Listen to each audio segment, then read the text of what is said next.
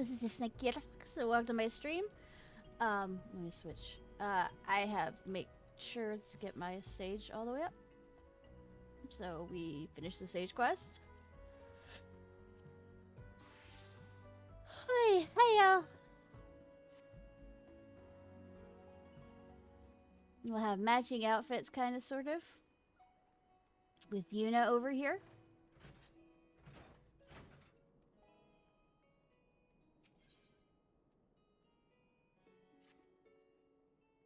Ah, Ishnai! You'll be pleased to hear that in response to my latest report, my superiors have decided to spare no resources in the hunt for Gullivan. A remarkable change of policy given how they once considered the rumors to be warrant only an cursory investigation before being dismissed. But in any event, with their assistance, it's only a matter of time before we find our man. While we wait developments, I ask you to continue to hone your skills. The better to contend Gullivan when the time comes. I can't stand to be idle. I will join you if you're not averse. No, not at all. We will welcome it, in fact. Ishnai can go no further with my limited knowledge. She'll benefit from your guidance, and I dare say you stand to gain from the experience as well. That's how... As of how you might train, I might suggest lending a help to the locals. The Giovannian hinterlands are home to many treasure hunters. Theirs is a dangerous line of work, and they find themselves in trouble. If you speak with their representative, Midnight Dew, she should be able to direct you to her fellows who might require assistance. You're familiar with this Midnight Dew, yes? Lead the way. Yeah. Yeah, kinda. Go on, lead the way. Before, I studied somatics. I've never had a talent for spellcraft. In contrast, Buddy Boy is capable of wielding sage magic freely. Though this potency of his abilities may attributed to his enhancement, his finesse suggests a natural affinity for the art.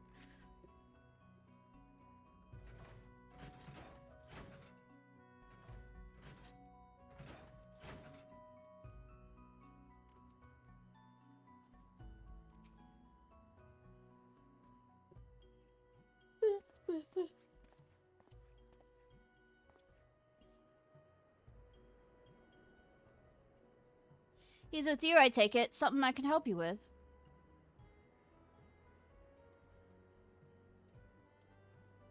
You want to help us? Aye, that's true enough. Wanting to make quick coin. There's some that bite up more than they can chew. Hardy har har.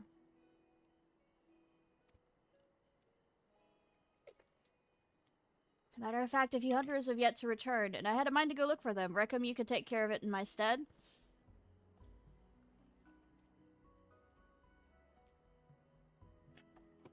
Much obliged. Some especially nasty fiends have been out and about of late. Hoping our friends haven't run afoul of them. Friends, I say, but we're more like family. Family looks after family. Aye, that they do. Watch yourself out there, eh? And thanks again.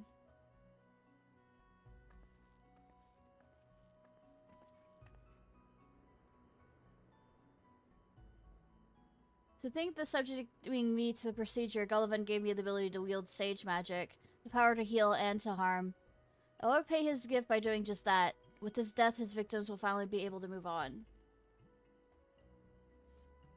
But those thoughts are for another day. Let us be off, see if we can't find these hunters, and any fiends that may be stalking them. The fiends!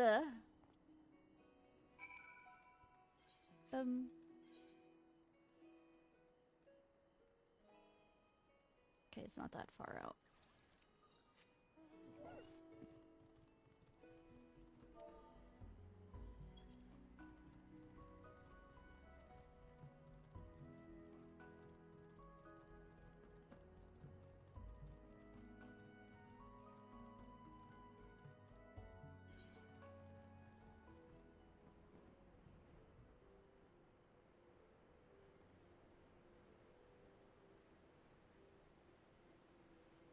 Bounding. Woo!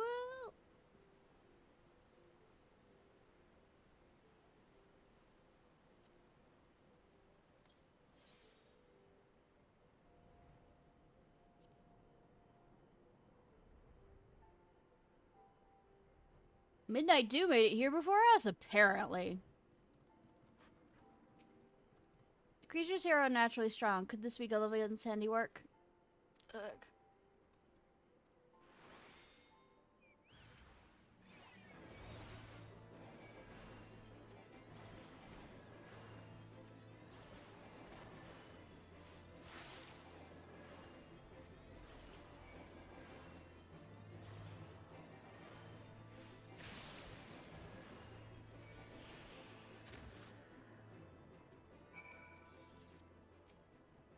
Erg. Maybe heal them. Maybe. I don't know. Thank you. I thought I would be able to handle the fiends. Oh, how wrong I was. I owe you my life, and you'll be sure I'll sing your praises to all who listen. Fare you well.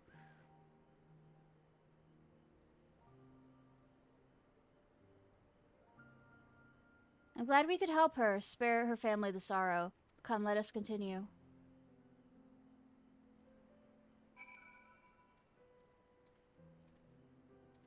Let us continue.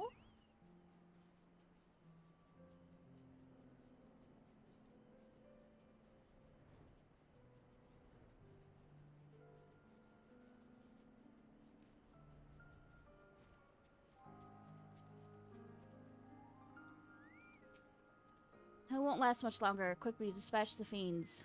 The fiends! At least this isn't this huge size for this one again.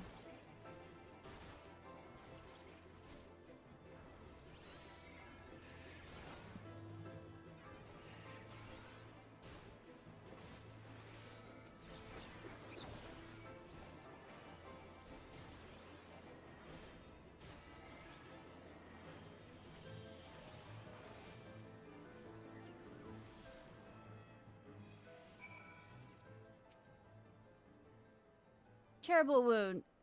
No time for training. I'll take care of it.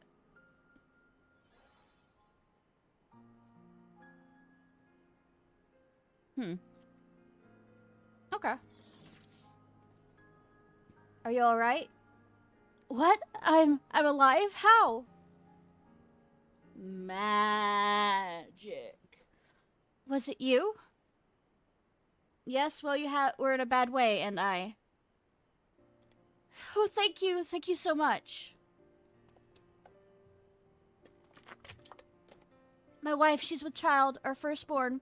I wanted to earn as much coin as I could to provide for my family. But in my haste, I got reckless. Took on jobs that were beyond me. But thanks to you, I still have my life, and my family still has me. No more stupid risks. I won't squander the future you've given us. My thanks again, and may the 12 bless you. Well, I killed the 12. I mean...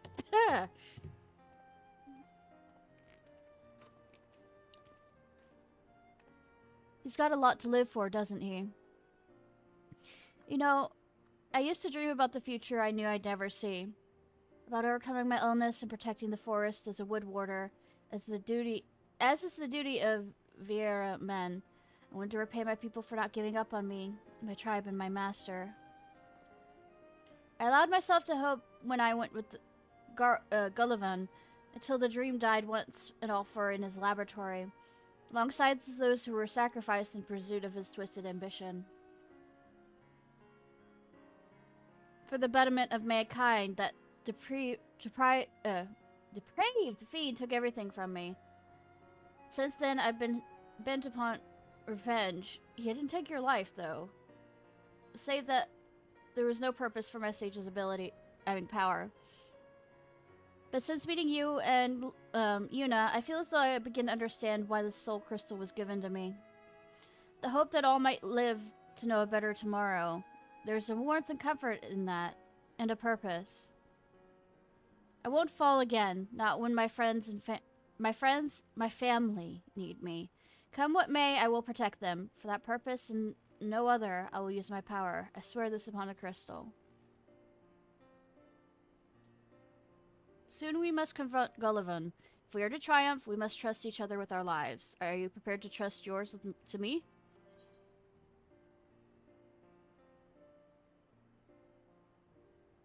I'll do the best a fool can.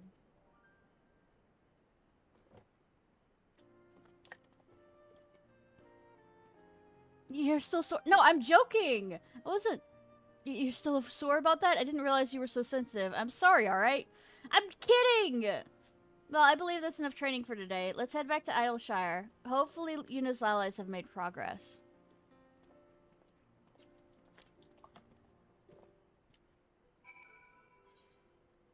Been called worse than a fool.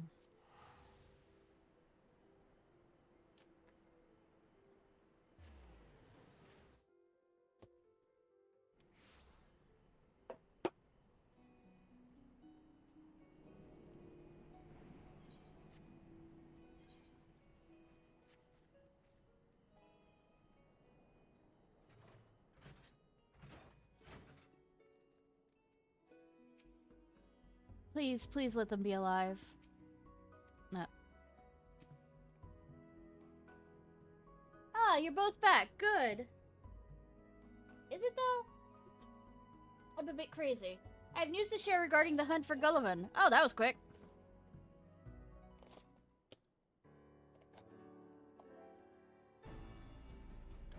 First of all, we've located the villain. With the aid of a fellow operative, we measured unusual etheric activity in a cave in the Dravanian Highlands. Forelands. That's where he's made his base and holds Maud in a cell. The two are alive, but more than that, we could not ascertain. Hold on, my friends. We're coming to save you. We've also learned more about Gullivan himself from an acquaintance of his yesteryear.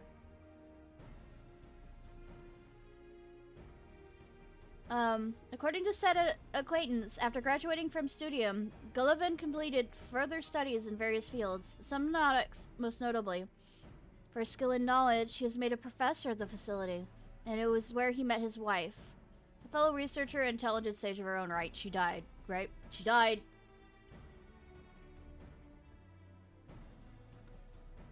But one day she fell gravely ill.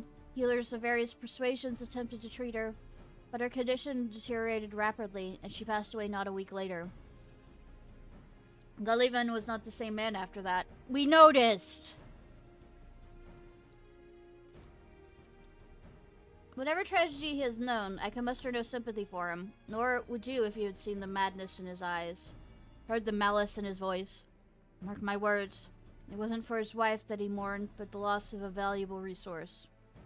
That is all people are to Gullivan. So it seems. And whatever reason he may have, he cannot be permitted to communities deprived experiments. I mean, we're gonna capture him, right? I mean, he needs to face justice that way. As much as I want to murder and stab things. That being said, we cannot storm his cave just yet. His knowledge of Solmonix makes him a dangerous opponent. He should be amply prepared. To this end, I've been working on a countermeasure, but it will take a little longer to complete. Meanwhile, I ask for your patience and your faith. As much as I wish to save Maud and Ansel, it would be meaningless if we lost anyone in the process. So please, believe in me.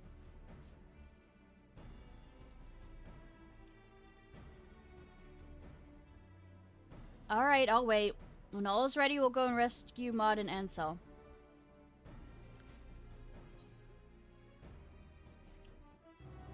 Ba ba ba ba. Ba ba ba ba ba. Soon we will rescue Maud and Ansel and settle the score with Gullivan. Preparations complete. Okay.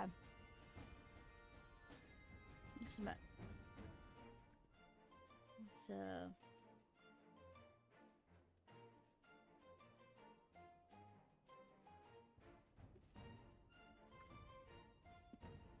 You know, I need to actually look up a guide of how to do Sage, because I just vaguely press buttons. I apologize for the wait if I'm actually gonna do any 80+ raids or anything with them. Content. Countermeasure is ready. It is quite delicate, however. I will hold on to it to the moment of reckoning. Good. Let us make for Gullivan's lair at once. Has there been any further word on Maud and Ansel? My fellow operatives report that your friends are still alive, and together we will ensure they remain so. Thank you. Thank you. Though, to me, they're more than just friends. They are family. Our destination lies to the northeast of the Dravanian Forelands, where some footlands meet the Hundred Throws. The cave entrance is just west of the springs. Understood. I'll go ahead and scout out the area.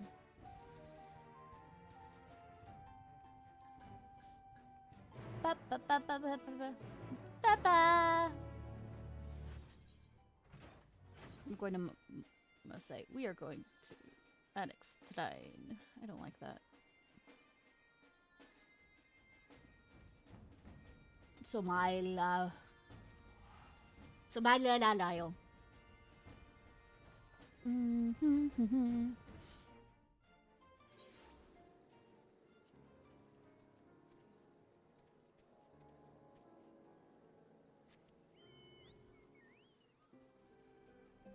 Love how small my chocobo's wings are and we're managing to fly. I probably made that joke 100 times before. Maybe not 100, but more than just a little. And less than a lot.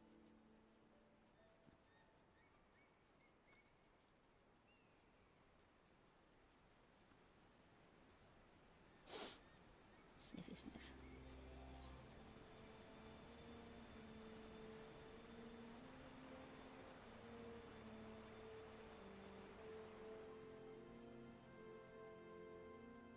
Oh wow, this cave is actually used for something. Sorry. I've been up here a few times doing fates.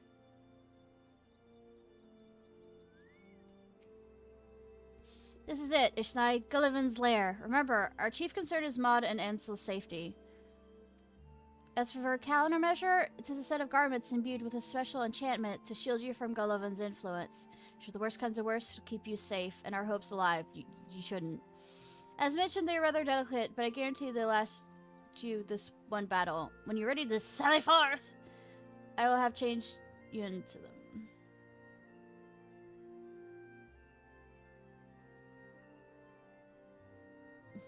We glamored. Are you ready? Sure! The outfit that I tried so hard to, you know, level up to have. I'm a doctor. I'm a doctor. I hate! Hello, friend. How are you?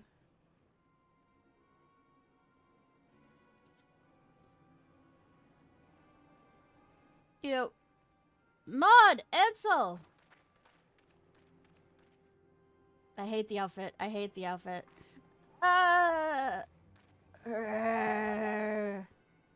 What have you done to them, you bastard? My, such anger when you should instead feel joy for your friends. They have the opportunity to contribute to mankind's future. You know, for a lab, this is very unlaboratory-y. For the frailty of our flesh, so much knowledge and skill and experience are forever lost. Oh yeah, definitely.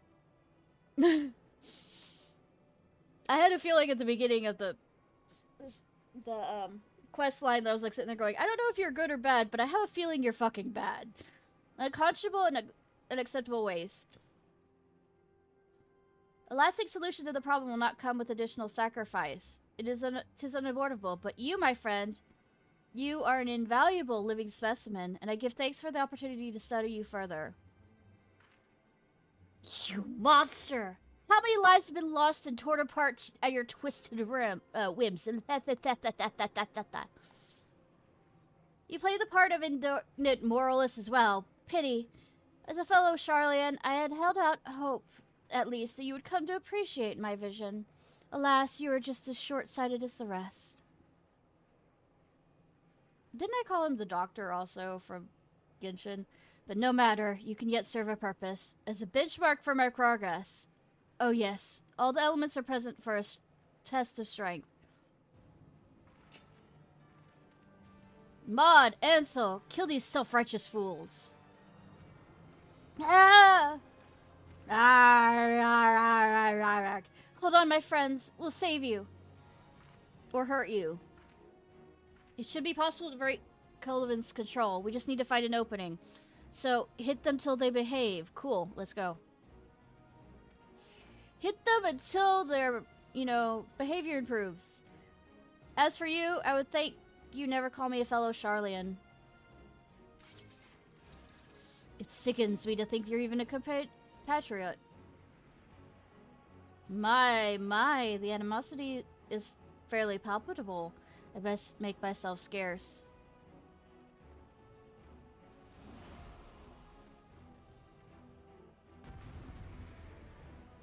Why didn't we shoot him when we had the chance? They weren't doing anything.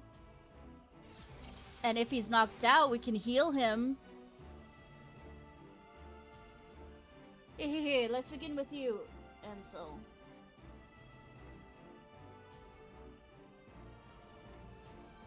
Damn it, they're not in their right minds. I noticed! You have no choice but to subdue them. Like I said, beatings till the behavior improves.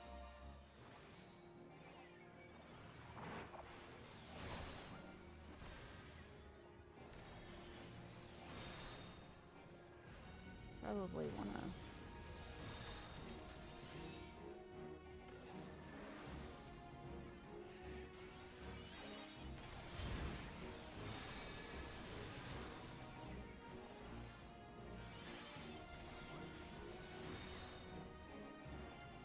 Chi bomb.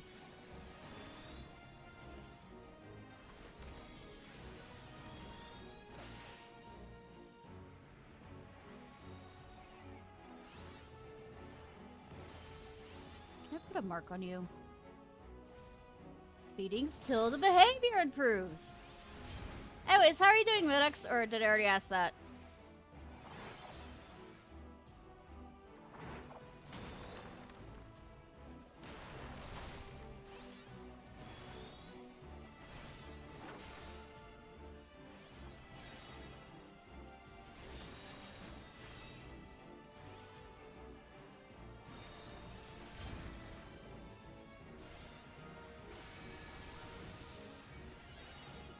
Nice! You doing anything special for Christmas, Eve, or Christmas? I had to think of what it was called.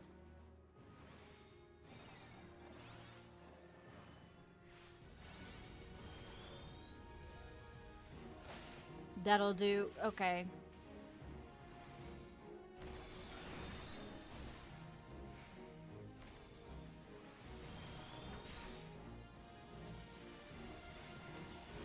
Be Fullington. Nice.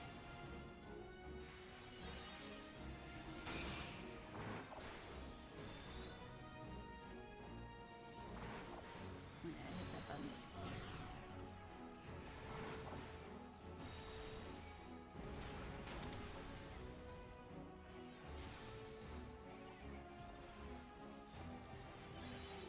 Four elements. I'm just gonna be streaming on both those days. Well, I'm gonna be streaming on Tuesday to make up for the fact that I have missed those other days streaming.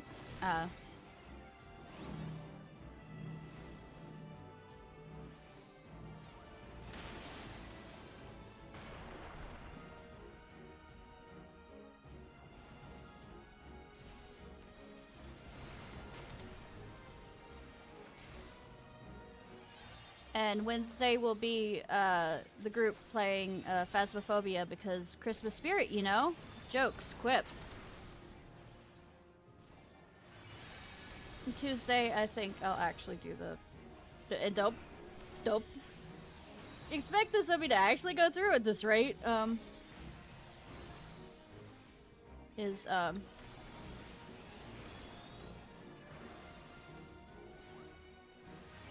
The House Flipper 2 Christmas thing.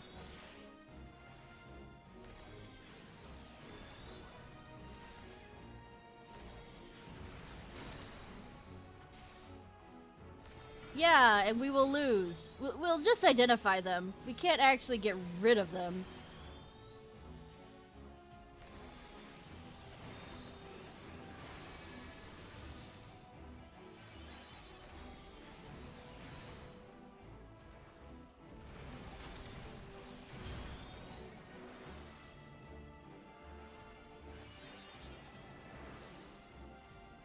they'll ever add that ability. I know some other ghost hunting ones have it. Maud! Ansel!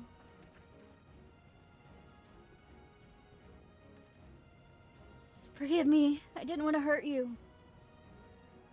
Watch out, watch out. Invisible dude is invisible!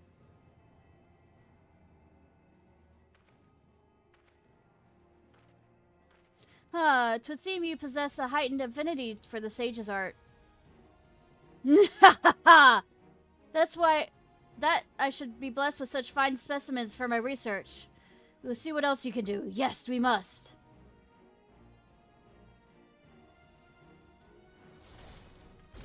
I repeat, we keep standing there. Watch out!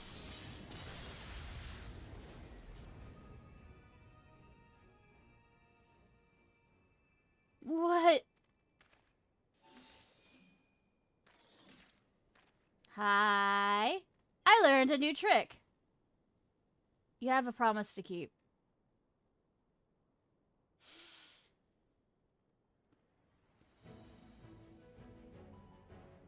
I won't fall. Not again. Though all the suffering and sacrifice, I'm still here. I'm still alive. As long as I live, I refuse to let anyone else die on me. What do you say, Maud, Ansel? As if you need to ask. Where you go, we follow. You know this. I believe in you too, buddy boy. In you and Ishnai both. You shouldn't include me in that statement.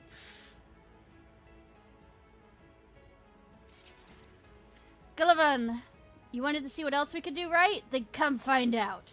Wahahaha. I was joking about the wahahaha, but I guess he is gonna do the wahaha. Marvelous! Absolutely marvelous. Don't hold back, my dear subjects, for neither shall I. For the betterment of mankind, let us transcend the limits of our flesh. Do not put it that way! Ew! You're almost better than Ziddos. Just not into you. Still not into you!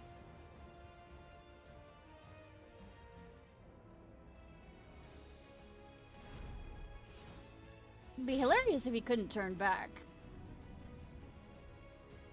Well, it doesn't matter if you're gonna die anyways, but, unless we're not gonna kill him and take it back as actual... I wouldn't want to kill him. Come on, that's giving him the easy way out. I know, right?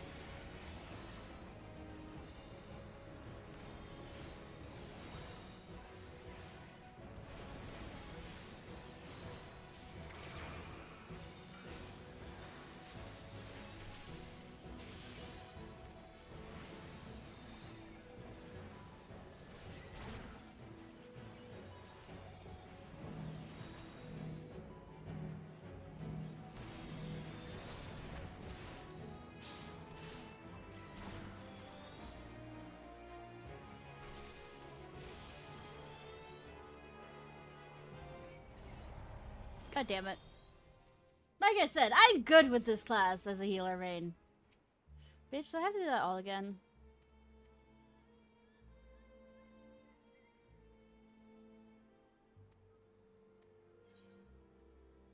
We're fucking very using this because I want to get back to the MSQ. Skip!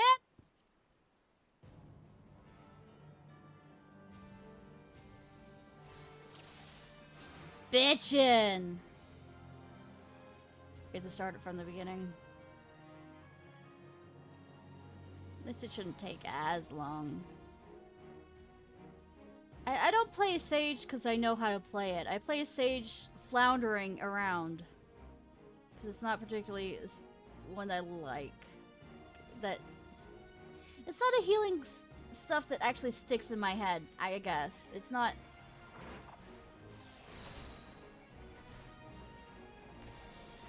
Because I'd rather heal than shield in this game. I know that sounds like a strange combination because I really like it in, like, Honkai Star Rail, but that's because I have full control over everybody.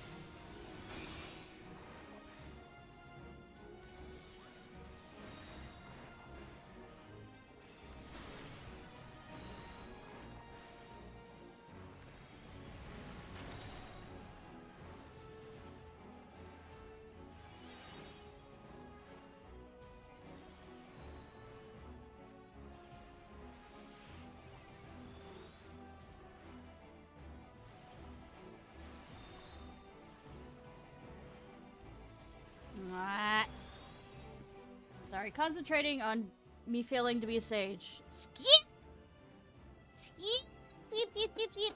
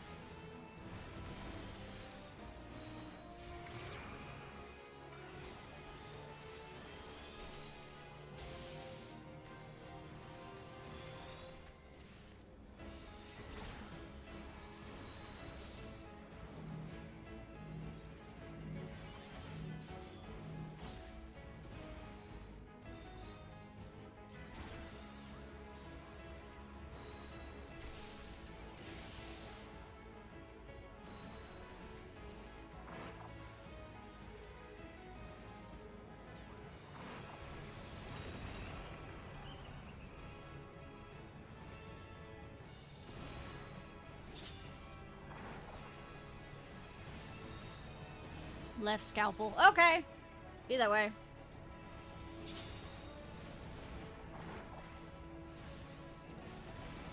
Flapper. Ba ba ba ba. More words I don't know how to say. Or maybe know how to say, but not currently. You're disgusting. People that are your playthings, you fiend! Oh, I guess I go over here. Was reading aloud. You're truly fascinating subjects. Oh, the things I'll learn for your cadavers. Ew! I'll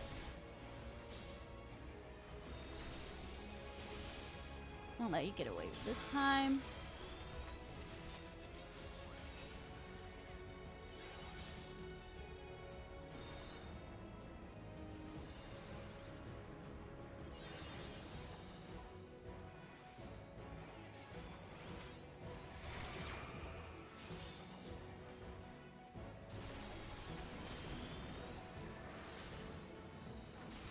It's been a tremendous pleasure, my dear subjects, but all good things has come to an end.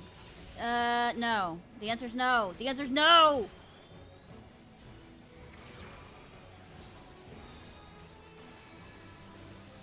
Not this spell. Can't tell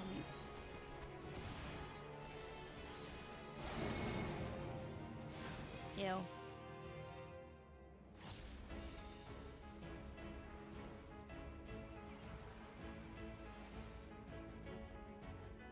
What do I do? Intrinsic and extrinsic, respectively. Curiouser and curiouser. No, we aren't Alice in Wondering this.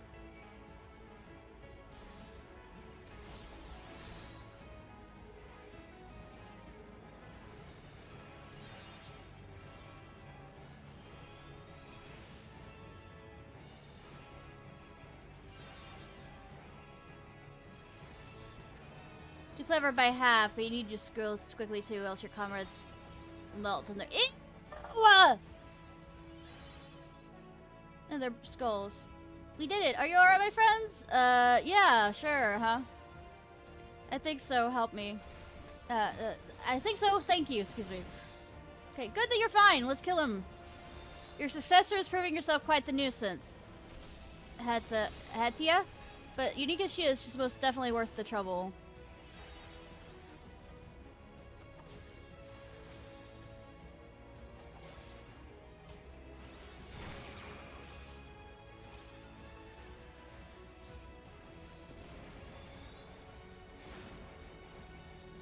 Oh, come on! Stay here and get your fucking punishments!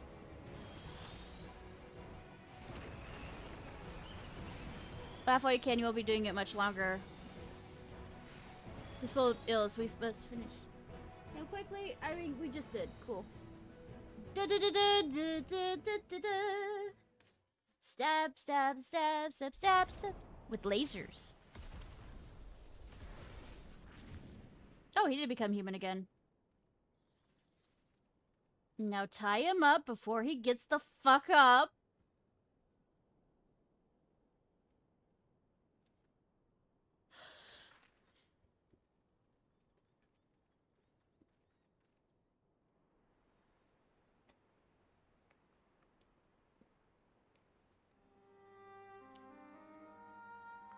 There we go.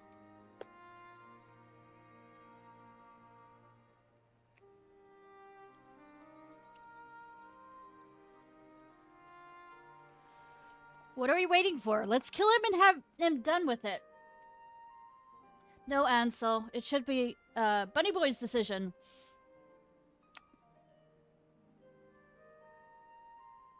The power that I have, born of untold sacrifice. I swore that I would use it only to protect life, not take it. Gullivan will face his justice back in his homeland, where he committed the most heinous crimes. I'm sorry, my friends.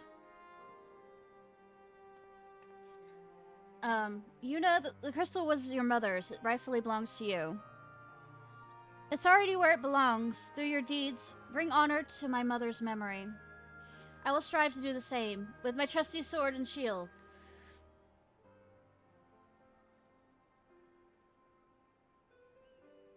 With your blessing, I hereby take Gullivan into custody. Why don't I add the me to it? Yeah, custody! He will be transported to the Charlian, and where he will be tried by the Forum. While I tend to the necessary arrangements, you should return to Adelshire and have a rest. I will join you anon.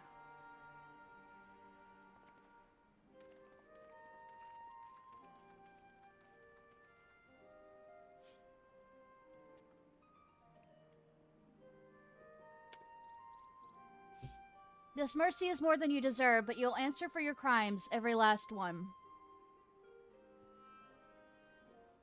Stop. I know you were texting. When I set out for Charlian, I wanted to reclaim my mother's lost soul crystal. Wanted it as a memento to remember her by. But I've come to realize there's no better way to remember her than by the legacy of her deeds in life.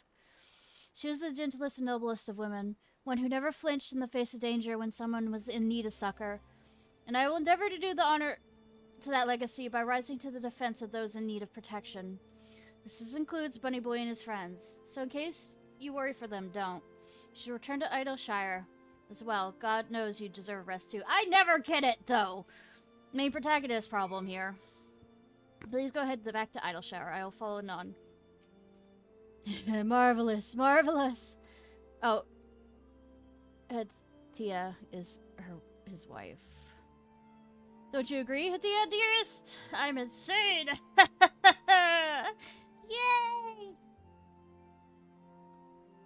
Alright, teleport. Edelshire.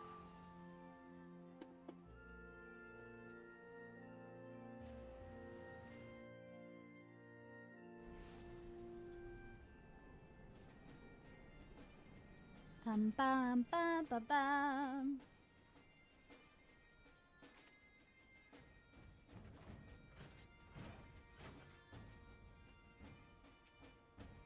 For revenge, we are prepared to die, but now we have a reason to live. We have a chance to see our mother again, and we owe it to you.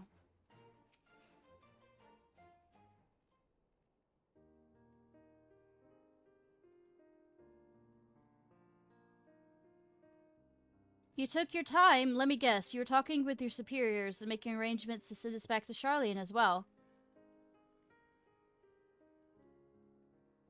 We have had a long and difficult conversation, I must confess.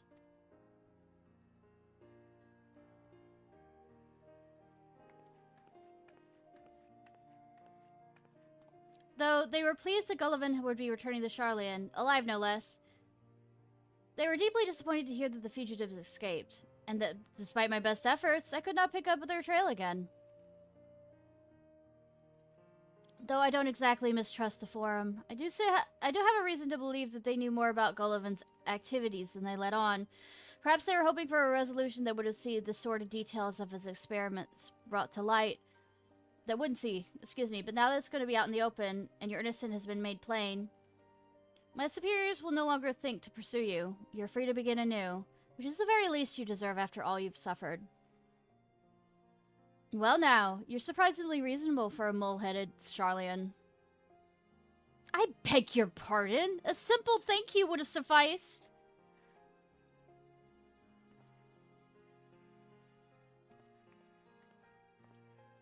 I never asked for my powers, but fate decreed that I have them. Same. Except I started playing this game, so I kind of asked for these powers now that I think about it. And I will use them as they were intended and fight for the future for all lives. I'll also seek a cure for the procedure's side effects. When I succeed, my friends will finally be able to return home, safe in the knowledge they won't lose control again. We can't thank you enough for coming to our aid. Aye, if it weren't for you, we'd have been dead or worse. We all but given up on ourselves and lived only for revenge. That you've given us a second chance, and we won't waste it. We'll aid Bunny Boy in his research, of course, and it'll be as much for his sake as ours. For all of his bravado, he can't stand to be alone. What? Aye, we thought the Vieira men preferred solitude, but not our Bunny Boy. Deep down, he's a lonely little boy. Nothing like being called out. Family indeed. As a little girl, I regarded the sages of Eld with awe. In the tales, they all were stern, nigh mythical figures untouchable in their virtues and ideals. But the more I think of it, the more I am convinced that those legends cannot have been so unlike us. No, they were ordinary folk who bore great love for friends and family. That love extended to all life. Now more than ever, I see this love in my dear departed mother. And though I still have much more to learn, I will endeavor to do her proud. Thank you, Ishnai. I couldn't have learned these lessons or accomplished my mission without you. As our work is done, our time together is over, but I shall linger in Eorzea a while and hope to see more of you and hear your tales.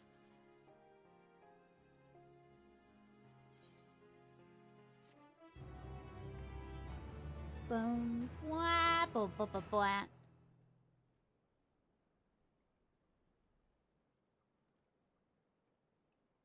Ardent desire to protect has shown a way to new possibilities. Oorah!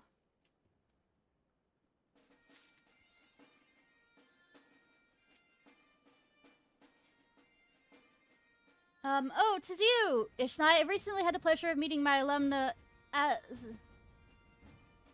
Why am my mind's dying about her state? Who told me all about your exploits. Suffice to say, I was shocked to learn that I had a storied hero assisting me in my maiden mission. Alize. Excuse me, there we go. Oh, well, thanks to you and your invaluable aid, Gullivan has been sent back to Charlian, where he will be tried by the Forum, and I have no doubt that he'll get his just deserts. Meanwhile, I will stay in Eorzea for a time to broaden my horizons, with a view to eventually train as a hero like my mother. When I set out on that path, I shall have to ask you some advice on spellcraft. As for Bunny Boy and his fellows, they still seek a cure for the procedure's side effects. You might run into them at the hard place, when not hard at work. They sometimes take a moment there to relax and unwind. Bunny Boy is down after a few tankards, while Maud tosses them back as though it were water, and still tends to lose a little too much inhibition, and occasionally has to be restrained by the proprietor. In other words, they're like any other group of young folks, and it warms my heart to see this. What is the hard place? Is that... I mean, I'm sounding like it's a the hard place.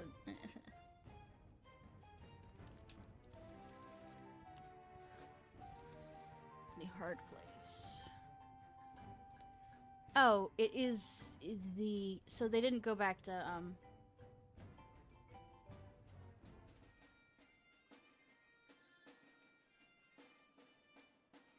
Let's see. It's a place that's in here. Snail.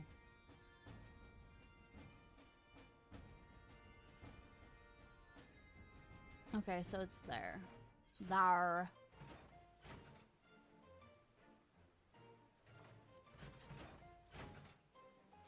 They didn't go back to see their mother. I know that they didn't want to go back until they, found a cure, but I don't know why they can't hang out as long as... Nope, they aren't here. Cry. Alright! Back to Bad Decisions, part 1000. Red Mage style. I just wish...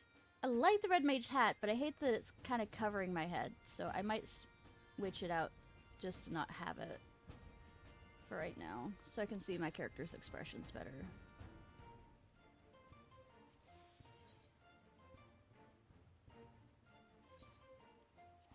Highlight. Returning to Tallulah. Tallulah Bankhead. Woo! Not exactly what I'm going to, but,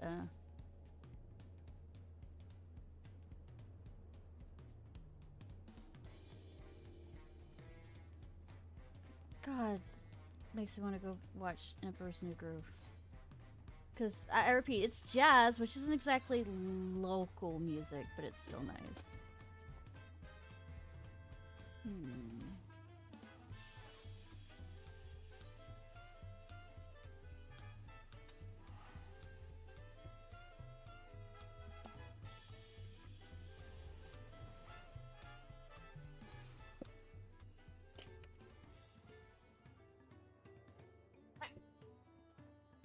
Let's go ahead and unlock the guy over here real quick.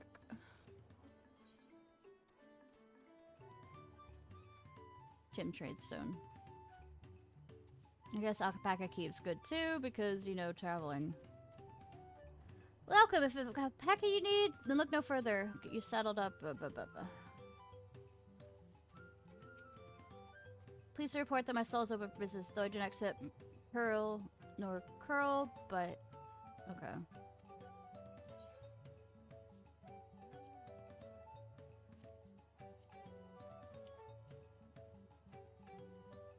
Ba ba ba ba.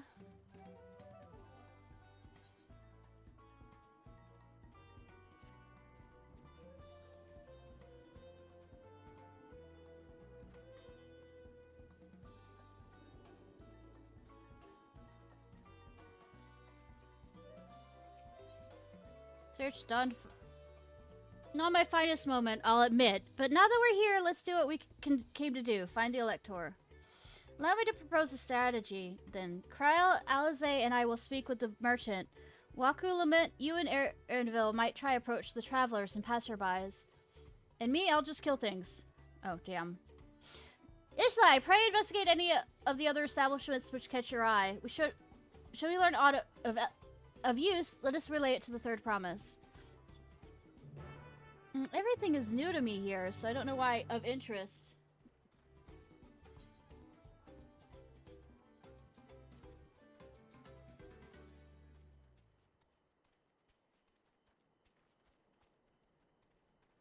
Distillery worker. Dawn Server's Elector? Ah, I thought you were a new face in town. Here for the right of succession, I take it. Me, I don't care who sits on the throne so long as they keep Toro peaceful. People tend not to be in the mood to relax and sip our excellent mezcal once arrows and spears start flying, if you know what I mean. Speaking of which, would you like a cup? A joy shared is a joy doubled, I say. Oh, right. Yes, you were asking about the Lector business. Being freshly returned from my trading route, I've heard there's a contest afoot, but not much else. Our head ledger, of course it's head ledger. I really enjoyed Endwalker.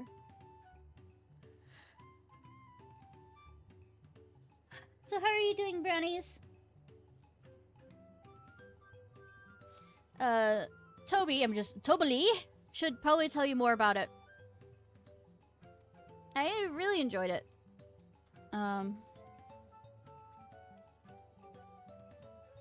Comparatively speaking, far better than Stormblood, but I mean, Stormblood was the weaker of all of them so far.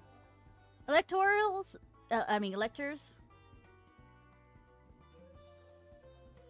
Been better. Yeah, I said that I was gonna do all the quests for my crafters and all this other stuff, but I was unable to procure alcohol to try and do it during the stream because that's the only way I'm fucking getting through it.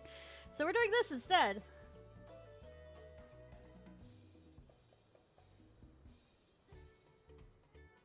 Brand new storyline beginning. Ah.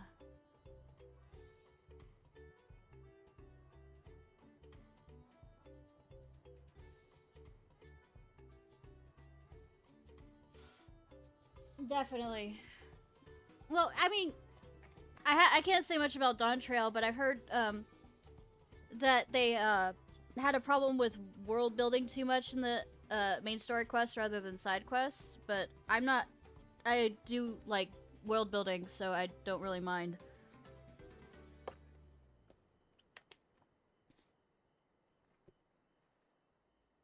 The Doors, yes, I've heard all about the right of succession. They're looking for a new ruler to put on the throne, eh? Personally, I'm rooting for, what did I decide to name him? Oh, I was saying, Sith Jar Jar Binks.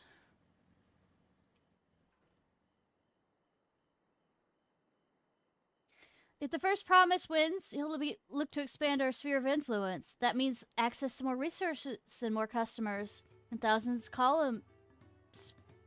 in the thousands column, potentially. So many new trading opportunities to spread happiness far and wide. Others have been coming around to my way of thinking, so I've been crafting goods inspired by the resilient sun. Would you care to purchase something? Please, just answer my question. Very well, you said you wanted to know about the Lector. I could help you, but I won't. I can tell you're no supporter of, Sith Jar Jar or his policies.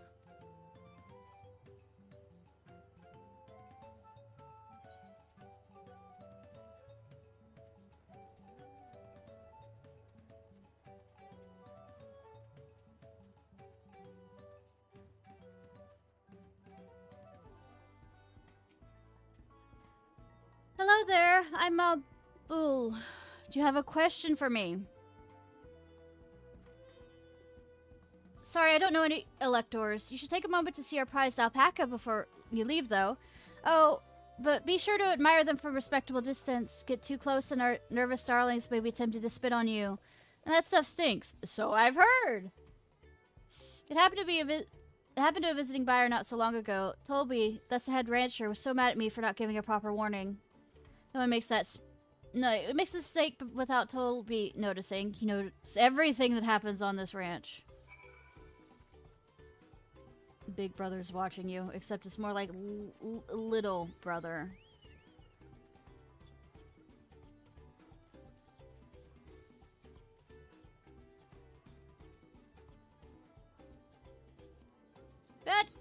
Bad jokes are bad, yes. I am.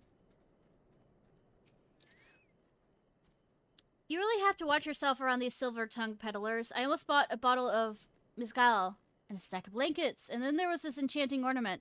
Anyways, I did manage to learn that Tolby is the man to talk to about the contest. Not if they only share where this head ledger of theirs is to be found. Most likely he'll find us. Really? He's also the head rancher? Well, the alpaca ranch is not far from here. I say we pay him a visit before the others return. I think that's a very stupid idea, but let's go do it.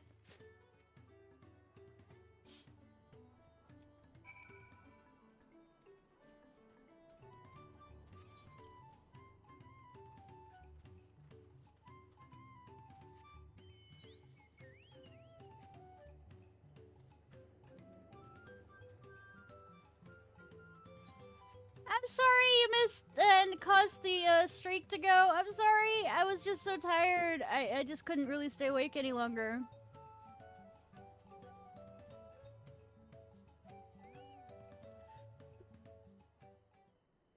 It didn't count?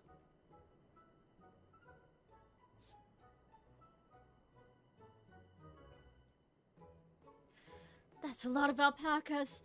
Still, we know the head ledger could be here somewhere. Behind you. I can't let fear deter me. Nothing to say that I'm scared, of course.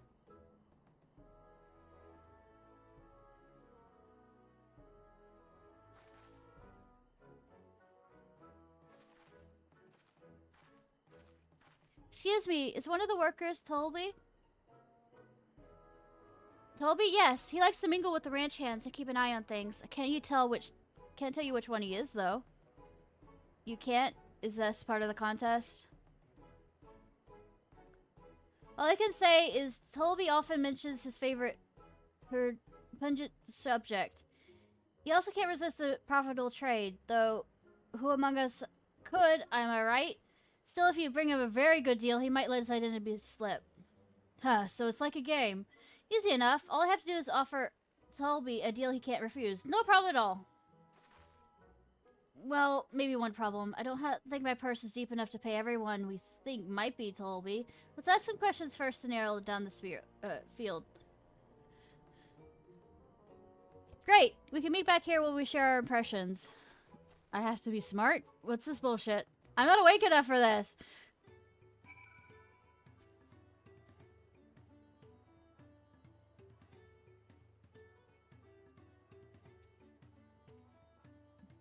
Nonchalant, boastful. I'm obviously not Tolby. I mean, oops, I shouldn't have said that. You may define yourself who is Tolby, or if the elector is even in the village at all. Good luck. Huh, yeah, sure. You think I might be Tolby? Ha! Well, maybe I am. All I will say is the village. In this village, none has reared more alpaca than I. Am I Tolby? Yes, yes, that's me. Excellent work from the third promise and her entourage. Sharp instincts. Shall we commemorate this rite of succession, then? No. I'm a smartass. Yes, I'm always a smartass, but this is different. A visitor from across the salt, if I'm not mistaken. Be warned, alpacas will spit if you startle them. I suggest you keep your movements slow and deliberate.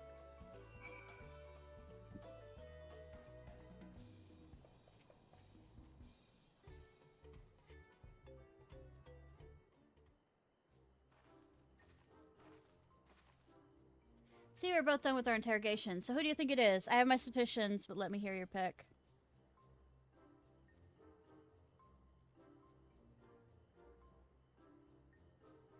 I don't think it's any of those. I think it's the one that we just talked to send us around. But really, we should have somebody smart here who knows, you know, interactions with people. Like, I don't know. Alphino?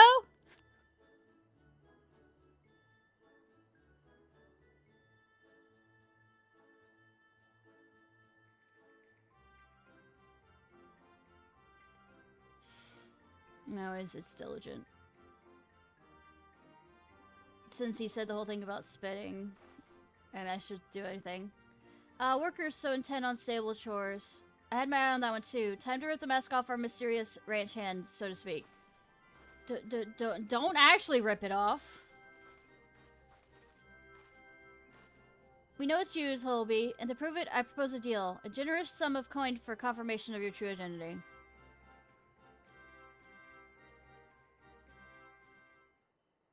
An offer I gladly accept. As you have correctly guessed, I am indeed Tolby, head ledger of the watch you. I watch you all the time. I watch you. Head rancher of the family ranch. I am also one of Gol Jaja's chosen electors. In a place featuring Tulula Saga, just as we thought. I was right to trust in your instincts. A wager this won't be the last time.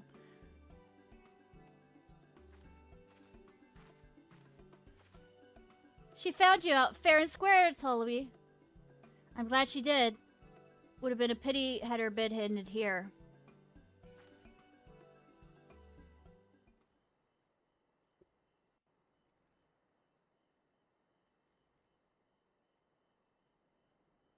Deducing the Dunservant's elector was the first step of the feat. Too simple a task for this aspiring ruler, eh? Uh-huh. Uh-huh. Right. Not hard at all.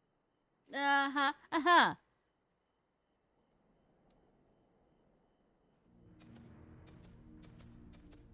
Oh, it's Sith Jar Jar Binks. This is what happens when people rag on Jar Jar too much. Darth Jar Jar Binks. Ledger. Tolby is to be found here. You have to guess which one of us is Tolby. That's part of the test.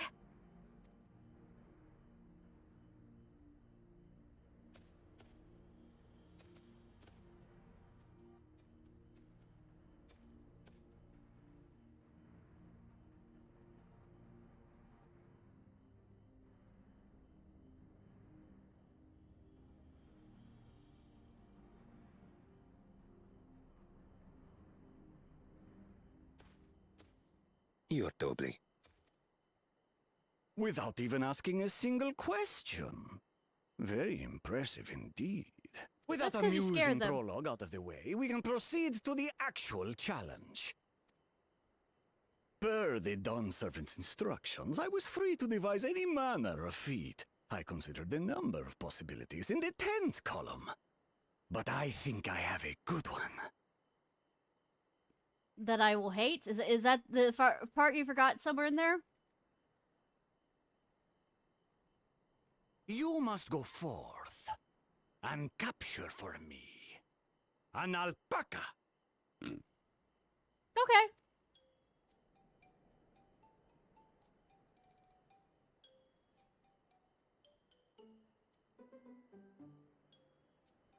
While I've not had the best experiences with alpacas, aren't they generally docile creatures? That doesn't sound like much of a challenge. It's a specific one. It's a king alpaca. Bring out the example!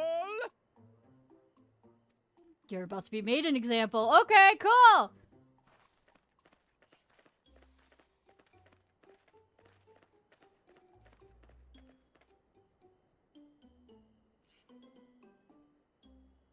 This is a special kind of alpaca. Would you please approach the animal, Third Promise? Special. Who, me? Well, it should stay calm if I stay calm, right? That's what Erinville said. Well, we have Erinville who does the stuff for the Gleaners, so that might help.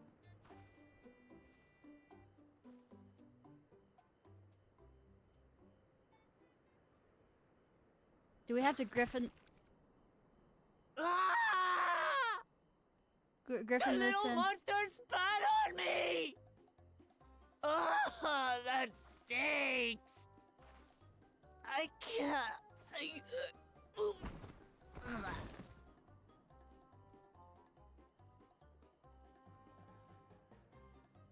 Alpacas are paradoxical creatures, being both extremely curious and extremely cowardly. I was thinking that. Oh my, yeah. Press your luck when they're frightened, and you'll get a face full of spit. As you've all just witnessed. Has an awful stench, their expectoration. The globs contain half-digested food, you see, making it an effective deterrent against perceived threats. Wild valley breed like this one are especially timid and can therefore be quick to lash out. They're also especially hardy. Claire. Indeed. We take the rugged wild alpacas and breed them with our gentle domesticated stock. This produces the strong but biddable pack animals prized by our traveling merchants. Okay.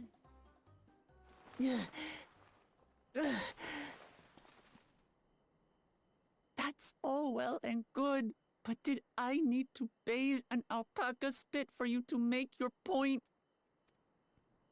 So, the task is to catch a wild alpaca. That is correct. But be warned that it is a feat easier said than done. I suggest you prepare well before you enter the valley where the creatures dwell. And by you, I mean the claimants only. Allies are not permitted to assist with the catching.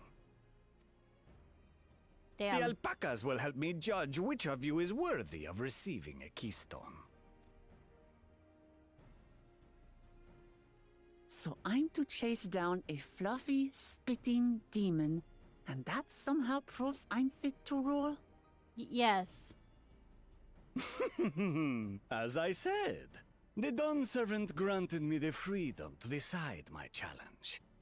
And when you reach the end of the rite, I dare say you will understand why I chose what I chose. God, that sounds like a threat from a child.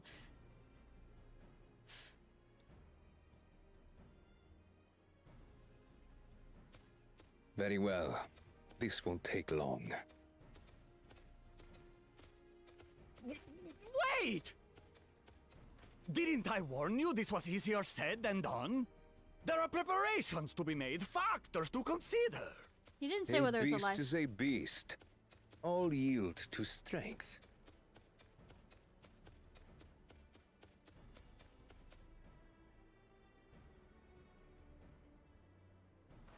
So far, this experience has done absolutely nothing to improve my opinion of alpacas.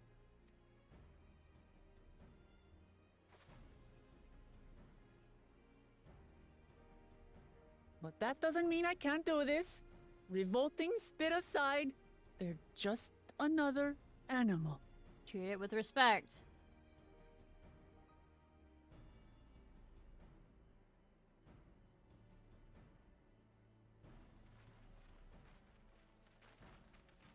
Are you alright, Orclamat? We thought we heard you scream. Yeah, and you came over here quite fast enough for that, right? The third promise does not scream.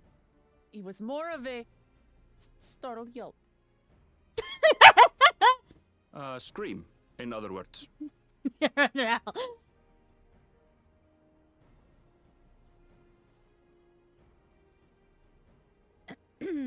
Did you find the Elector?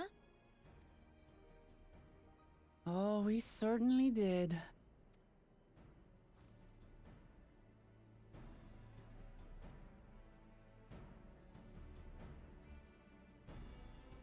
Aaronville, as a gleaner, should be able to help a lot, I guess, with that. Judging by the volume of Lamot's screamed alpaca exploration must have a nasty odor indeed. I content to remain ignorant of the smell. I'm betting you will not before the end of this. Jolajah put me in mind of Garlemand's own exalted son. Of the two, though, Zenos was probably definitely more arrogant. Did always say remaining calm was key, but the same doesn't apply to wild alpacas. So, this is our sought-after elector.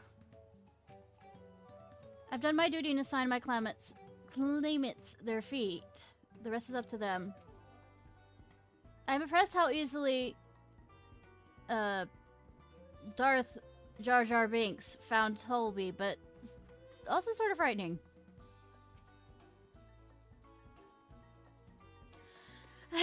To go and wash the nasty stuff off of my face. I think I got all of it. But would you mind taking a sniff for me just to make sure the stench ruined my sense of smell? Ha! I saw that look!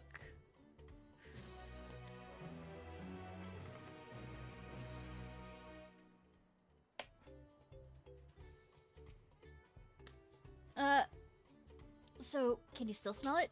Be honest. I don't know, I can't smell through the screen. Still, yeah. She discussed the feet of gold. My guess is if we get this, somebody's gonna steal our tablet. As Wakulama helped demonstrate, valley alpacas are wary people. Getting close enough to catch them will not be an easy feat. You might have warned me about that earlier! I've had enough trouble with tame alpacas. How do you expect me to wrangle a wild one? Entertainingly, that's how. With the proper saddle, we infuse the leather with a relaxing scent that soothes the beast. See, I understand shenanigans that can happen during a contest, especially since I don't watch as much anime now, but I used to watch. Give me one of those then. Price? Have you perhaps forgotten we are a clan of merchants? If you want a taming saddle, then you'll need to find a saddler and make them an offer.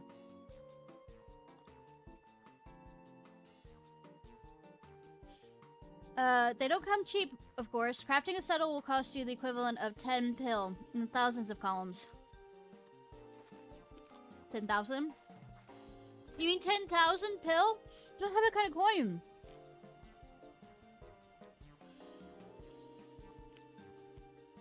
Converting Gaelic, that comes around to 1 million or so. Perhaps if we all pitch in. No, this is my feat to accomplish. It wouldn't feel right having others pay the cost. I'll find the money somehow.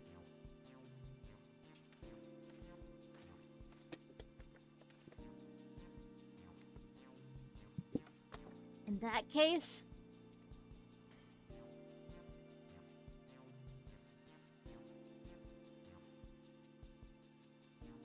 a basket of wool that's worth the sum you paid me earlier. 1 pill in the hundreds column. Beginning with wool, you can trade for even more valuable goods until you've have something suitable to bargain with for the saddle. That's a nice gesture, but you think I can turn 100 pill into 1,000,000? That's 10,000 times more. We need 10,000 pill, not 1,000,000. So we'll look to 100 times more. Oh right, I panicked and got confused with Alphino's million gil.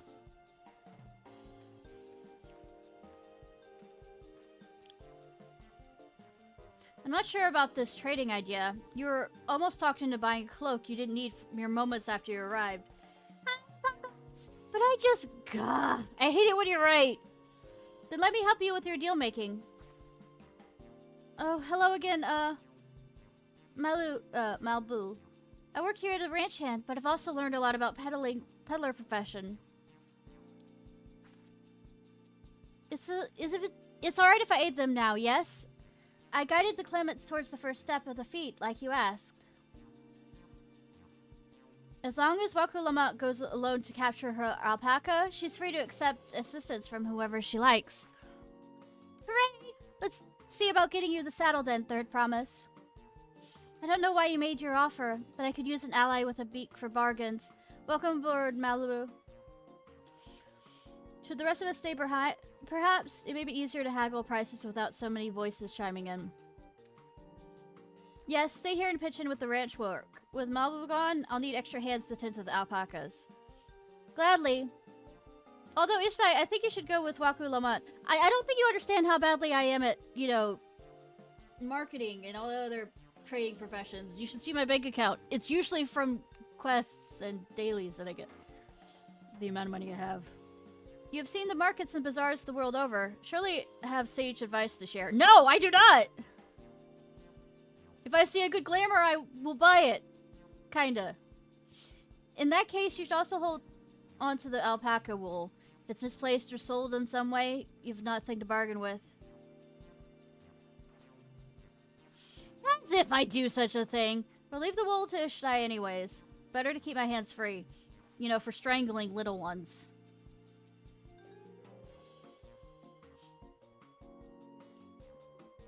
To begin with, I suggest we try trading the wool to Havil, the saddler.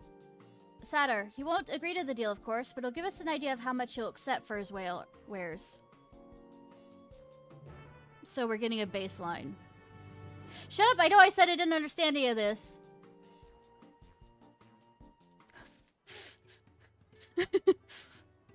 I mean, just because you understand the generalized thing doesn't mean I understand how to put it in practice. Think the alpacas, are we? I've had some experience with that when I was younger. I have every confidence you'll come back with the saddle. You have big doubt. Worry if it was just Waku Lamont, but it sounds like Malibu knows a thing or two about trading. Turn 100 pill worth of wool into a 10,000 pill saddle is exactly the kind of suggestion I'd expect from the head of a merchant clan. Malibu hasn't given up, I see. Ah, it's personal.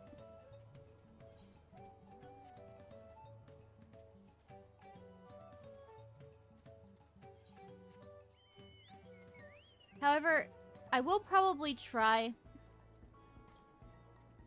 south. Well, I'll be back in a second to grab. First, I'm gonna grab the. I will probably each section try and, for the most part, get everything I need for flying in the sections tonight, if I remember to.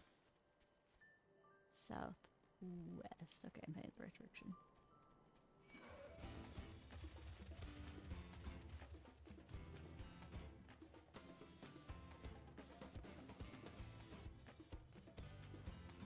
That's southeast.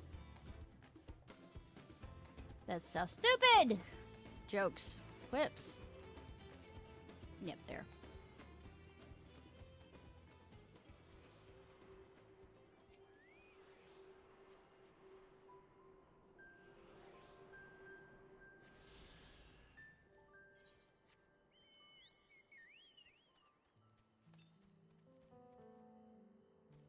Not that far south. Stop being distracted. No! I refuse on the basis of I am distractible. Not the podcast. I'm just easily distractible.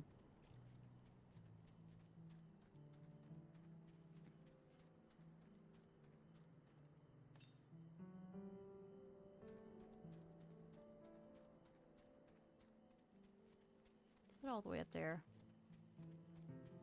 Probably.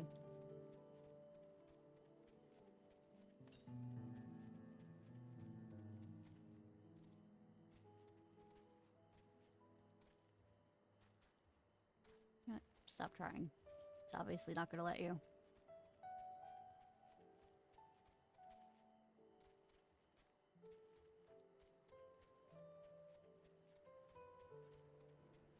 Running, running.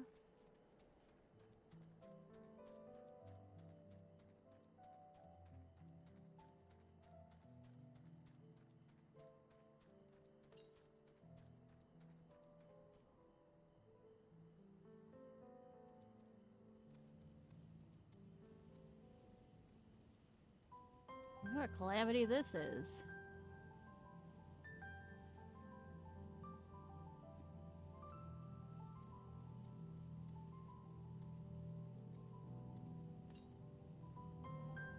Oh, it's way further down. Never mind then.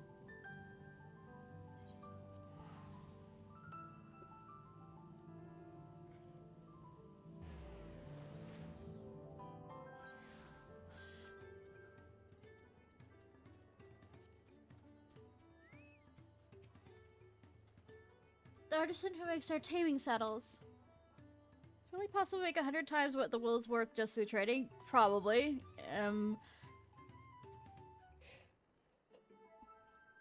I'm gonna do it well? No.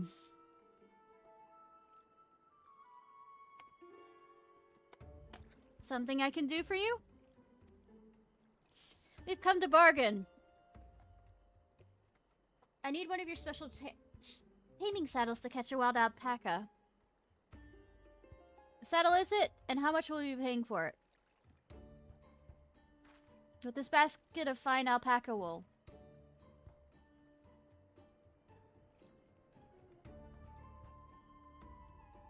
What use does a saddle maker have for wool? Besides, this will barely cover the cost of a single strap buckle, excuse me. Offer me something I actually want.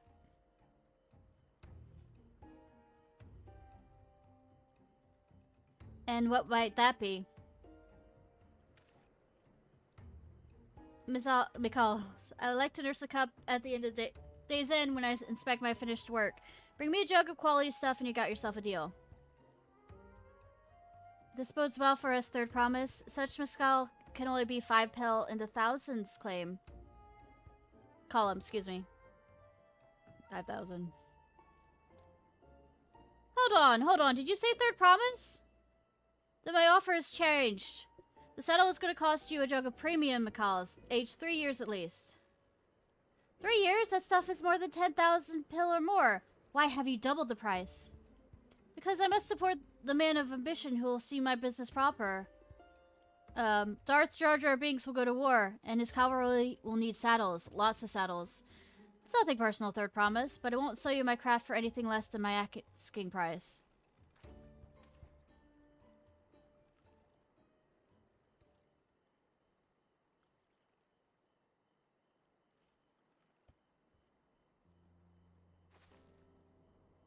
Can't say I blame him. I know known for championing peace, and peace is unlikely to bring him more customers. I mean, if we can bring tourists here more and open the borders. Those of our grandparents' generation remember the dark days when the clans were at war. Many of these Pilu pray for your victory, Waku Lama. The younger ones, though, to them strife and bloodshed are as children's stories. They think themselves safe from these horrors and take peace we now enjoy for granted. Still others are unsatisfied with this quiet prosperity and crave future the second promise envisions. They've become obsessed with innovations like the dirigibles that made trade swift and easy. Then there are those like Havel, convinced that the first promises plans for conquest will afford them opportunities for great profit. I mean, the military-industrial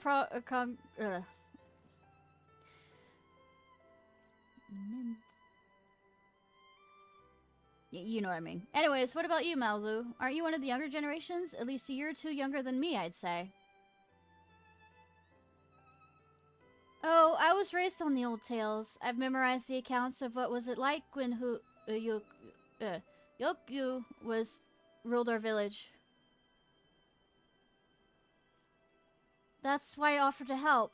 I want you to become Dawn's servant, to keep our nation from going back to the way it was. Well, then I guess we'd better make sure I'd win the contest. She will. But the type of Mikals the Saddle Maker wants is so very expensive. Weren't we expecting to need 10,000 pil from the outset? Nothing's changed, we just need to get on with it. I may not have a head for trade or the stomach for alpacas, but I won't give up with the piece of Tallulah on the line. Then neither will I. We will make you Dawn's servant. Aiming for that 10,000 pil right away will only bring us failure and frustration. So, let's first try exchanging the wool for anything even a touch more valuable. The trick is to find someone who needs alpaca wool and is willing to trade it at a loss to acquire it. The Weaver. The Weaver we talked to! Someone who sports your bits for the thrones, for instance.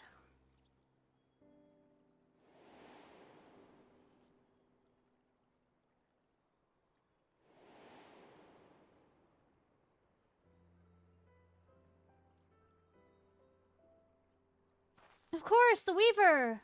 Well, no, was his name, I believe. He went out of his way to say he'd agree with my vision, and he was here to buy wool. I think I remember the direction he was going in, but for now let's head back to the road where we first met him.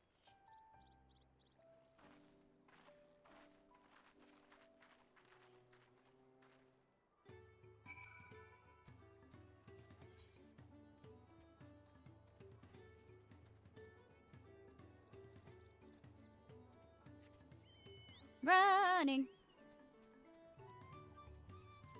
Actually, I need to talk. I turned too quickly. See if that war profiteer over here. That rhymed. I did not plan for it to rhyme, but it rhymed anyways. So you can see, only the finest leather for my saddles. Not guessing you get them from alpacas that you kill. Nah, never. Where does leather come from? I'm joking.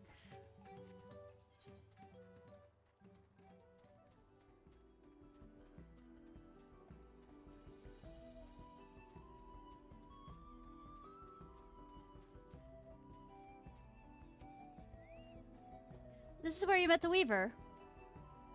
We met a cat, yes. This is the spot. After Abel talked to us, he walked off south. He's probably going to the inn. Most people in Wachu end up staying there. Let's go and check, shall we?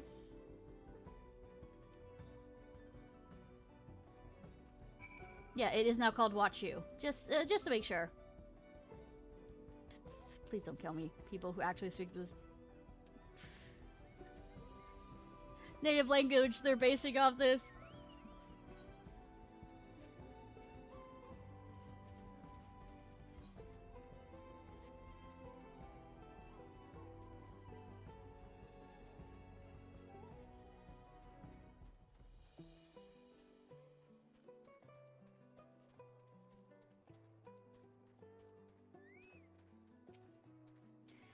I hope he's willing to offer us something wonderful in exchange.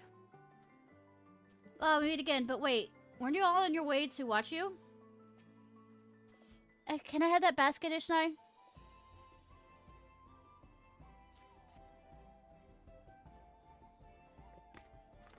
Now let's see if we can turn a profit.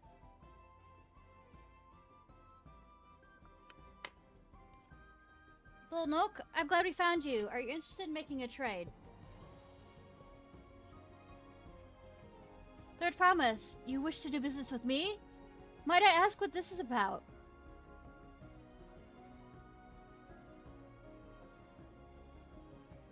I know, right?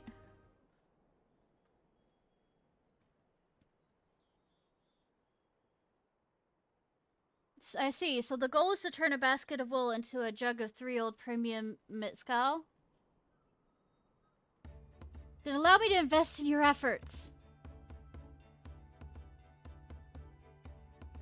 Peace in Toro is what allows me to cross freely into the lands of my suppliers. Naturally, I would prefer that one pledge to preserve the peace that win the throne. Thus, I do humbly offer you this wool poncho, a small token I pray to contribute to your victory. Oh, that's fine craftsmanship. A garment like that would easily fetch 5 pel in the hundreds column. That's very generous. Thank you. I promise I won't let you down. I have every faith in you, Third Promise. May fortune bless your future dealings. So did we keep the wool, or we traded it? You quadrupled your investment with your first deal. We're off to... Okay, spectacular start. Only because Ishnai remembered our weaver friend. All I did was hand over the wool. That's not true! The connection you build with people are vital! This is one of the most fundamental precepts of trading, one which you'll instinctively mastered. You think so? I know so. Now let us take our 500 pel poncho and trade it for something even more valuable. Here, Ishnai, if you take the poncho, if I lost it somehow, Aaronville will never let me hear the end of it.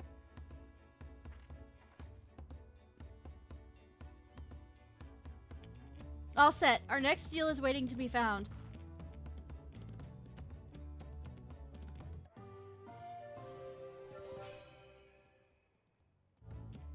Okay.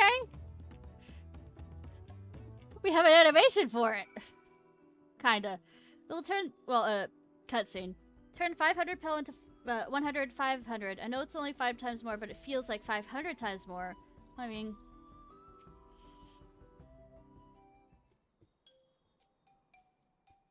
Leveraging connections is a sound strategy, but we should also consider supply and demand.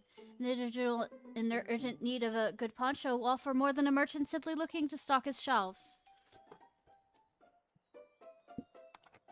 That makes sense, but how do we know if someone needs a poncho? Look at the state of their clothing. They aren't wearing one?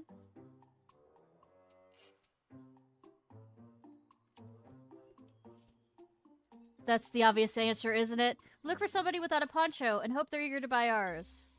Yes, there you go. We find the demand for our supply. So where shall we begin our search for prospective buyers? In any number of places, but we could do worse than starting right here at the inn. There might be interested travelers.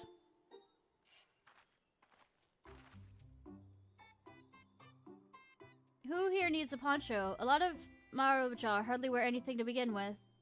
There's probably Landsguard or L-swords.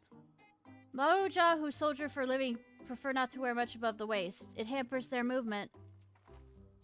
Even so, if they have bare shoulders, Modrel carrying arms can be struck off the list.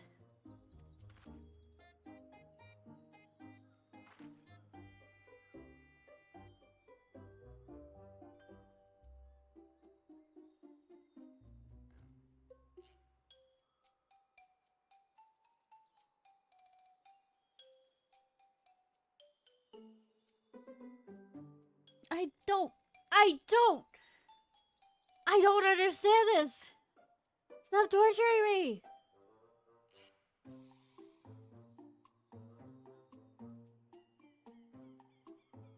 I guess the one that looks like they're holding themselves out of cold. Let's see, no coat or cloak, but also no weapon? Oh, we might have a winner. Oh there, friend! You're not a mercenary by trade, right? I was curious about your bold choice of dress, or lack thereof. It was no choice of mine, believe me. I was attacked by beasts on the way here, and barely escaped with my scales intact. My cloak was not so lucky. I'm actually a toolmaker from Tallulah, and was dressed quite smartly. All the better to show Pilu I'm a man who takes pride in his appearance, and therefore his work as well. But now look at me. Well, sir, this is your lucky day.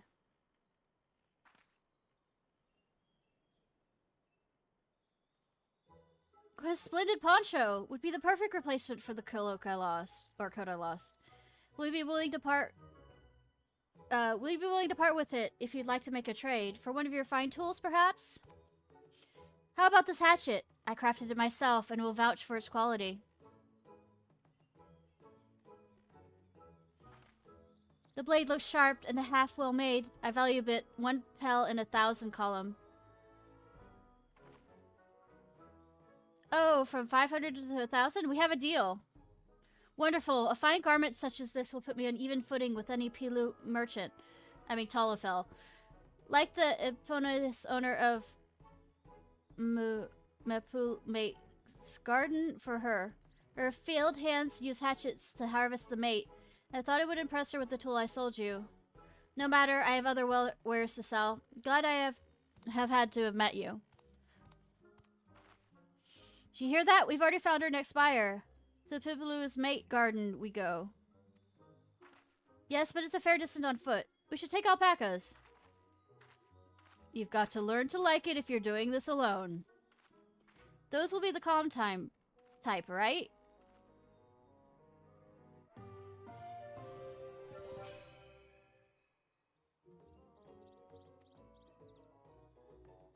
Do I choose the alpaca for her as well?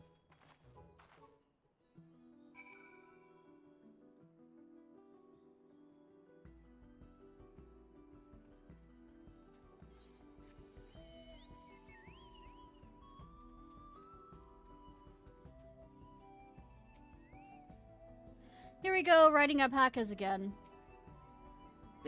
Well done recognizing that toolmaker is a potential customer. If you have mind to change professions, you'd make an excellent merchant. No, I wouldn't. You should see how little money I have, that's why. You're doing so well. Oh, even Tolby will have to agree. Before we get moving, you should be the one to hold on to this. Should I, though? With that, I suppose we hop on top of alpacas, Babu, so kindly provide. If I'm gonna catch a wild alpaca after this, I can't be shying away from tame ones. Not that I'm scared of them, you understand? Or their nasty, disgusting, foul-smelling spit. Yeah, no, of course not. Nah, I believe you. Ready to go? Let's mount up. Off to the mate fields we go. Please don't spit. Please don't spit. Please don't spit. You'll be fine. These ones are accustomed to people. I still don't trust them. I mean, it has to be a two-way street on that one. You have a knack for riding, no matter what you say. Without our alpaca friends, we Pilu would never have become traveling merchants. Can you imagine walking all across, way across Toriel?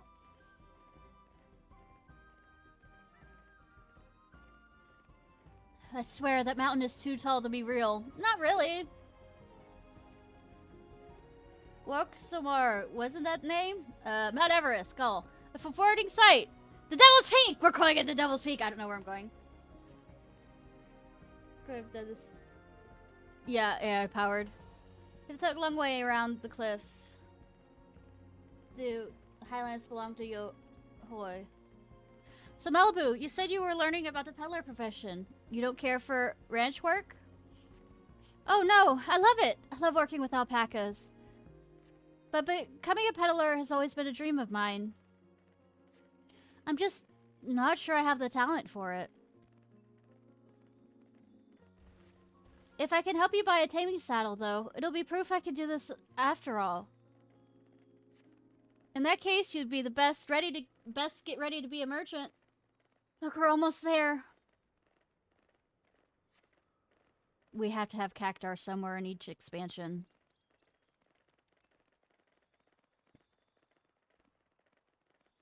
That those look more like cucumbers or pickles.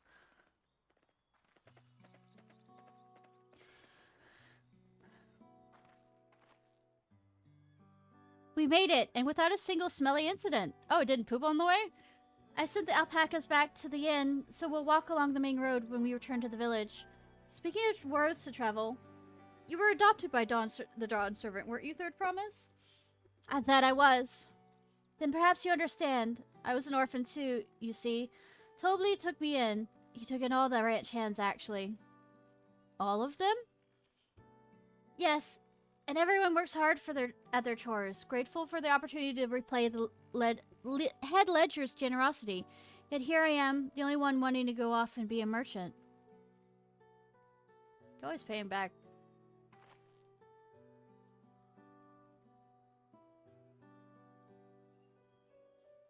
but also gonna throw out here. I think you do him proud if you succeed in life, because isn't that what every good parent dreams? Sorry, I don't know why I'm telling you this. We need to keep trading things for your saddle if you're prepared for the feat of gold. As it's mate harvesting season, they can't have too many quality hatchets. As to Waku Lamat's way with people, I think we should have no trouble making a favorable deal. That's Millpool herself. Pass the hatchet to the third promise and let's go to bargaining.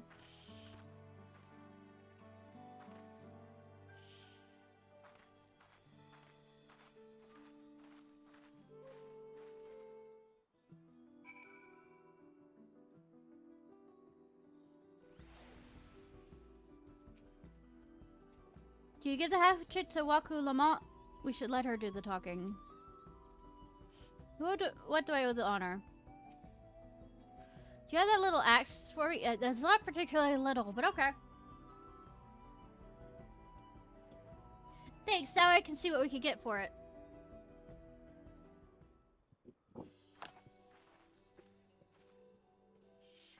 You're Miplu, the owner of these fields. I have in mind to trade if you're interested. Well, the third promise. I might be convinced to entertain a proposal. What do you have to offer? This hatchet, forged by a seasoned artisan. The razor edge of this exceptional tool will make light work of your crops. The quality is acceptable, I suppose. I offer you a large stack of mate leaves in exchange.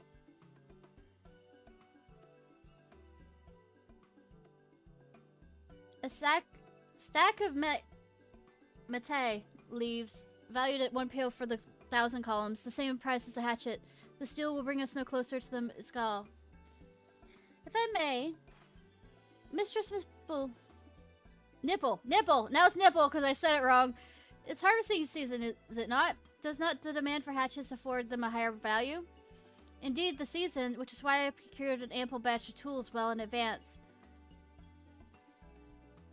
We missed a window for demand. In that case, we'll have to fall back on connections. Think of it this way. A generous deal here will put you in the third promise's good graces. Surely that's worthy of consideration.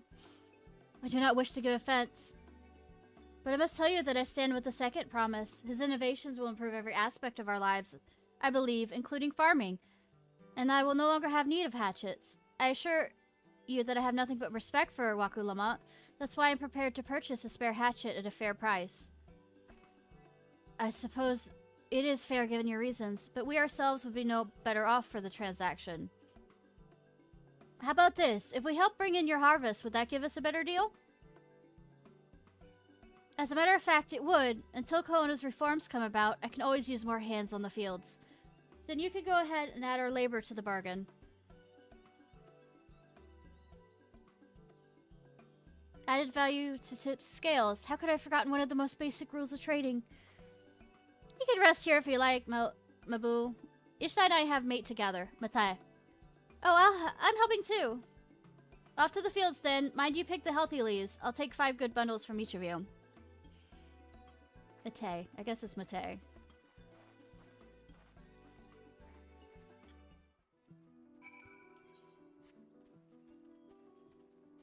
Continues to slaughter words.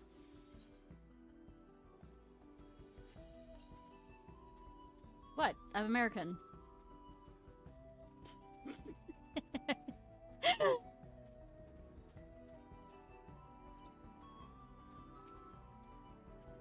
Do you see how Waku Lamont came to my rescue there? She's really good with people. I won't sure tips will bite, but it goes to show you'll never know until you try.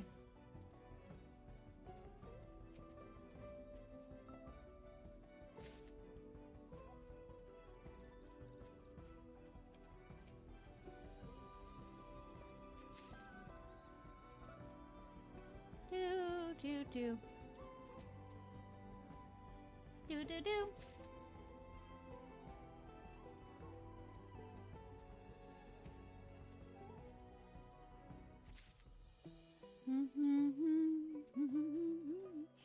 It's also nicer because we're taller, so... We aren't Lullafell size. I'm gonna talk to this person over here. Have you ever seen someone picking mate leaves? I imagine the opportunity to see is such a far few between. I mean, being that I'm a botany person, except when I'm not.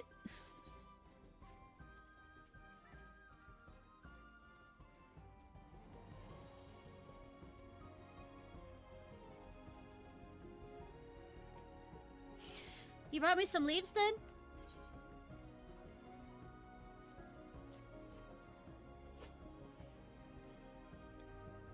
Acceptable harvest. We see how your companions fare before I make any decisions, though.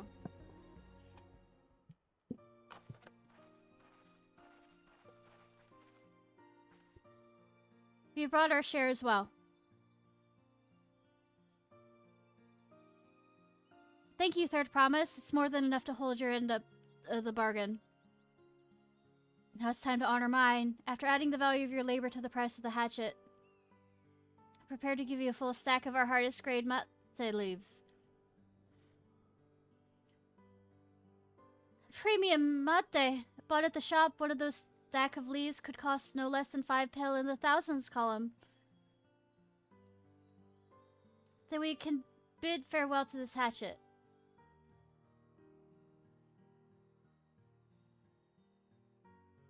I'll give it a good home. Talk of the contest aside, I'm glad we could come to a mutual agreeable trade.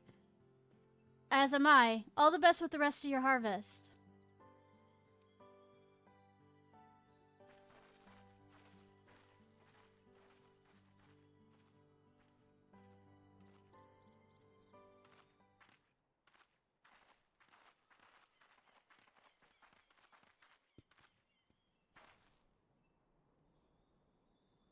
Well, Balboo, what's wrong? It's just as I was saying before, even after Dolby is done for me, I'm planning to abandon it all to become a merchant. But then I needed your help after forgetting the basic rule of trade. How can I expect Dolby to accept my decision then? Have you mentioned your plans to leave?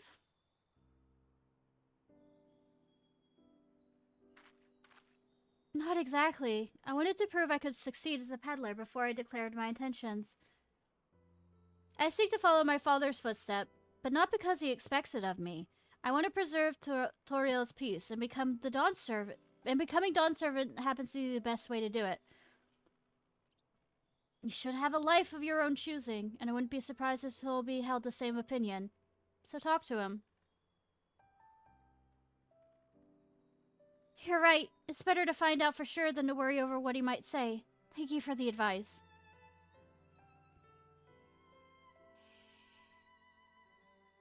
But first we have to saddle Dubai. I want to success in Urban Belt so I can be sure of my decision. What's next then? We try to trade our leaves for something halfway to 10,000 pel? No, I think we're close enough now. I think it goes straight for the premium mezcal. Bargain our way to double the value, eh? Think you could do it? Trust me, I'll make this trade work. I admire you, Third Promise. That you're holding your own against such strong competition for the throne is inspiring. Am I really holding my own against Koha and, Darth Jar Jar Binks?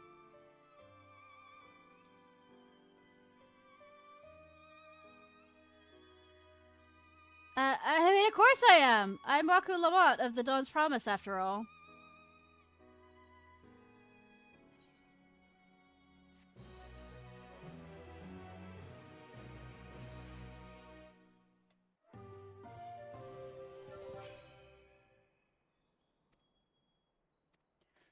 Yeah.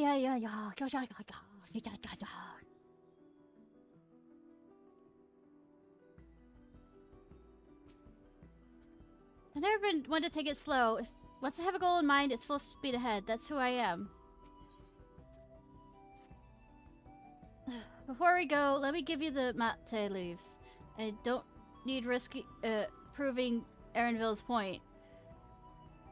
Love how Erenville lives rent-free in your mind currently. Righty then, our next stop is the Mezcal Distillery.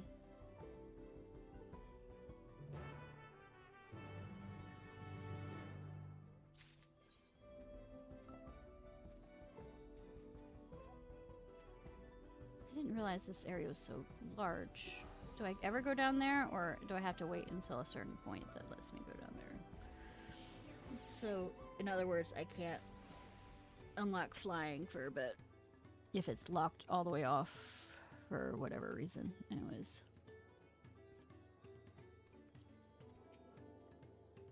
Ugh, the smell of mezcal is overpowering. The fumes alone are making me dizzy.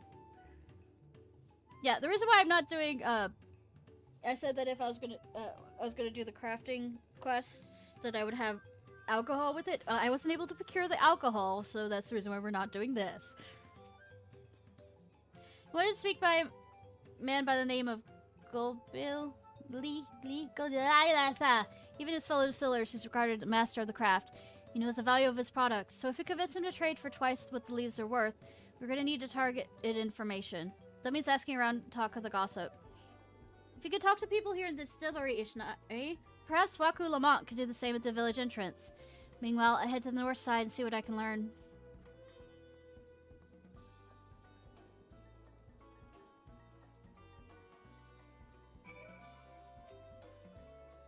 Me, I'm a chef from Tallulah. I often come here to buy the mezcal and the finest Centurial, according to my customers. It always brings out a jug during our dealings, but I can't handle the stuff too well myself. I take small sips, not wanting to be impolite, you understand, but still end up being so addled as to agree with whatever price he quotes me. It would be nice to have less potent refreshments during such conversations. Else I might have to seriously reconsider our arrangement.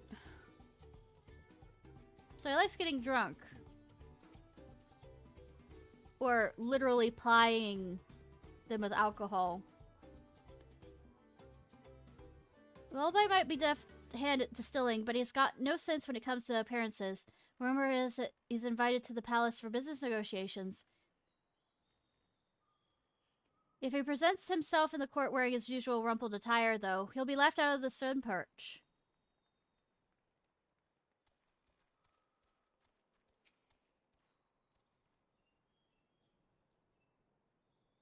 I wonder if boys have the blue last one and Bly is the females. There's not much I can say about Golai, but I can tell you Golba's been saying, or where Lou is a boy and Lai is the girl and Lou is the boy. Other days he was muttering about monsters prowling around the Ake Kavi Jaws, the field where they gather ingredients for the macaws. Presents make it harder to procure said ingredients, and thus driven up the price of his product. A boon, some might argue, but it's hard to celebrate when it affects the work as it does. Can't rightly bring joy to people if you can't make the things they love.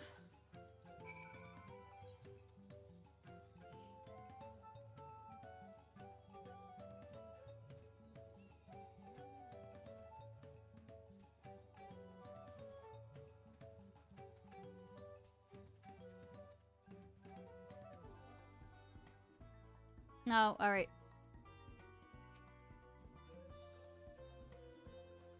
So what did you find out?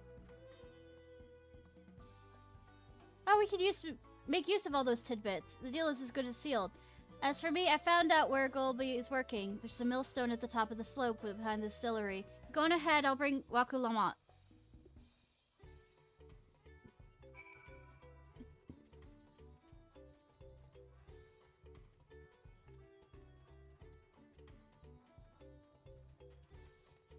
Back up here. Make it closer to the sun, I guess.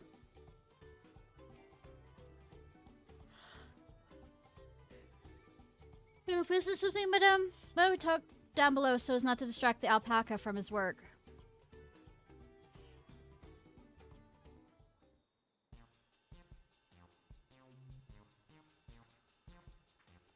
Now we bring it all together from all we've learned about merchanting.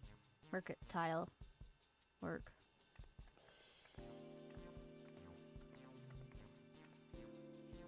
Now what's this about? Keep it brief if you would. I'm a busy man. We're in the market for a 3-year-old jug of premium mezcal, assuming you have any on hand, that is. Ah, an excellent choice. I must warn you, though, it doesn't come cheap. We don't have the pill, but we can offer a stack of mate leaves in exchange. It's top-grade stuff, like the mezcals. No deal. Mate leaves are well and good, but I don't have any use for them.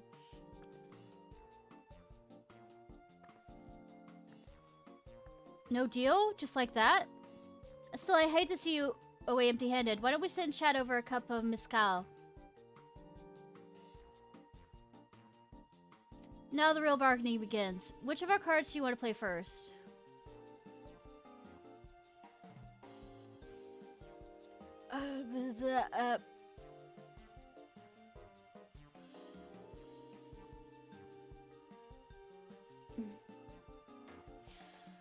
I would say the best one is the hostile wildlife.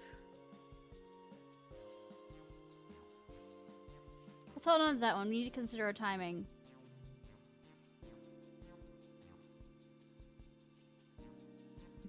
Station to the palace? Hold on to that one. Fine! Just like a strong drink.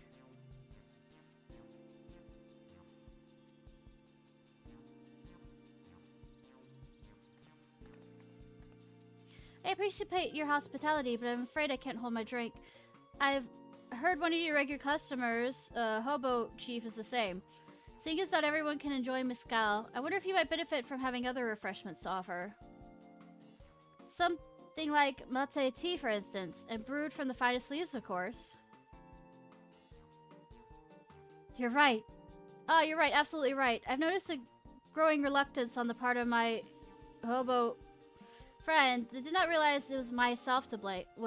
That I myself was to blame. I must endeavor to be a better host. Still, even with that added value in mind, no stack of leaves is worth the mezcals you are to offer.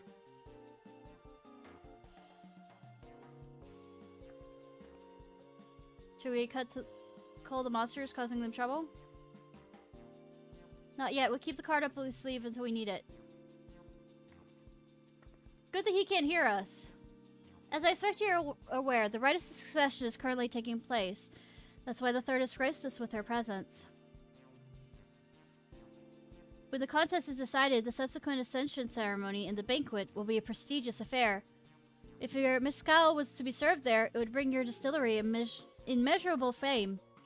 Wait, could it be that your rumored invitation to the palace is to discuss that very possibility? As a matter of fact, yes. Yes, I must admit, I'm still reeling from the abruptness of it all. It would be a great honor and opportunity if I can secure the deal. Well, then I should think your exceptional mezcal would speak for itself.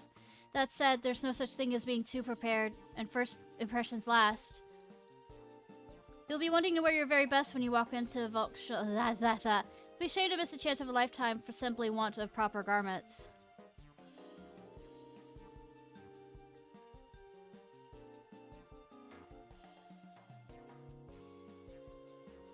That would. Are you saying you have garments to offer? Something for court? We have no garments in hand, I'm afraid, but we can provide you with the next best thing. An introduction to a weaver. His name is his works are highly regarded in Tallulah. Catboy. As a supporter of Wok Lamont and a keen observer of palace politics, he will doubtless be happy to guide you in the selection of an outfit to fit this golden occasion. That is certainly a tempting proposal, one of which I should like to take full advantage of. The scales aren't quite balancing.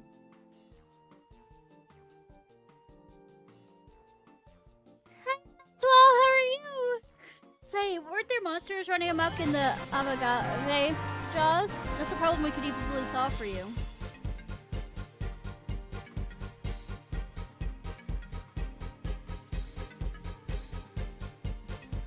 Hi, Swell, how are you? What were you playing?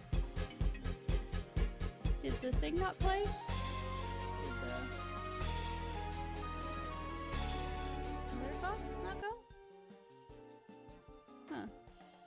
How are you doing, Noswell? Surely be most grateful for your immediate assistance. I was resigned to hiring cell swords to clear them out. Factoring in that saved expense and an introduction to Trusted Weaver? This is shaping out to be a sound bargain. Alright, you have a deal. No More Heroes 3 playthrough. I have not played that. What's that about? Well, besides the fact that there's No More Heroes thing. Yes, I knew you'd come around. Give us a moment and Ishnai and I will take care of those prowling nuisances. In the meantime, I'll use the time to pen an introductory letter to the Weaver. And the fields you're looking for are just north of Wachu. Be careful. I mean, be safe. Be safe. Be safe. Well, I mean, they're not being heroes is kind of in the title.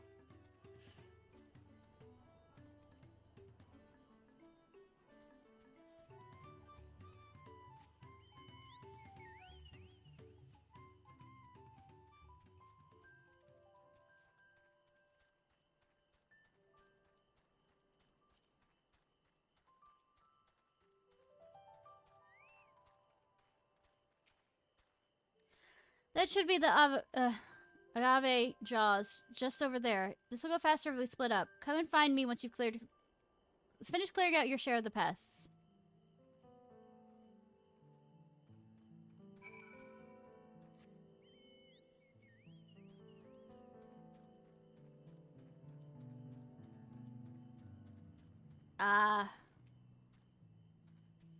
So, bad Superman. Almost bad Superman.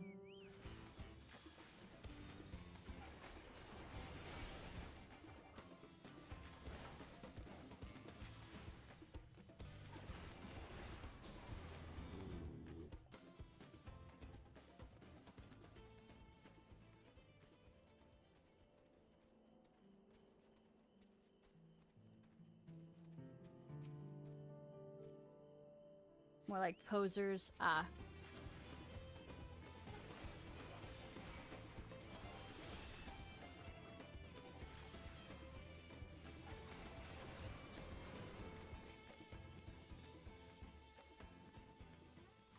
Ba ba ba ba.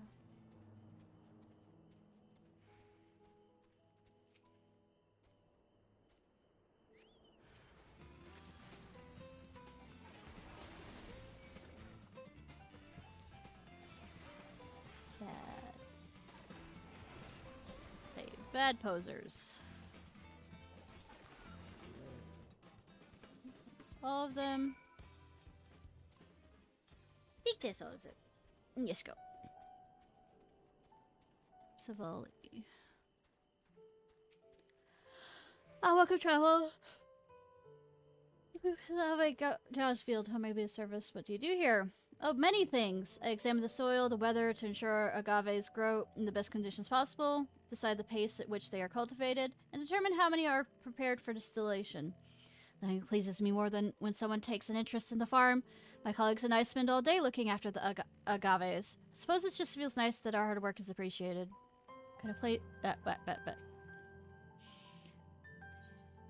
place is this? Why, it's an agave farm, of course. We collect their sap and distill it in to make it mezcal. As for the farm's namesake, well, just look how neatly we have the plants lined up. Doesn't the view remind you of a wild beast gaping maw?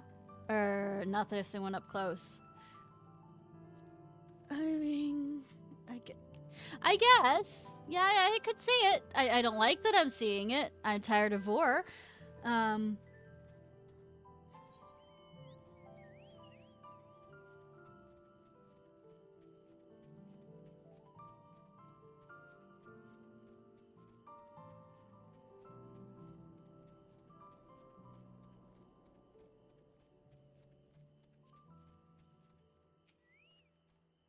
Compared to the creatures I hunt with Papa, this was no challenge at all.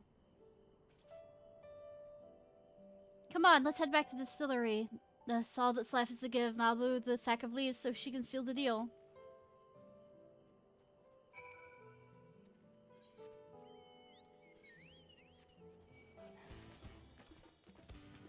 Bum bum bum bum bum bum. Yeah, this feels more traditional.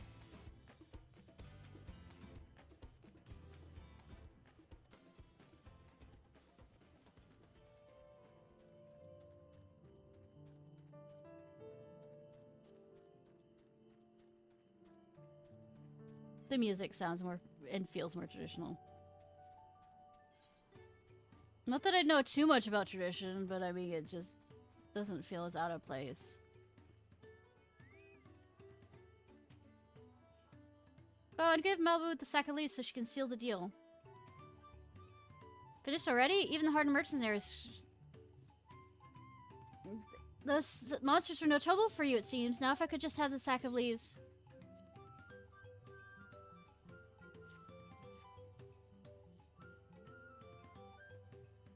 Thank you for looking after our precious trade goods.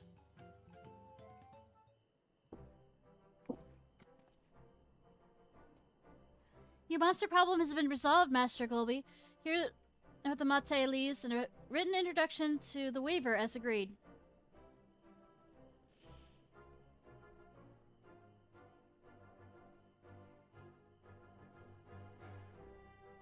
Then the deal is done. Here, your jug of premium mezcal, aged 3 years. Please accept it with my compliments.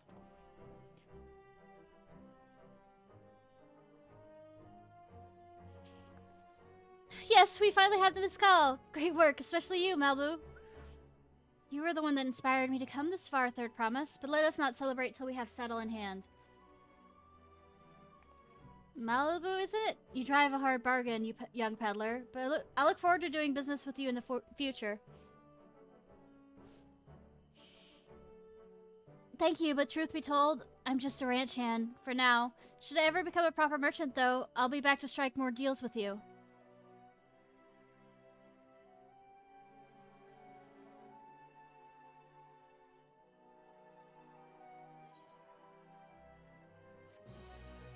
Ba, ba, ba.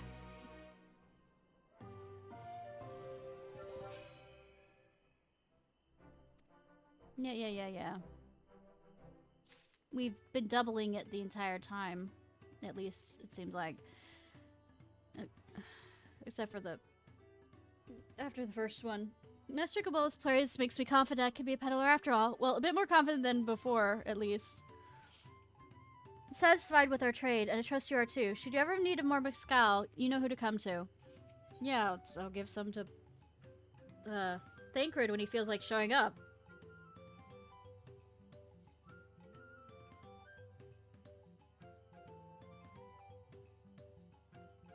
I might take that blue color.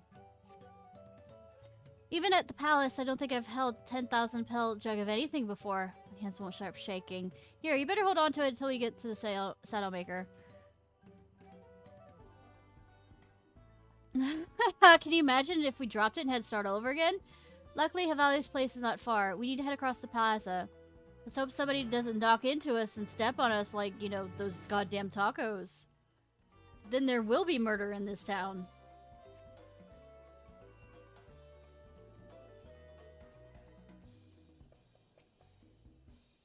Third Promise looks ready to trade for the mezcal now. Finds the primal. Took a bargain with another saddle maker. Trade will work forward.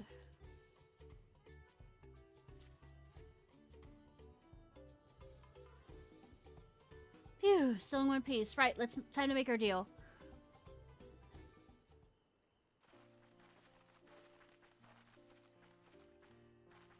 Get your tools ready, saddler. We borrow your precious mezcal.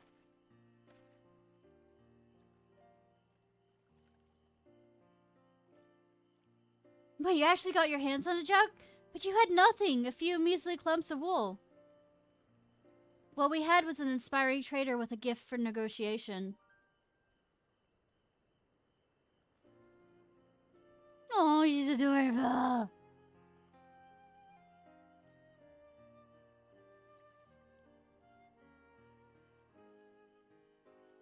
Although I'd sooner aid no claimant, but Darth Jar Jar Binks, I cannot go against the guiding principles of the what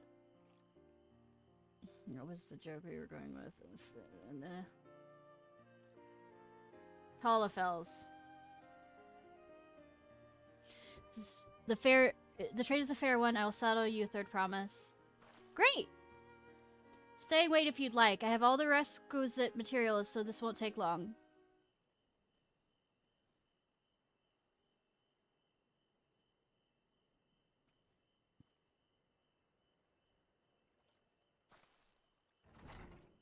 I was half expecting him to say fuck this, but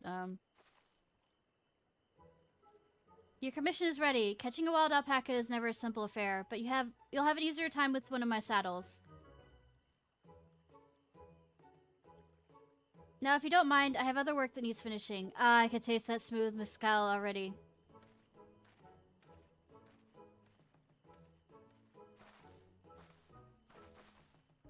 We did it! The saddle's ours! And to think we started with only a 100-pill basket of alpaca wool. Malbu, you're going to be an incredible merchant. Thank you. It makes me so glad to hear you say that, third promise. We got what we came for, so let's return to the ranch. Others will be waiting. Da da da da da da da da da da.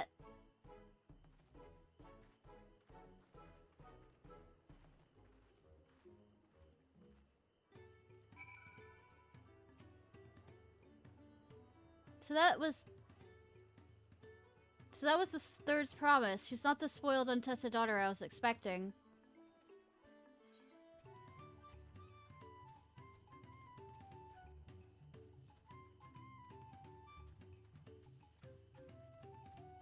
Well, the thing is, just because she herself is not good doesn't mean she doesn't know how to find good people to be around.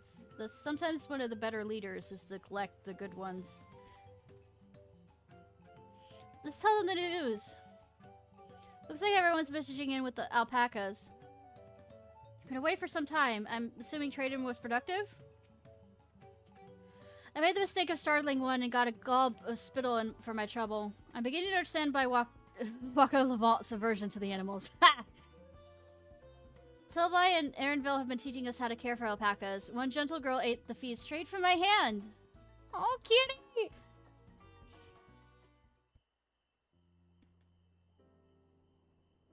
You've acquired the saddle, then. Yes, and thanks in no small part to Malbu. Before you rush off to catch an alpaca, though, let me teach you how to saddle one. I'll bring out one of our wild-born friends so you can practice.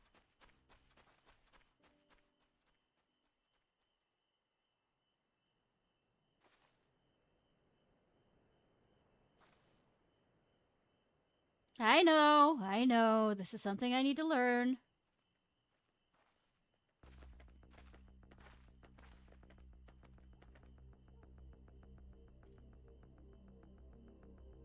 Da-dun. Da-dun. Flying of...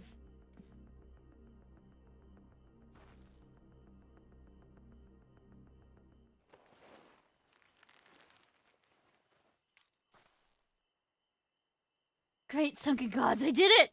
Yeah, great murdered gods!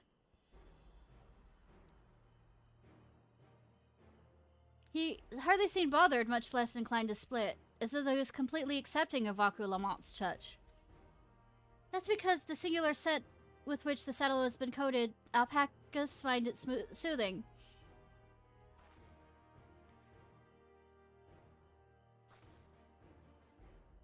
You know, I've never taken a good long look at you before, but you're actually kind of cute. You're only now noticing that? Darth Jar Jar Binks, he's back. Then exactly what he set out to do. That alpaca he brought, is it just me or is it glowing? I've heard tales of such a beast. They say the golden alpaca lives a solitary existence deep in the valley, where it shuns the company of both man and its own kind.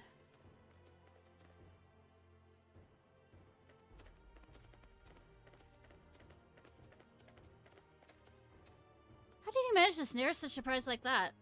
A beast knows its betters. Faced with overwhelming strength, it will yield rather than risk death, an apt illustration of how greatly the power of the first promise exceeds yours, Wako Lamont. Shut the fuck up, henchman. Strength alone won't win him our father's throne. I'll be the one to find the Golden City, and then Toriel can remain at peace. An everlasting desire for peace can only be forged in the fires of war. I beg to differ. I've proved differently. But of course you don't know about me. To unite as one, the people must be taught. They must suffer the horror and hopelessness firsthand. Exhaustion from prolonged conflict, the wages of war's merciless nature. These are what moved the clans to join in founding of Tallulah all those years ago. Consider the younger generation of this village. Since birth, they've basked in an unbroken harmony. And behold, they regard war not as a tragedy, but opportunity. Thus does the resilient son seek to improve education. He offers much-needed lessons in the reality of conquest, and a renewed application for peacetime. 'Tis true that war misery breeds a longing for peace. But I have seen with my own eyes what becomes of an empire forged through the violence you propose, the rebellions it spawns, and the ruins it leaves behind. The Garlade Empire was a congregation of simpletons. No, it had an Asiad ruling it for a while. The oppressed fought back against their oppressors, as well they should. Men are not beasts. Only a fool would seek to rule over all with the threat of force alone. That's why Darth Jar Jar Binks does not elevate the Majula, why he treats all clans with equal respect. However, First Promise has his gaze upon more distant horizons. He will not unite not only Tallulah, but the star in its entirety. What? Why? I need not explain myself to you. I mean, you could. Because you currently are. You're monologuing. Well done indeed. The First Promise has completed the feat of gold with a appropriately golden flourish. May I present to you the much-deserved keystone.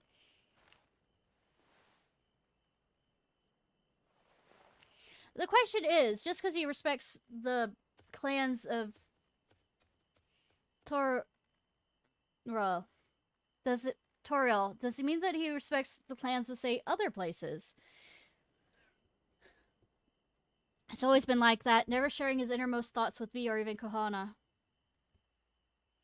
It's like we're not even family.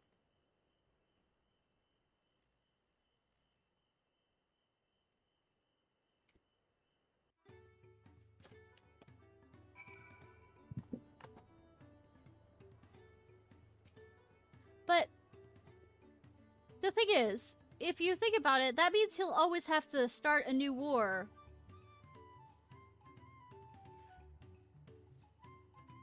Because the next generation will only know peace after he brings peace. Therefore, it'll be an endless cycle of it. Never agreed with Darth Jar Jar. I want Tallulah to be a land of peace, now and always. Golden alpaca in the flesh, like the Golden City. I thought them a children's tale. What kind of idiot thinks the world could be united with war? Even most Garleans have since realized their conquests were a mistake. Darth Jar Jar is willing to go to war for his twisted vision of peace, but should he achieve this peace, then what? I mentioned it.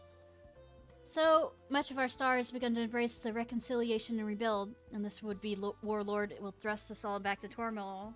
You cannot let it happen. Allow it to happen.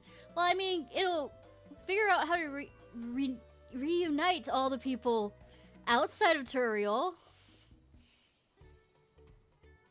Just, I mean, that's a silver lining.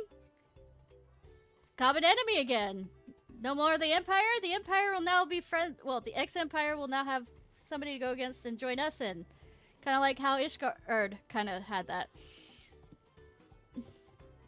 I'll ponder Darth Jar Jar and his mysteries later. Right now I need to think about finishing the Feet of Gold. I have my saddled, and I practice how to use it to lead on to where the wild alpacas roam. By the way, did you send anybody else, like, to watch to see if he did it alone without his companion? The Valley of Orioko.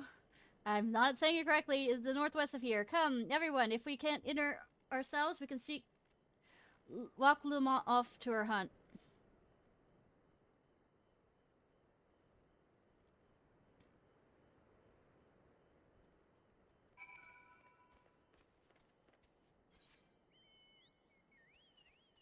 Well, it is. Instead of him coming up a different direction by which it was.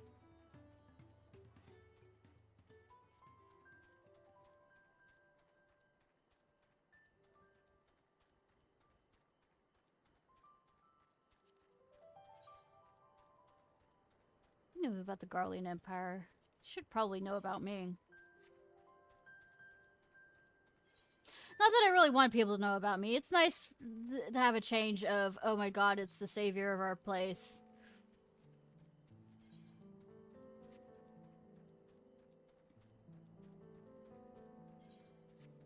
Bow down before her.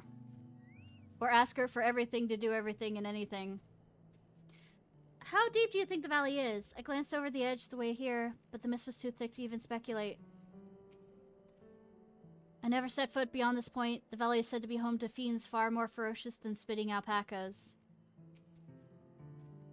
Orinoco is a steep, treacherous place. Only those with the head ledger's blessings are permitted to go there. Jar Jar may have caught its alpaca first, but it doesn't mean Waku Lamont is out of the running. She can do this. Malibu is right. Least we could do is let Waku Lamont were cheering for her. What did she say before I do? I can do this. I know I can. You can do this! Oh.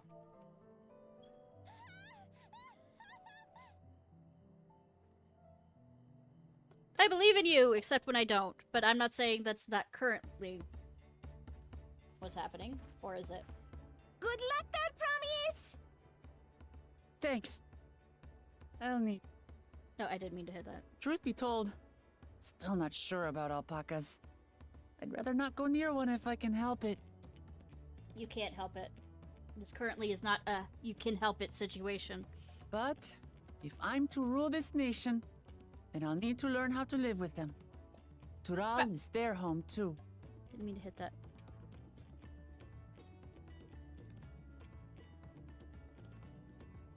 Right. I'm off. 3 years later. You got it?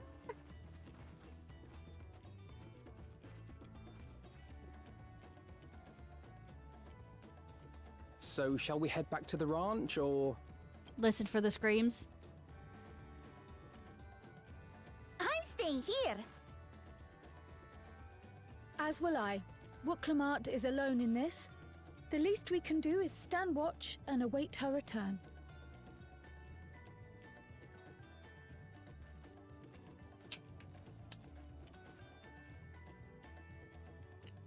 It may be a while yet. Help me pitch the tent. Can I make sarcastic comments along that? Can I? Can I?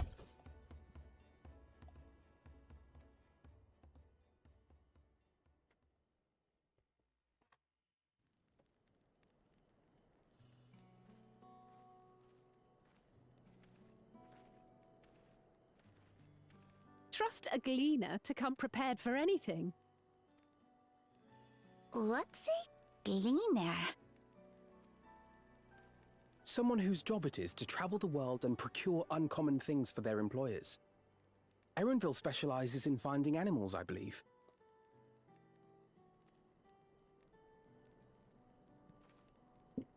But aren't you a Shaitana from Shaktural? Why did you cross the salt?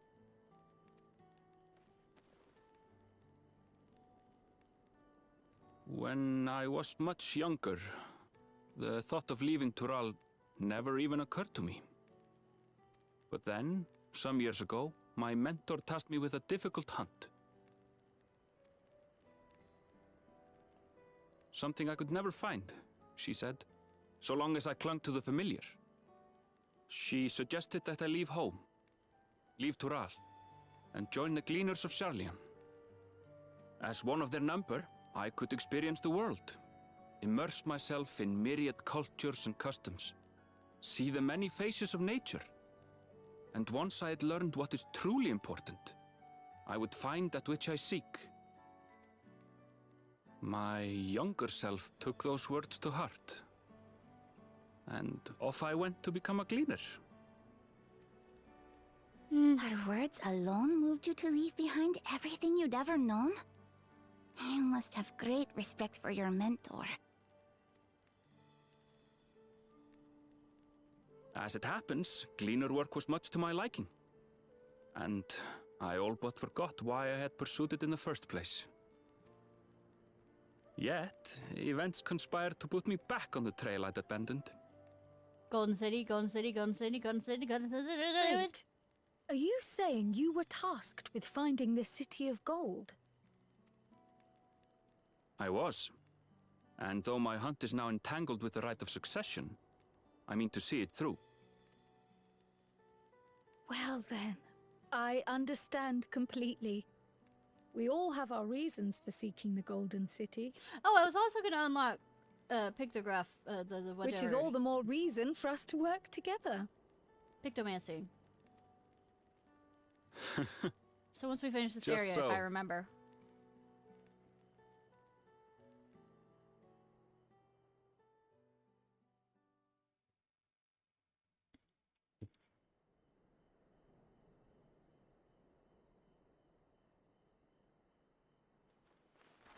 Can we stay up all night? She should have been back by now. What if something's happened to her?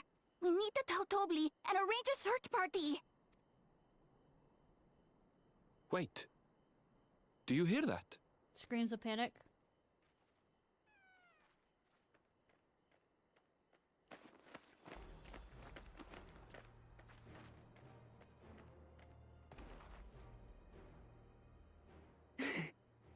They did it! Woo! You're gonna pass out now, right? Eat food.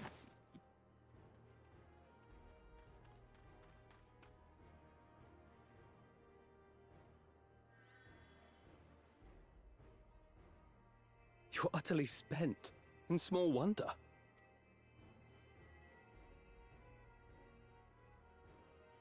Well done, Third Promise.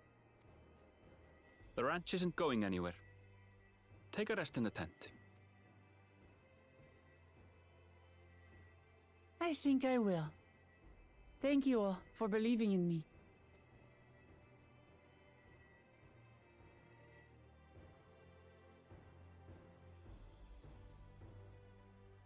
I mean, time is of the essence still. But sure. I could carry her. I could take her. Down the mountain. Alfredo was quick to lend a hand with dismantling the tent. Is this to be his new obsession now that he's mastered collecting firework? I don't know, Alize. We were out here for quite some time, but I'm glad Waku Lamont was able to catch her alpaca. And even Erenville choosing to share a story with us was a welcome surprise. Thanks to Alfredo and his healing hands, I can actually stand again. Maybe even walk! Yeah, healing hands. Waku Lamont had no serious injuries to speak of. However, she'd been clearly pushing her limits of her very endurance. I spoke too much. If Waku Lamont is up to it, we'll head back to Tolby. I know, I tend to make people talk too much, and I don't know why. So relieved the Third Promise came back to us safely, and the alpaca she tamed is a healthy-looking beast. Surely this will be satisfied at the feet of gold.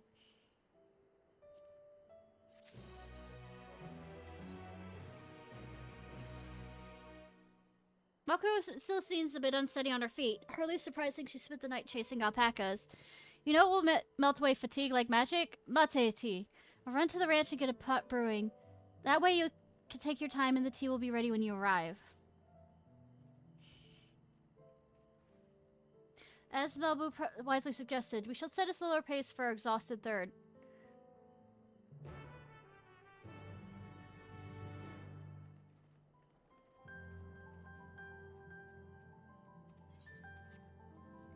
Or I could, you know, teleport because I'm a lazy bitch. Shouldn't she be able to teleport? I mean, well, she does have a llama. I can teleport with Boko!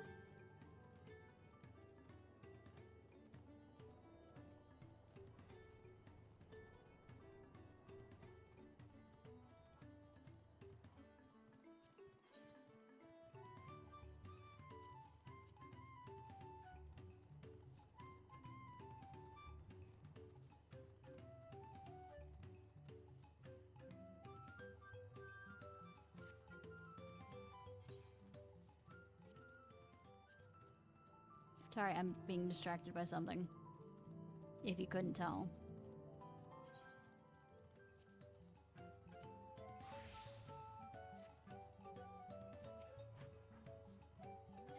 Came back ahead of the others, did you? I should hurry along with the tea, but then Waku Lamont can't be that far behind.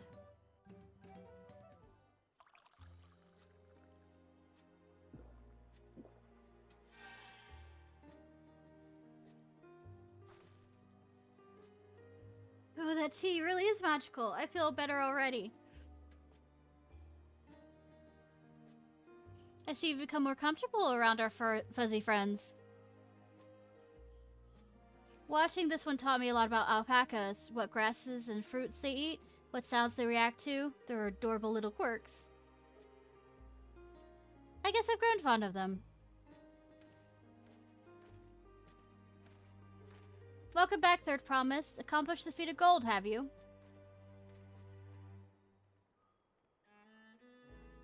There's the gold one behind her. Yes, there's no mistaking a valley alpaca.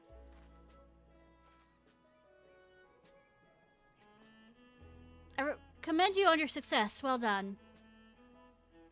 Yes, we did it!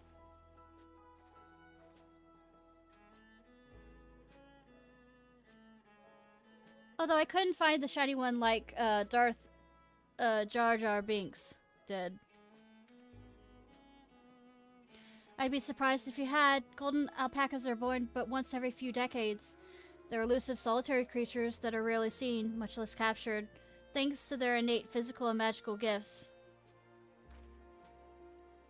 Only a single person known to have caught one before, that being your father himself, Jaja. Papa was chasing alpacas too? So my grandfather's stories say. It was before the founding of Tallulah, I figured, at the time when mountain giants, the Tokyo held our people in thrall. Compelled by their overlords, our forebears would ride their alpaca mounts to the highlands to deliver gifts of food and other tributes. Those were wretched days to hear grandfather tell it.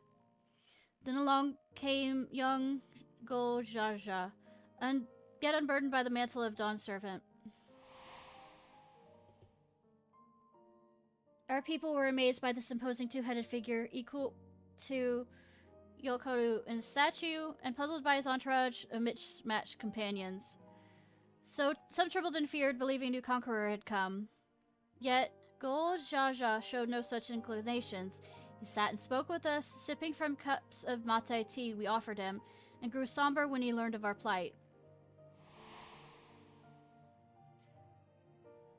None could have anticipated what the visitor decided to do next. Go Jaja ascended the cliffs to face the giants and freed the Talufels from the Yokoharu's subjugation. He then turned an appraising eyes upon our riders and proposed we take the road to peddle our beverages. The suggestion seemed obvious for one who traveled as he did, intending to fostering enmity between the clans.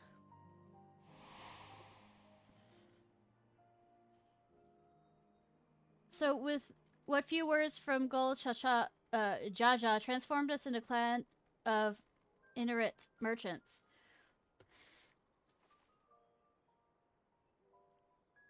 Never heard of the bond Papa forged with the Talufel spoken in that way before.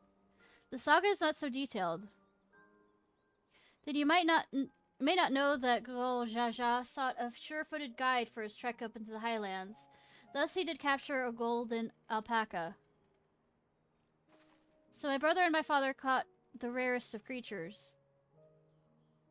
Is that the reason why on the picture thing that it's kind of golden color or yellow in color certain parts of the picture? Brother caught the rarest. Well, an ordinary one was the best I could manage. The feat required no more than that, Third Promise, and you brought back the perfectly wonderful beast. Malbu's right. You're a perfectly wonderful beast. If anyone's ordinary, it's me.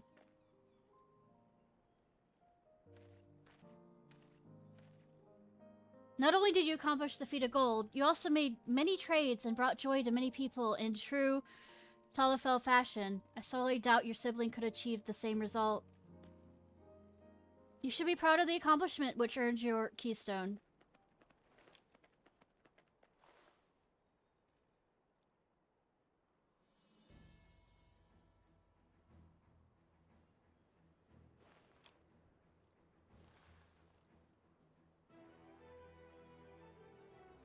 So, this is what they look like. They look like dye. Go on, set it on the tablet.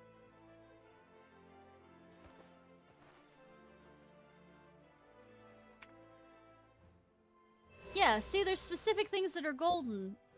Could it be like there's 3 different things on there and therefore that's a number 3? Perfect fit. It leaves 6 more. Well on your way, third promise. I'm just assuming, because it just stood out to me last time that we had lost without you, Malbu. Thanks to you, I've learned so much about the Pilu people and your customs. It may seem obvious, but I've come to realize the importance of properly knowing something. It was because I didn't understand alpacas that I was uncomfortable around them. I'm thankful to you as well, Waka Lamont. You gave me the courage to say what I wasn't sure I could ever say.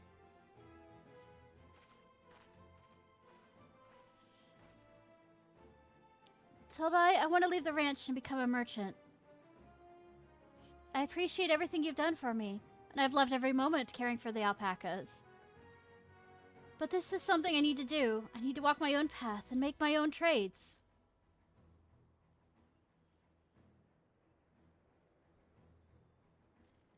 As your parent, allow me to say one thing.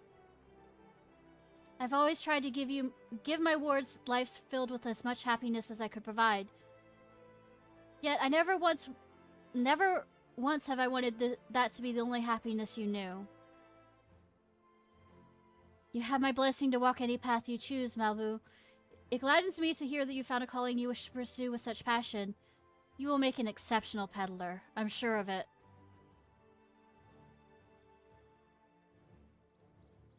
Thank you, Tolby. What did I tell you, Malbu?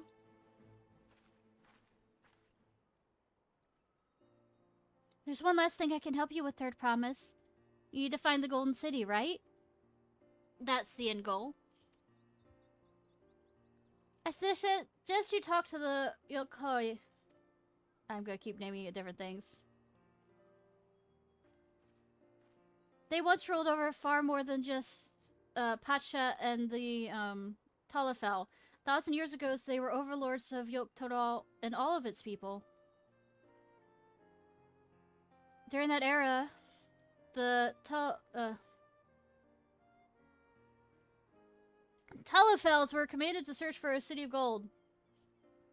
They scoured every corner of the continent, but never found any trace of that fabled place.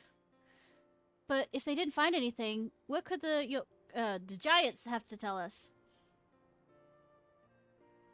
They may not have found it, but the fact they thought to look for it at all makes me curious.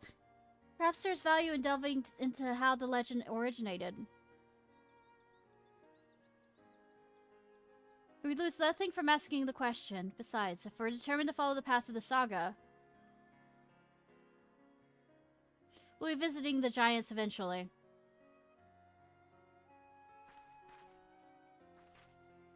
Devil's Peak.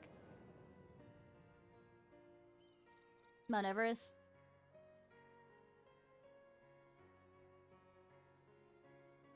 Oh, Kitty, I have a question I've been meaning to ask. Since we finished with the feat, where did you acquire that earring? My earring? Do you recognize it?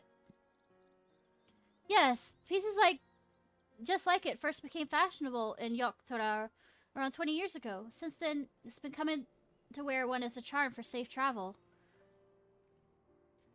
20 years ago, right about the time my grandfather made his journey, the Dawn's servant implied the earring was connected to the Golden City in some way. Surely there was more to its significance than simple fashion. If you want to know how it first came to be crafted, I could try and find out. Seeing that it's a regular seller for many merchants, I'm curious to learn myself. I would appreciate that very much, thank you. For jumping feet first into the peddler business, eh, Malbu?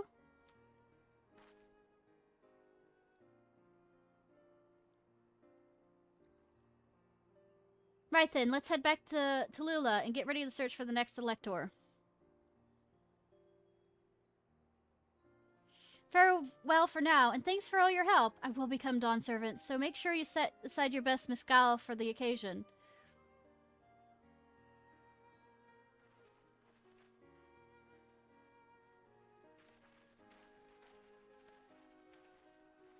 She has a fearsome opponent in that brother of hers. He even bought a golden alpaca to heal. But you've heard Darth Jar Jar's supporters talk. They might see an opportunity in his expansionist ambitions, but they find the man himself intimidating. Terrifying, even. Whereas I've grown to love Waku Lamont. Everyone she meets will come to love her too, and that's why she'll win the throne. You may be right, Malbu. You might be right.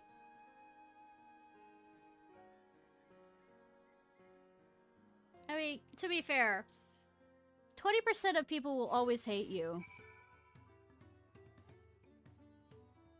Just throwing that out there. In life, 20% at least will always hate you no matter what you do. I expect as much for the moment, like, maybe 10% will love you. And all the other people are indifferent to your existence. I expected as much from the moment I saw him, but winning the contest against Darth Jar Jar will not be easy. I dare hoped we'd find a lead to this earring mystery so quickly. Never dared hope that we'd find a lead to this earring mystery so quickly.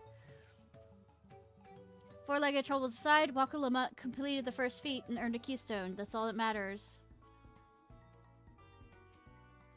I forgot to talk to Alphino. It feels good to have the feat of gold safely under our belt, even if victory entails besides the Darth Jar Jar and his shiny golden alpaca.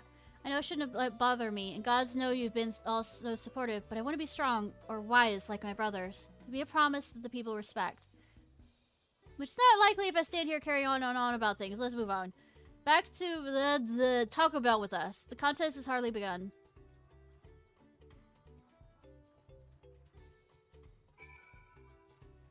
3-minute warning.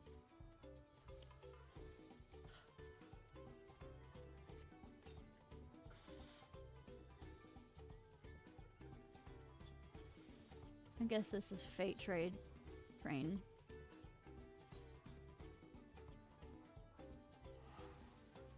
Oh, right. I was gonna... Pictograph is over where the...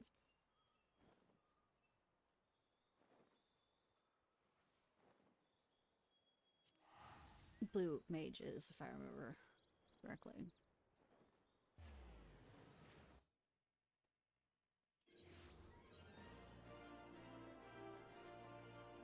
Pictomancer or whatever. I draw things, Amancer.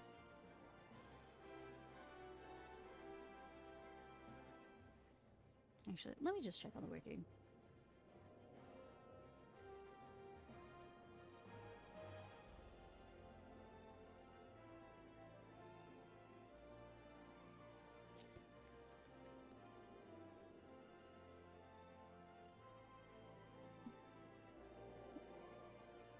Oh, Gridania. I guessed it correctly! Who'd have thunk? Oh, it happens all the time, doesn't it? The answer is yes.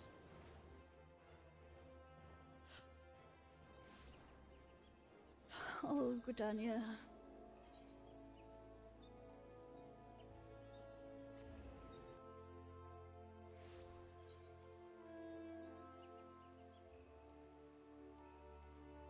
Okay, so that's Nafika's off. It's Conjurer's Guild.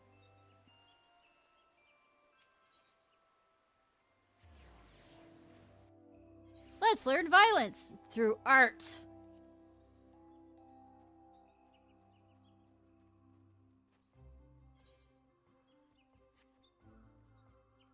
Cheerless here. Oh, shame.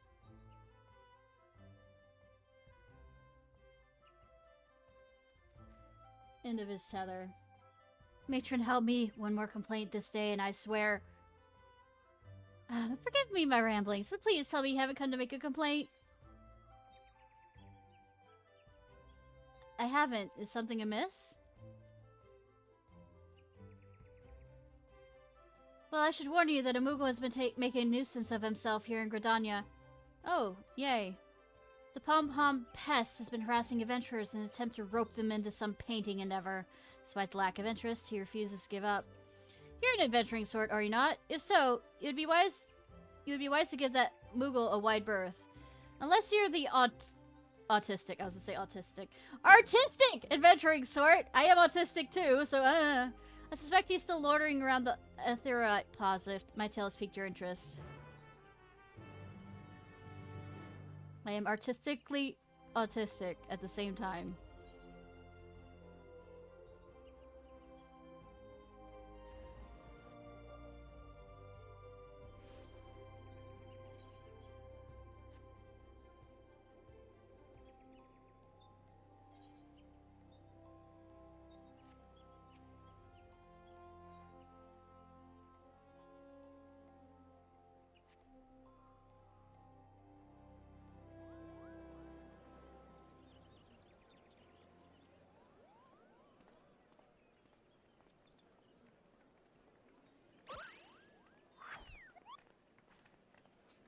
You there, Kupo! How would you like to do some painting? Funny that she's wearing the same outfit in yours as me. Not ordinary painting, mind you. Magic painting where your works come to life. Your imagination's the limit. I thought Moogles really couldn't be seen by normal people.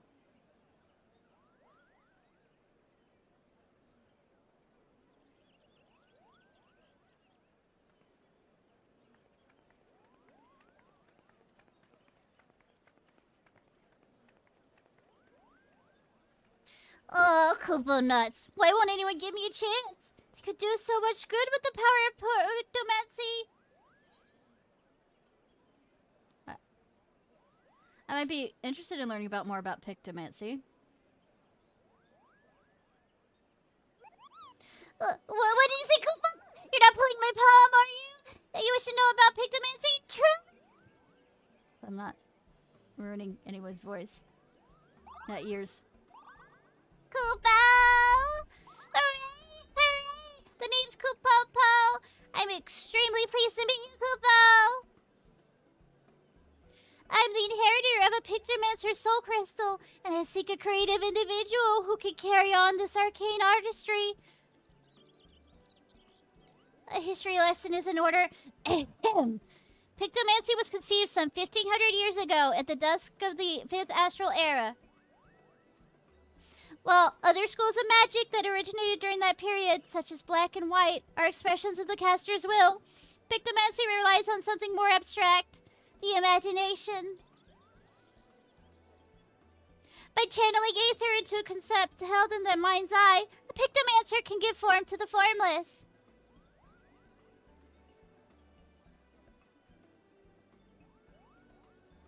It's a bit tricky to wrap your head around, I know. That's precisely why the great Archon Rem, founder of Pictomancy, incorporated the painter's tool into our art. A gifted artist as well as mage, Realm took out the brush instead of a staff and wielded aether like a paint to give shape to her imaginations. In this way, Pictomancy was born, a magical discipline unlike any other, Kupo. Now, Realm was a charitable soul and never ever used her power for self-serving ends. She dedicated her life to aiding and defending those in need. During the War of the Magi, Realm traveled the land and saved countless people with her Pictomancy. And it was for those deeds she earned a place among the 12 Archons. So, how about it? How would you like to take up the Archon's noble legacy and become I dare say, a Realm Reborn? I have a weapon here.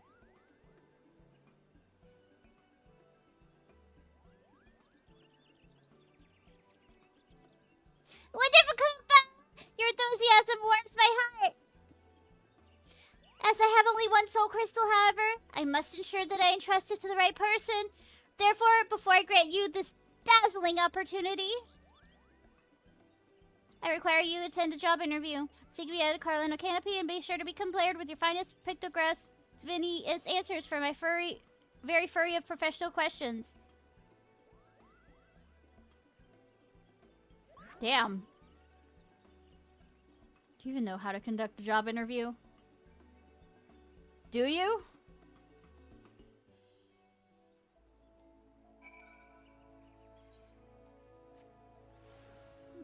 Should I just bring some Kupo nuts? I have some Kupo nuts. Is that enough? I have 26 Kupo nuts. Do you want it?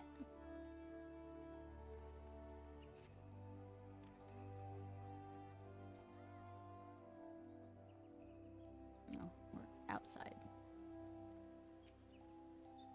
Ah, there you are. Would have invited you into my cozy little hovel and pulled out tea and biscuits. Except I don't have a cozy little hovel. Or any hope to speak of, for that matter. Such is the life of an itinerant Mugolite Kupo. I haven't a guild in my name either, so I can't order us tea and biscuits. But we can avail ourselves of a table. Yeah, I'm quite sure Mother Mion will allow it, since it's me.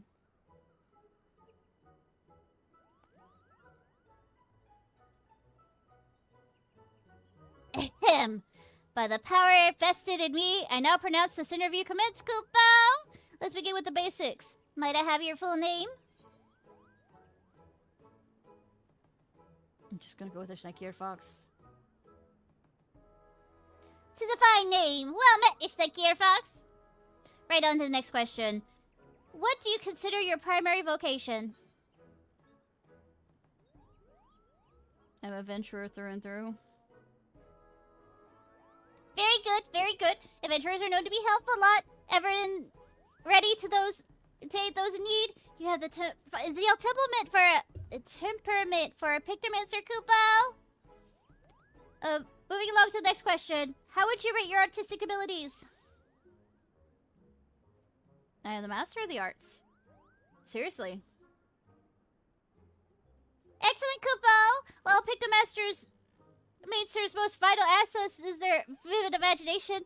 It certainly wouldn't hurt to have some skills. Speaking of imagination, let's try and put yours to work. Tell me, what's the first thought that enters your mind when you hear the word Moogle? For little shites. Irrepressible cuteness. I'm inclined to agree, Kupo. Starfaring hares and carefree catfish weep at the sight of us, burdened by the knowledge that they will never surpass the fuzziest and most charming of beasts.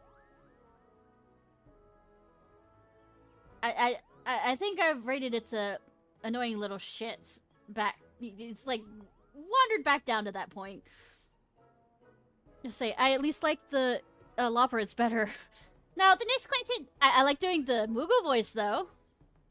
Now the next question is very important. Someone's in trouble. What do you do?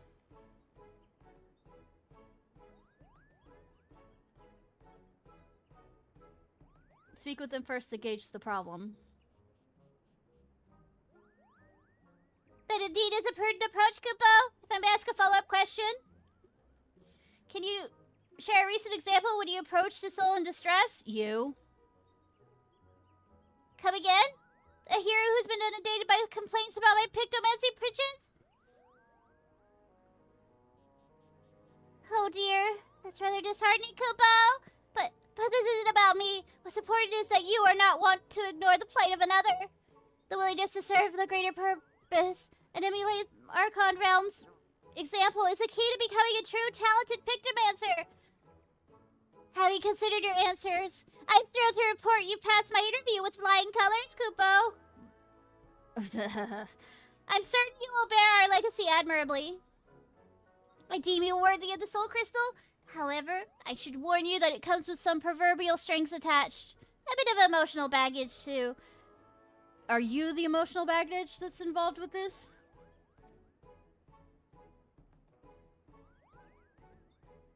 I was correct in that. You see, several moons ago, I got into a terrible argument with my best friend.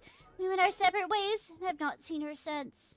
I wish I could meet her again, try and reconcile more than anything. So if we hear aught of her during our journey together, I'd like you to lend me a helping hand. You're not coming with me. I'll just come back and talk to you whenever I actually level this thing up. If you're still willing to train as a Pictomancer with this condition in mind, then the soul crystal is yours. Just say the word Koopa.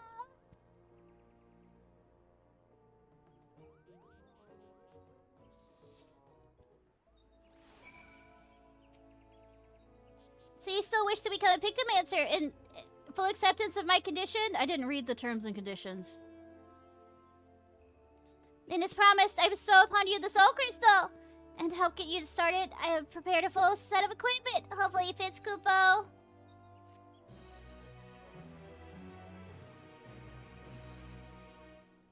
Proceeds to leave for however long because I don't have an outfit for my Pictomancer. Or we can sit here and make the outfit.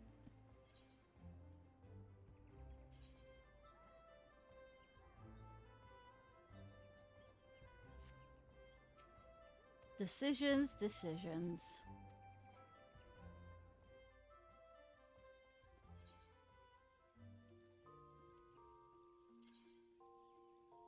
Oh, right, I have to put the weapon.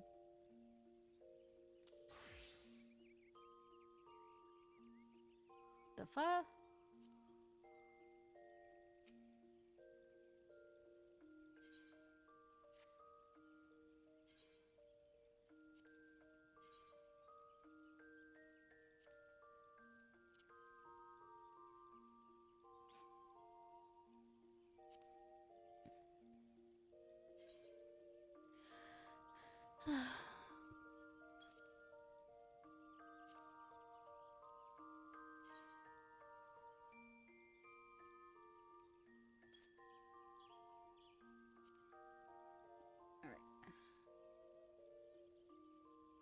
Let's move you one.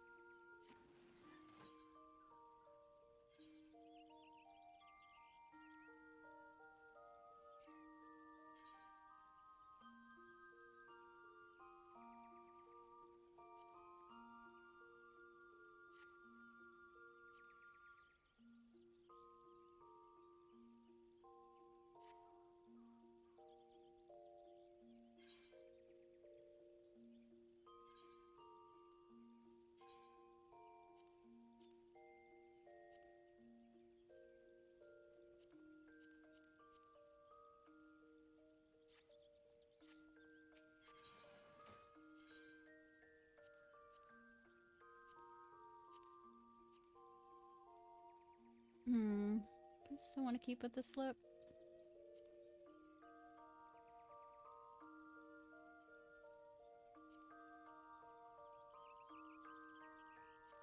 I hate those shoes.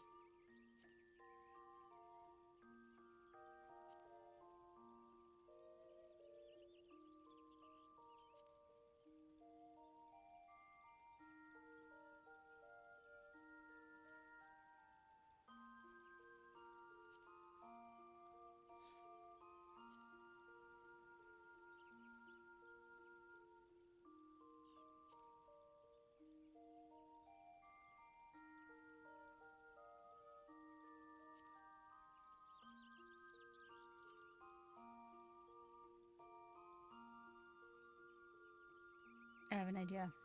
Stick with me. No, I need to get out.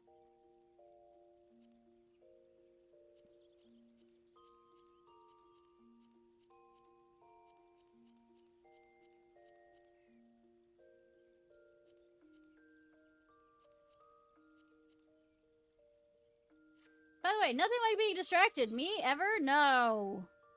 Doesn't happen. Give me your imagination.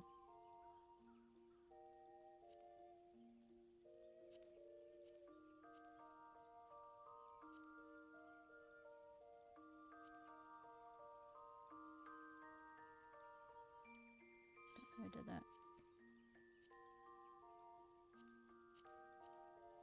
Quickly save that. So if I fuck around with this, I don't have to worry too much. Could be gentleman painter. Ew. I love it, except for these right up here. That's a Disciple of War thing.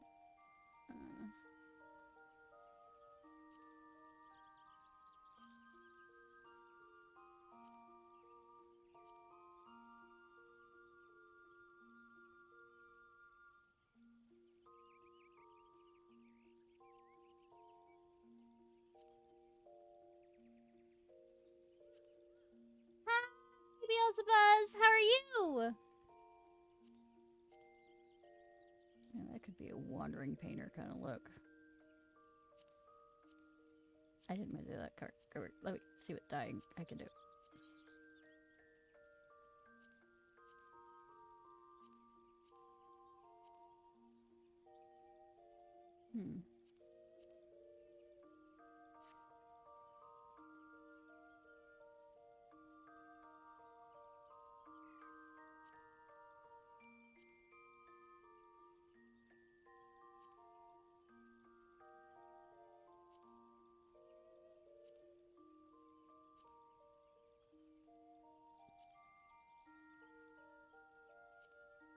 It's too shiny.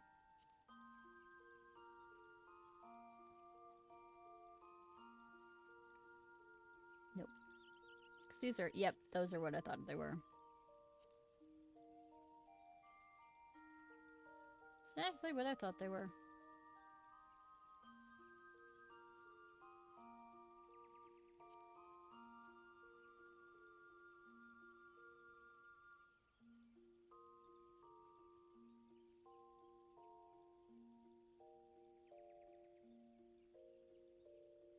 Astrology.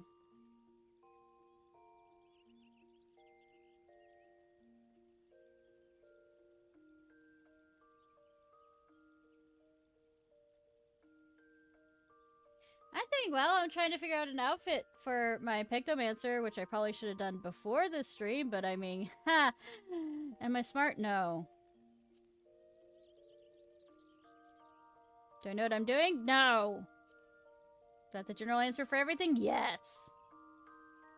We could quickly save this, because I really like those. I'll actually open my Pictomancer thing. Nope, nope, nope. Wrong thing. See if I can get some good leggings for it. I'm playing faction!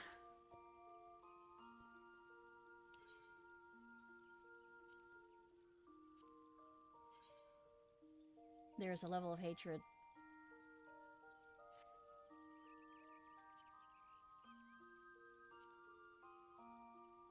Discard.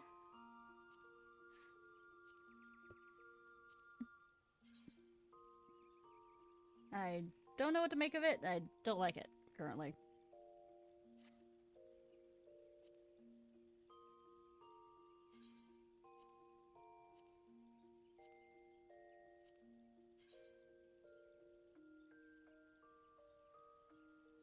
Yeah, not having.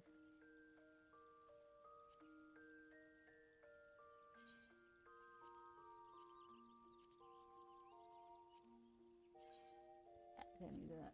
I gotta try them.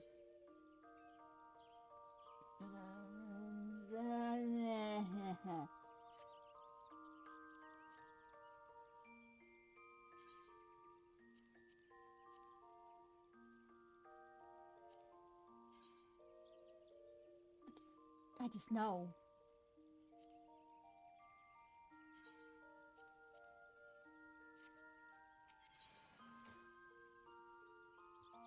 Final Fantasy IX. Hands down. Favorite.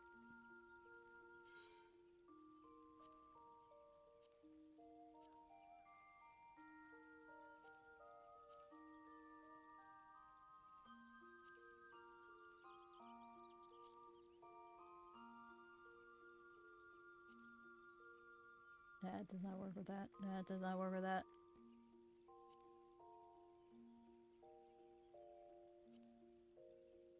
It's only black mage. White mage. Oh, Final Fantasy IX. How about you?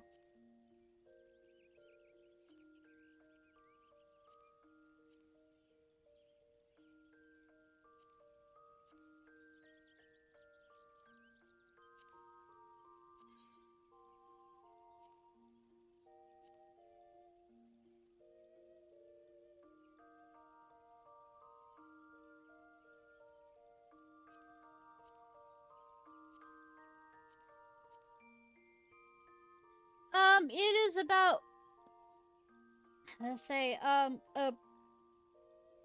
dark plot against a princess, and somebody who wants to destroy the world, you know, the usual.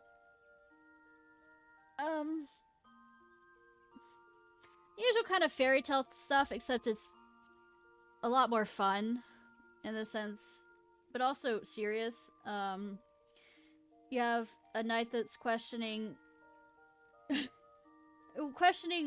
why they remain loyal to the queen when obviously the queen is having issues and the princess is trying to leave the castle and all this other stuff. And it's the last one done by all the original Final Fantasy people before they went off on their own ways. So it's kind of like a love letter to the franchise for them.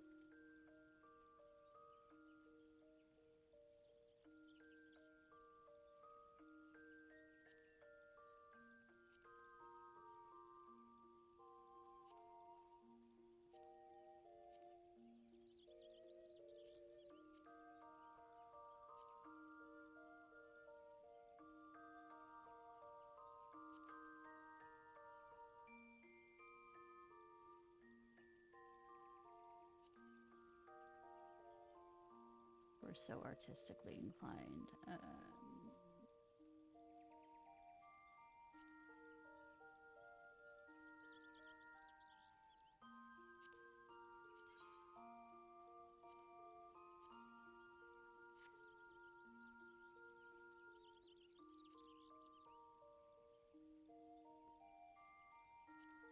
So I like it for that reason, to some degree.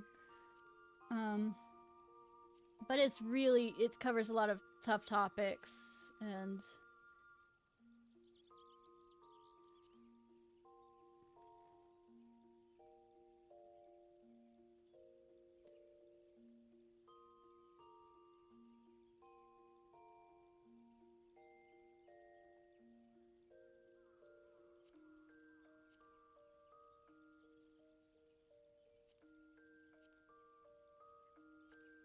oh yeah, and the main protagonist is Zidane, which is a thief protagonist, but like all of them have their moments, and it's just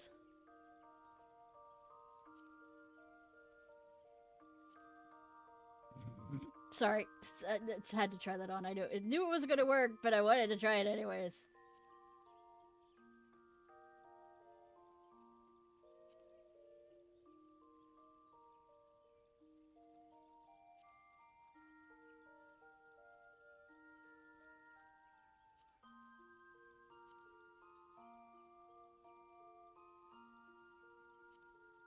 Yeah. I can dye that now, can't I?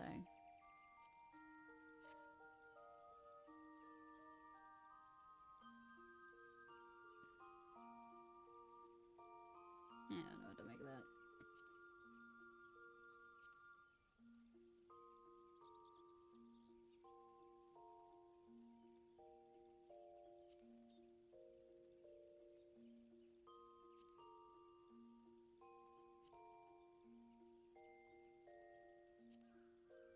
That's actually a hilarious thought, but nah.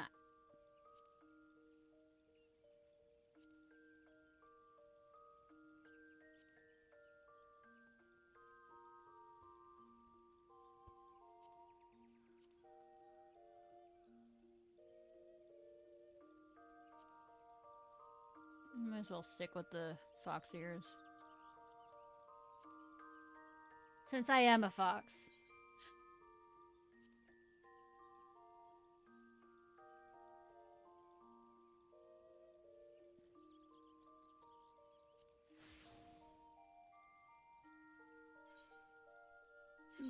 A bit cold, huh? Okay, we link this now. Have you ever played this Final Fantasy, by the way, Beelzebub? Buzz. Beelzebub.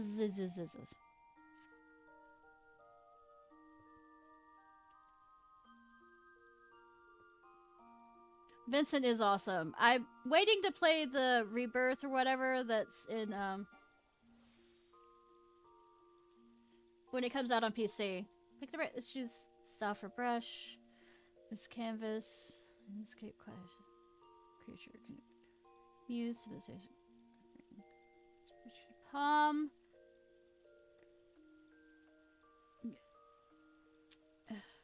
Paired with weapon canvases. Palette gauge, white paint, excluding certain ethereal hues. Oh god, this is nice. Exclude holy and white. Okay, what is this? Moving things around. No. You're fine. You go. Self-cast. So dreaming goes here. Can I res? I don't know if I can res. That will definitely go up there.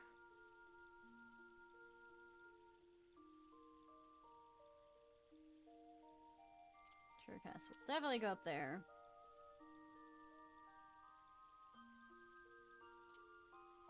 Smudge is a dash forward. I don't know what I'm doing! I might as well try out the class to, you know, perfect the next part of the quest, so I... No res. Thank you for the notification of that dragon. I mean, I would think... outside of, you know, since it... subtractive. God, this is... color theory all over again. Hammer time. Ah! Jokes.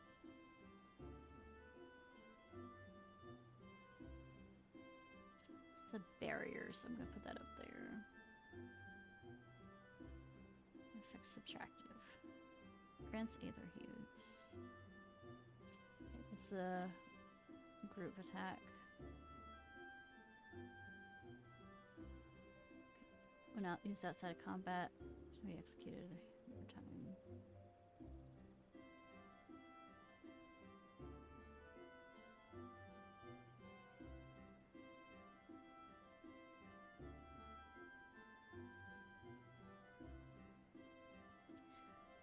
This feels a bit like Red Mage.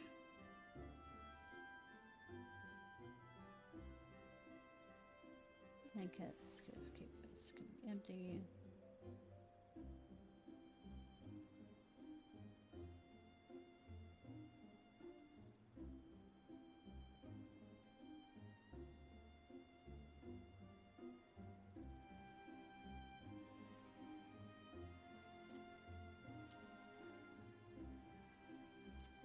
My enemies, usually that is what I put into that.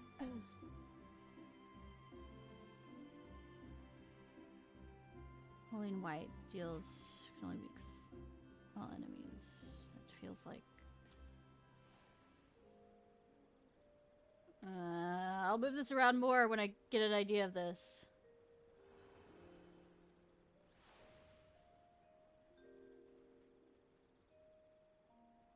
Okay. Believes an apology is in order. You sure about that?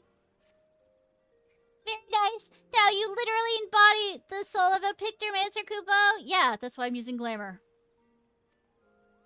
When a pictomancer's brush may look like a big paintbrush, it is in fact stylized variety of a staff. That said, you're probably wondering why we don't just use staffs. Simply put, it's much easier to bring your imagination to life through the medium of art. Magic brushes and ink allow a pictomancer to express abstract thoughts in a deliberate manner, Kupo. As I mentioned, though, it's ultimately your imagination that matters the most. For the wisdom of pictomancers is passed at your disposal. You already possess the artistic skills you require. Yeah, I'm an artistic artist in real life too, so yeah. Now, as much as I would love to get you to painting right away, there's something we must do first. You must go to Africa's altar and apologize to the hero you mentioned. And by we, I mean me. Off we go, Kupo!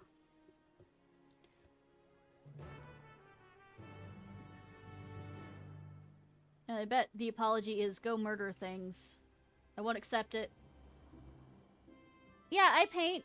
I haven't done much painting in real life recently, but I also do graphite and charcoal work.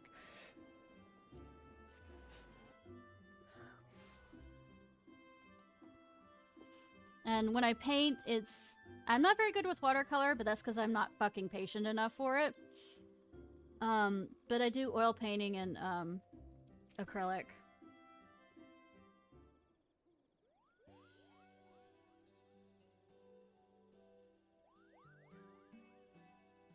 For the love of the elementals, no more complaints. I beg your pardon, adventurer. Is that Moogle there? Is that perhaps...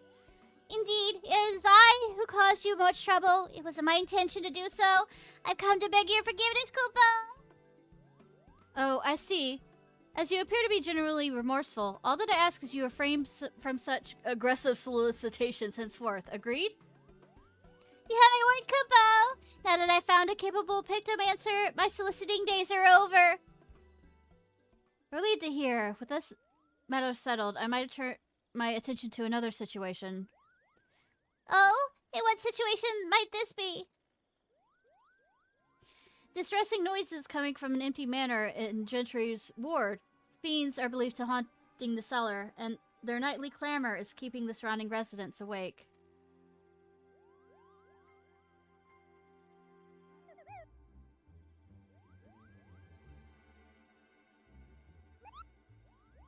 Fiends, you say? Ishnai here will deal with them, Koopa. Thanks for volunteering me. Remember, it is the spirit of Pictomancer to lend a helping hand, to shine the light of hope for those in need. It is also a welcome opportunity to put your newfound skills to the test. I'm gonna die. I know, right? Rest assured, I'll be there to offer sage advice every wing flap of the way. I'm not a sage. I'm a Pictomancer. Your offer is a kind indeed, and I'll accept it with thanks. The Gentry... You're not even going to ask who I am? Ward is situated just past Alpuka Falls. Proceed there when you are ready. I still need to finish the Summoner quest stuff since I have it all the way up. But I don't wanna, because I don't like playing Summoner. Well, we are, aren't we, Ishnai? Let the Pictomancy training begin, Koopa! Hi, His Royal Hairiness! Have I learned all the traits and stuff?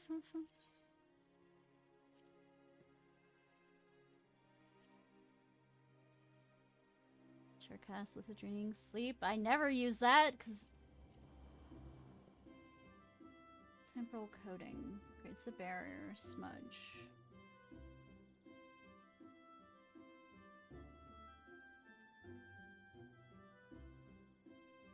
Feature motif. Well, I'm surprised some of these didn't appear. Oh, it's the same thing. Thank you for...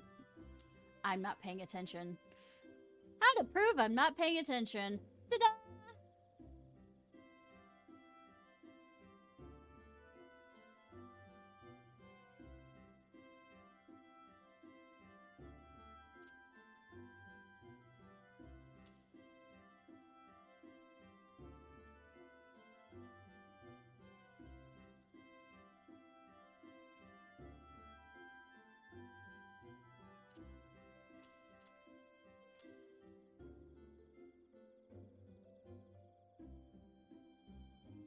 So I've got...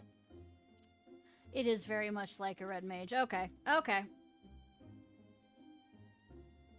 It's decidedly like one.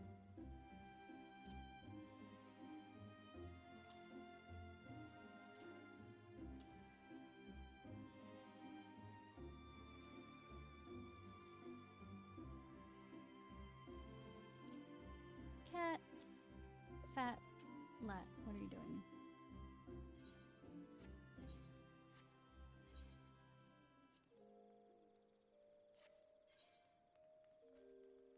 Alright. Maybe die epically. Maybe flounder epically too.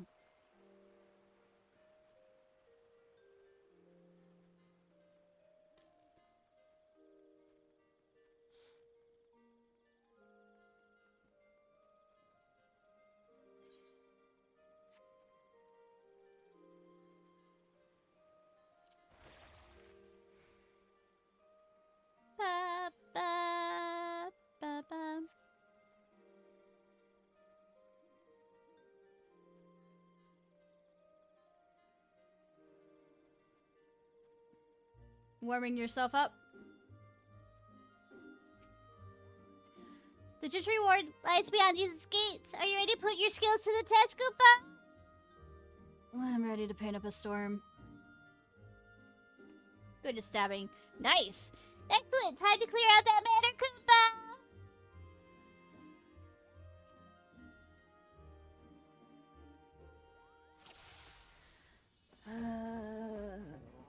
We're back in that manor. Here we are, Koopa! Of course we haven't taken up the part of the Haku Manor or whatever. So, before we get changed, let me expound upon the fundamentals of pictomancy. Maybe you should have done this earlier. You must first paint a motif on a canvas. Only then can you bring it alive. Try making a palm motif. Go on, don't be shy.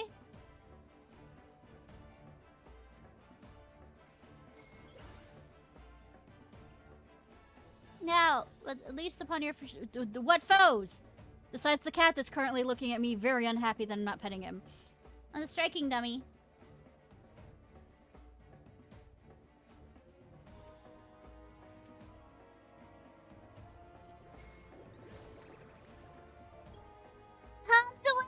Splendid work, Koopo! Not right now, cat.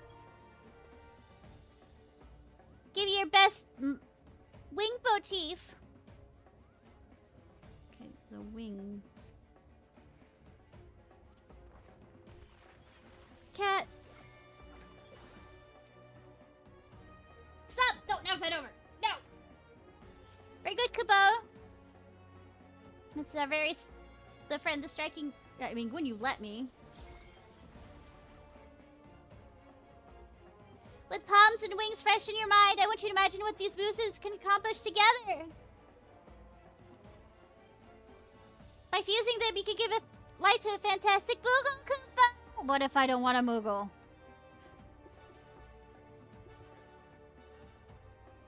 Think big, magnificent thoughts. Envision your new friend, the Mog of the Ages. Can I...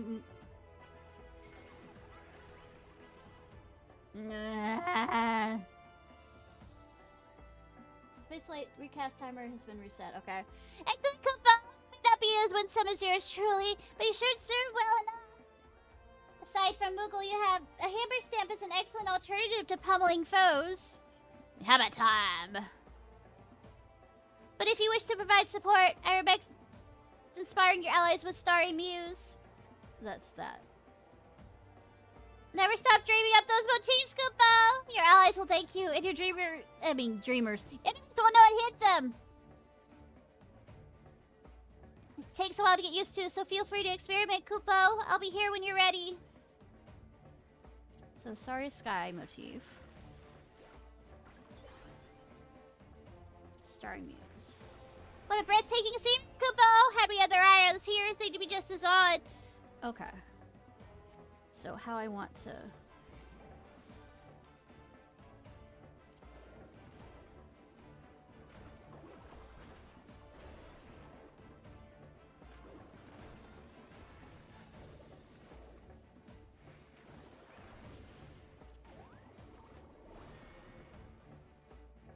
Okay, I understand what I need to do. Moving.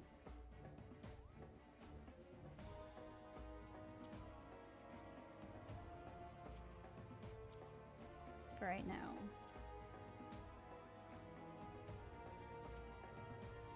Since it's a buff, I'm moving it this right here.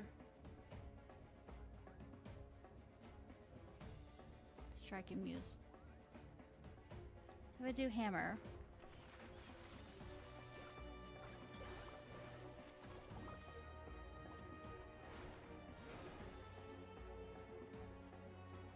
Can do it multiple times.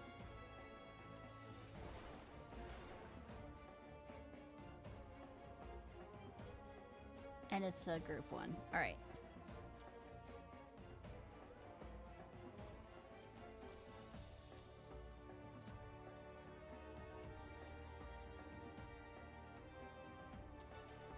Cat, stop. Subtractive. Those right over there. Actually, I had him in a better position there.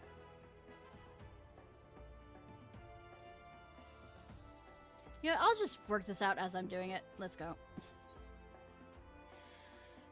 All set, Kupo! It's time we silence that noise! I'm gonna die multiple times, aren't I?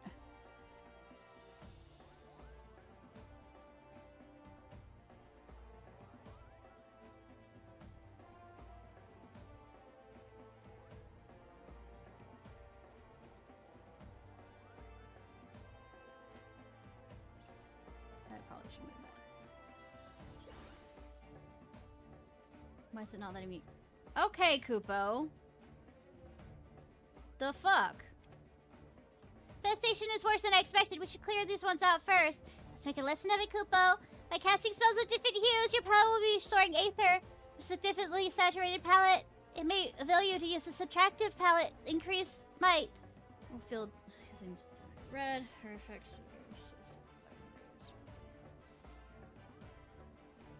Like I said, this feels very like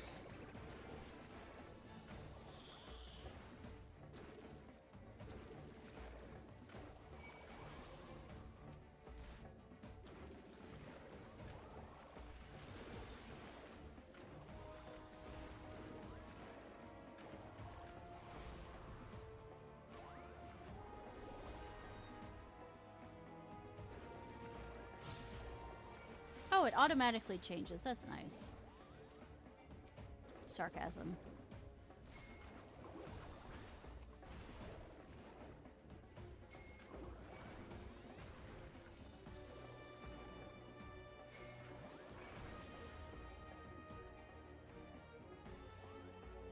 Natural and subtractive palette, Kupo. I wasn't in when I had color theory in college.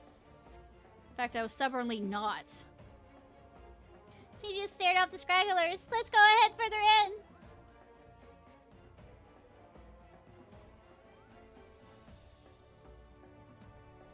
My, what iron ball you have. Rock solid, or more like rock solid ball. Ah, now that's an obnoxious noisemaker, Kupo.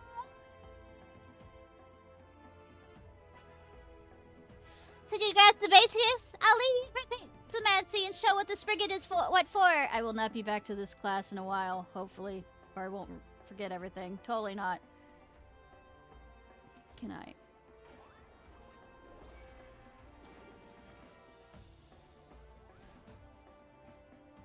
Come on.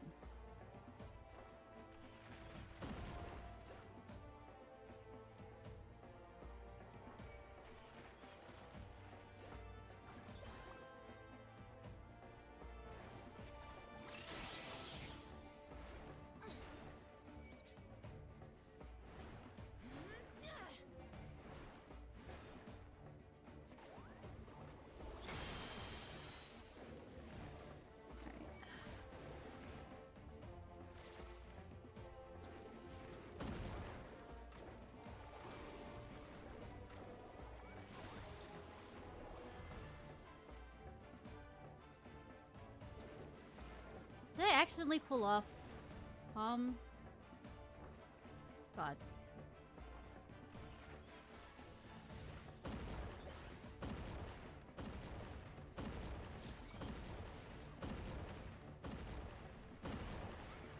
No, I didn't. It just changes.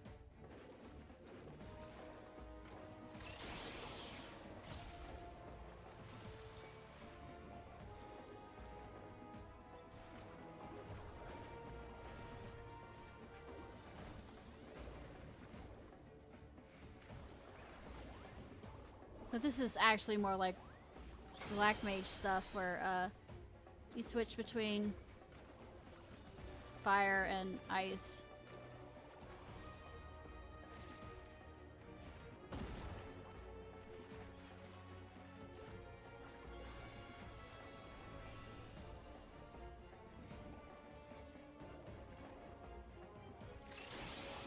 At least that's what it feels like to me. But I could get used to it. Eventually. But we all know how lazy I am. I still have a bunch of other classes to work on.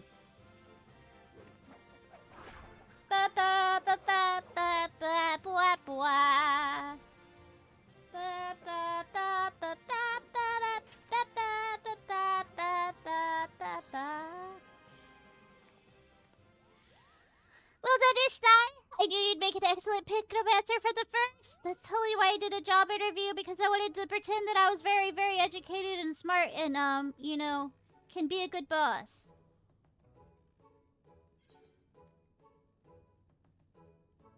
Did you really, though?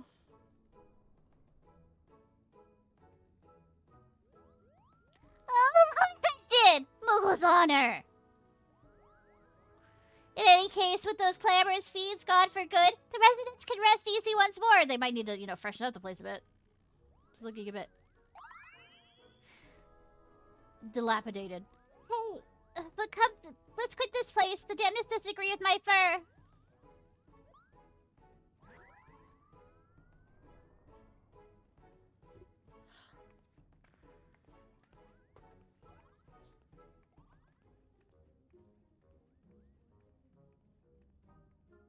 Bum, bum. But then we're heading back to the main quest. I am just being distracted.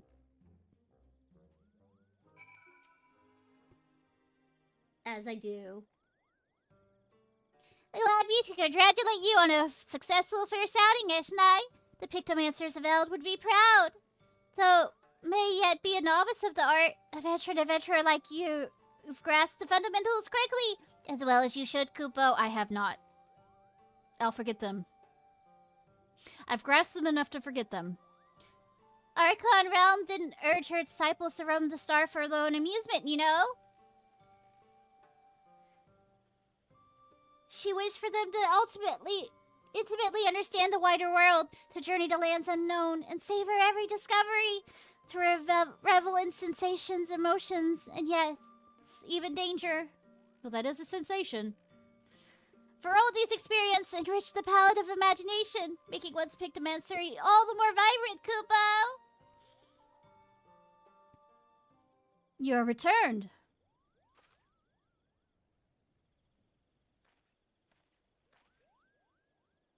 I began to worry and came to see whether all was well. I dare hope you've dealt with the fiends.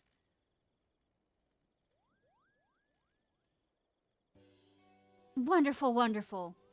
With this, all outstanding matters of concern have been addressed, and like the residents of Gentry Ward, I too may sleep soundly once more. You both have my heartfelt gratitude. May the matron keep you wherever you should go. I killed her. I mean, she's fine. Did you see how happy we made him? That's the power of Pictomancy for you! I mean, that's the power of, you know, doing somebody a good service. Pictomancy just happened to be involved in it this time. This is only the beginning. As part of your training, you and I shall travel near and far, searching for those in need just as Archon Realm once did. But you mustn't forget our promise either. Before we take to the road, I'd like to see if the locals know anything about my friend. In the meantime, I bid you dedicate yourself to honing your skills, Kupo. I will eventually.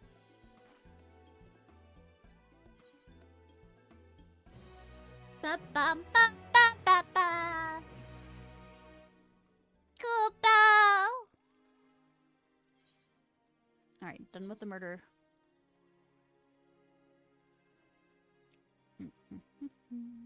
Running back to Dragon. As we sally back to Tallulah.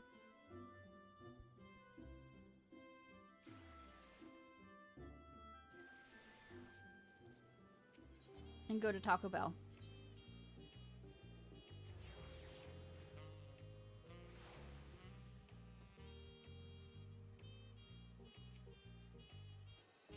A golden alpaca. Alone, I may have tried to track the beast myself.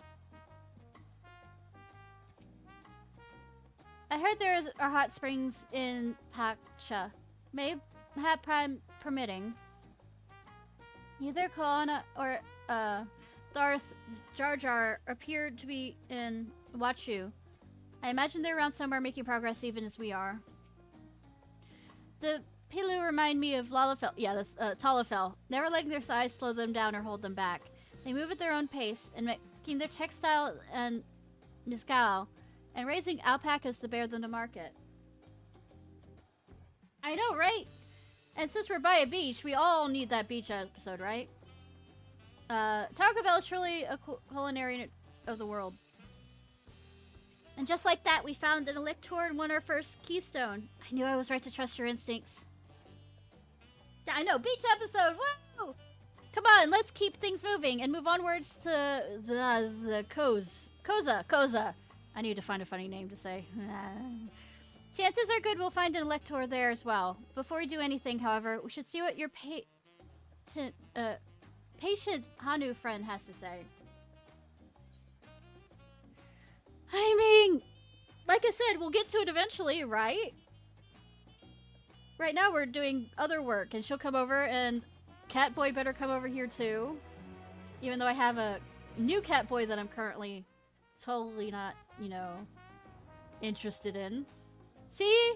Grahatia? He didn't come back over here. I'm joking. Everybody's in my harem. It's fine. I've been quite content waiting here, dining on the third promise's coin, but it seems you're ready to ask your questions now. So what is it you'd like to know? The route to Okahanu. We go south through the Arch of Dawn, and then follow the road which runs alongside the river. Is that right? It is. Be warned, however, my brethren tell me the recent storm has rendered the path even muddier than usual. The footing is quite poor in some parts. Far worse was the destruction visited upon our homes, though. Houses were torn apart, and several people injured, if not killed. Even our beloved festival is in danger of being called off this year. You, the Rio de Janeiro? You're still planning on going? I must urge you to proceed with caution. We'll be sure to watch our footing, thank you. I mean, I was busy, like, in the in-between time, absolutely having a conniption fit watching Stadia without it aired on. Now, I worry for the Hanu. It sounds like they were hit hard by that storm. Anyways, if we're bound for... you know, I'm just gonna... Kozuma. We should head over there, over to the Arch.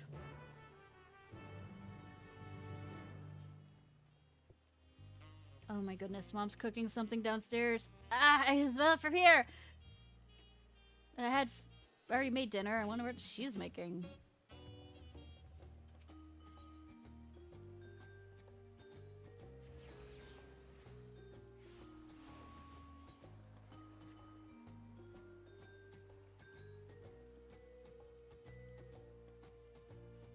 Yeah, but I'm suspicious on how there are different parts that are colored yellow. I guess it's symbolizing gold more than anything else.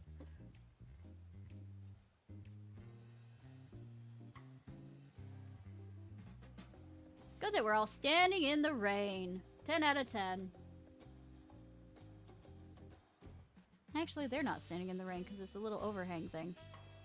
Or it's still not that far.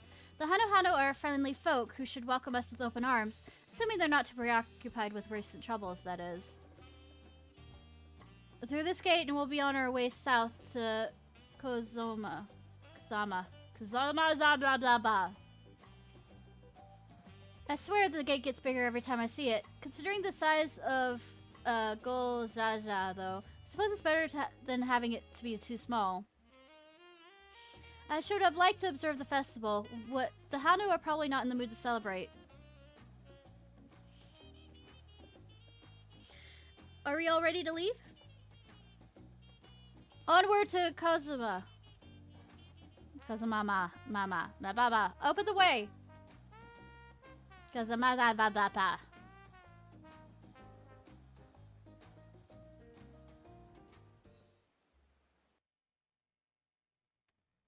What are you doing, Cat? You are looking suspicious right now, Cat. Kozamauka, the land of rainbow terraces. Raining, currently. It commands the gaze of all who visit without fail. The many-colored marvel. It's raining. It's a many-colored rain. An endless torrent of water cascades over sheer cliffs to shape the wetlands below. To its relentless flow, all life must yield. Wonder what it looks like without the rain. Together with Wuklamat, we proceeded along the Marcy Trail, a road upon which the Dawn Servant and his comrades once traveled.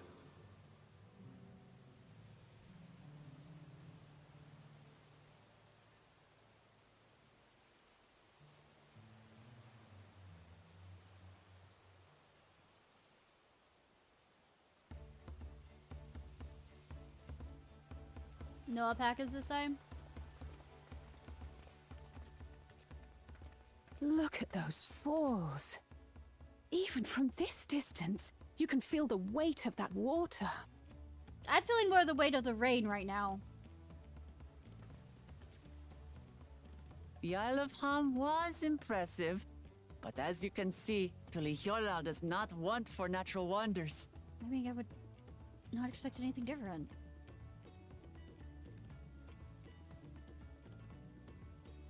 The ground is swampy, so watch your step.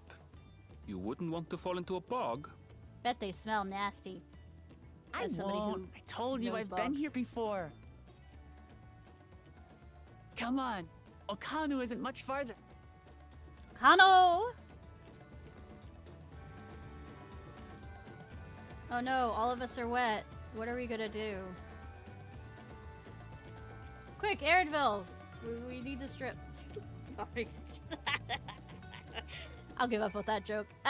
No, giving up. Oh, y'all go away. I love to stand at the bottom of those huge waterfalls and bask in the majesty of it all. Pity they're so far away. Well, maybe we'll probably get there again. Wetlands is an apt name. Much of the ground here is positively saturated. In the rain, too. There's no stopping the third promise, is there? Good thing she has Aaronville to keep her from getting lost. For all his grumbling, he's certainly there for her. Everyone should be so lucky as to have a loyal childhood friend. Alright, let's get moving. If we continue along this road, we should find ourselves in the village before long.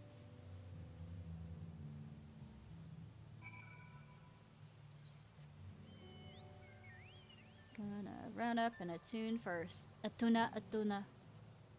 I don't think we can fish for tuna here. That was a fucking bad joke. Ah! I'm full of them today! Tonight, probably tomorrow too. I will be streaming on Tuesday, even though I don't normally stream because it's Christmas Eve.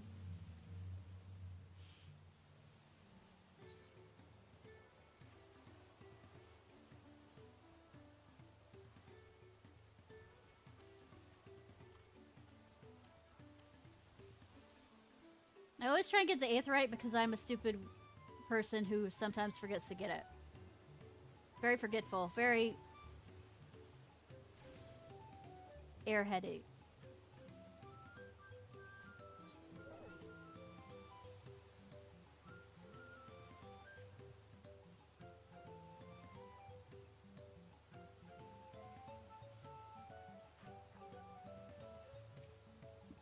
So this is Haruhano village. One can tell at a glance how very different their culture is from the Vanus. Oh. Stupid distracting waterfalls. Did you trip? Assuming we have the right idea, one of the Dawn Servant's electors shall be here somewhere. Yeah, it's probably the leader, like before. The water from the falls must flood the wetlands and flow into all these streams and rivers. Yes, that's how the water cycle goes. Everyone has arrived. None worse for wear, except for a certain third promise, who slipped in the mud despite my explicit warnings. Hey, I asked you not to say anything! Anyway, this is the Hanu village, where I was telling you about, Ohano.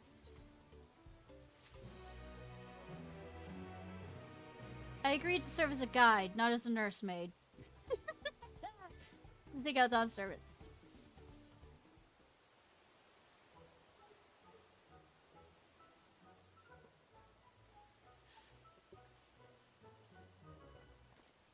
You know, for a rainy place, you have a lot of open spaces. It's like our friend said, the people are in no mood for festivities. We can only assume they're still recovering from the damage wrought by the storm. Indeed. Well, let's do what we came here to do and find this elector. Or he comes to find us.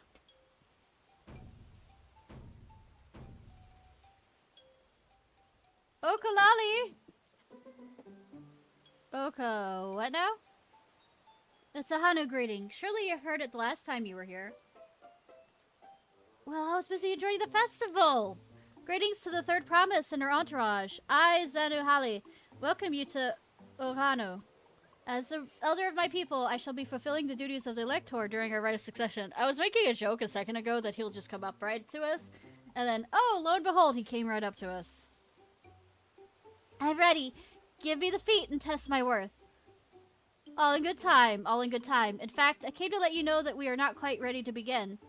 For a moment, please enjoy the hospitality of our village.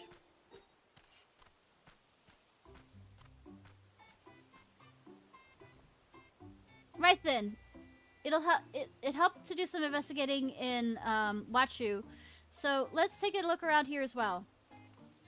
May I suggest a division of forces? For instance, Erenville, Alice, and Kiri might concentrate on the southern half of the settlement. Meanwhile, Waku Lama, Ishnai, and myself shall handle the north half. Oh, you just want to be around two cute ladies, right, Alphino? Sounds good to me.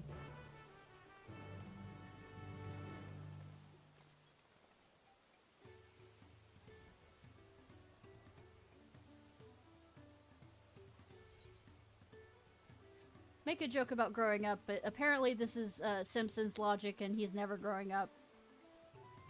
He'll be 16 forever. That's a horror story if I have any.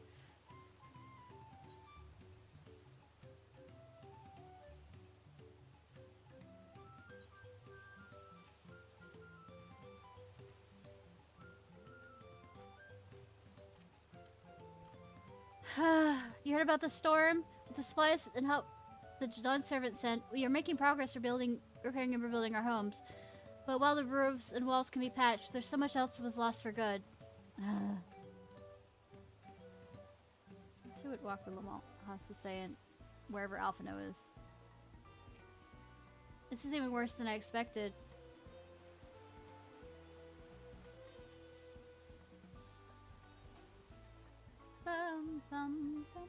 Alphino, where are you? Said you went north and then I can't find you. Is it because I made a joke about you wanting to spend time with us? Ladies? Is it? Is it? Are you avoiding me?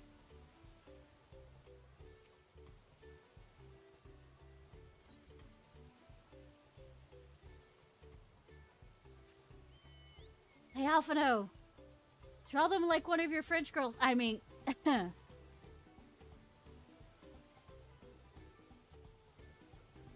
Just hoping that would get him to show up. One of those Charlian girls. Alright, fine.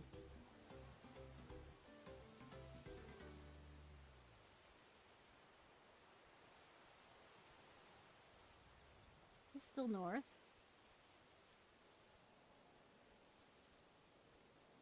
I can always check to see if there those in the south, if they have anything to say.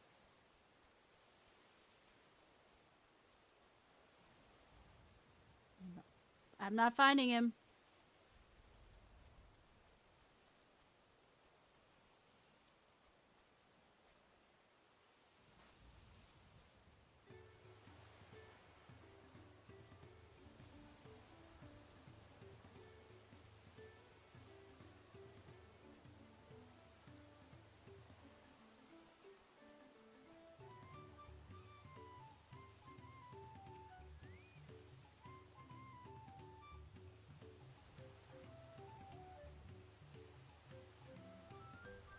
Ba ba ba ba ba ba ba ba ba.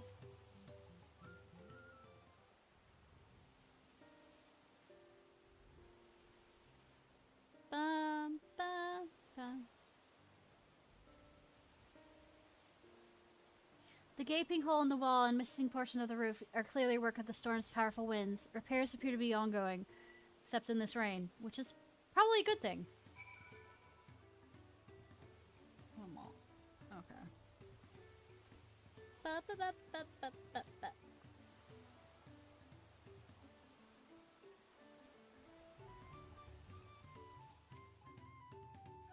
A lot of houses are still damaged. Oh, good, the rain stopped. and the Hanu I've spoken to are not their usual cheery selves. The storm broke more than wood and reeds. There's something I could do to help them. I'll be going to look around for a bit more.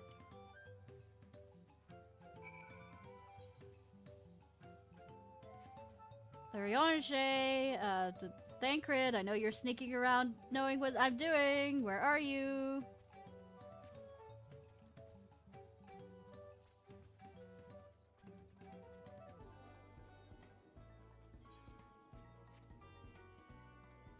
Bundled reads. Bum, bum, bum, bum, bum.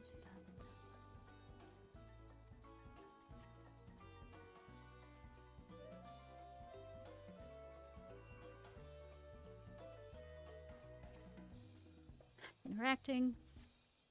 The dry and shrunken bundles suggest the reeds have been harvested some time ago.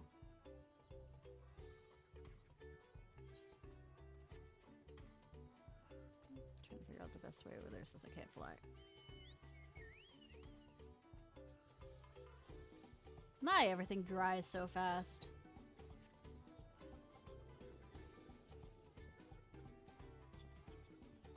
There's an Alphino. Did I go to the wrong one? That way I didn't see you? Some manner of boat? Nah.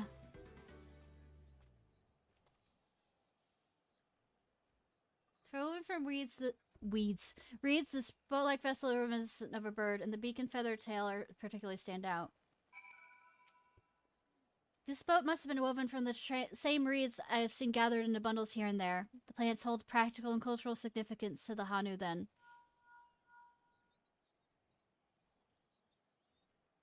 Kitty, hello, can you all hear me? I'm told they're ready to receive us now. Come to the large building in the south of the village. On my way. We ought to hurry over too. Yeah, we have Prolinks and we still only use them a fraction of the time we should.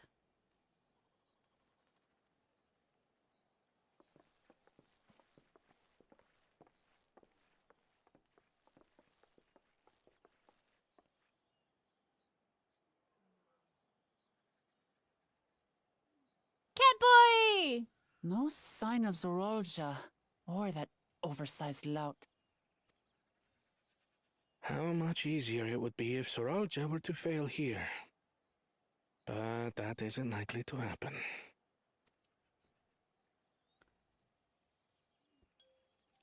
Honored guests, I am Zanuhali, Elder of the Hanu. I was like, we have a new Catboy to totally not pine over. I am also an elector, charged with judging which among you is worthy of ascending the throne. Without further ado, let us talk of the feat. The feat.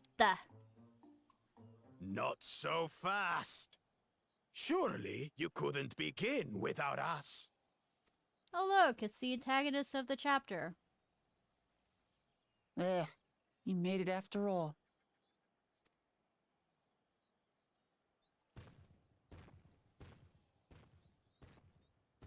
Look, he's not even creative enough for me to, like, you know, figure out a name for him. He is the antagonist of the chapter.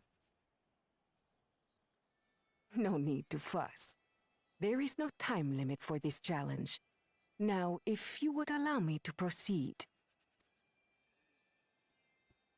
It is here, in Okanu, where my people forged a bond with the Dawn Servant during our own chapter of the Tuli Yolal saga.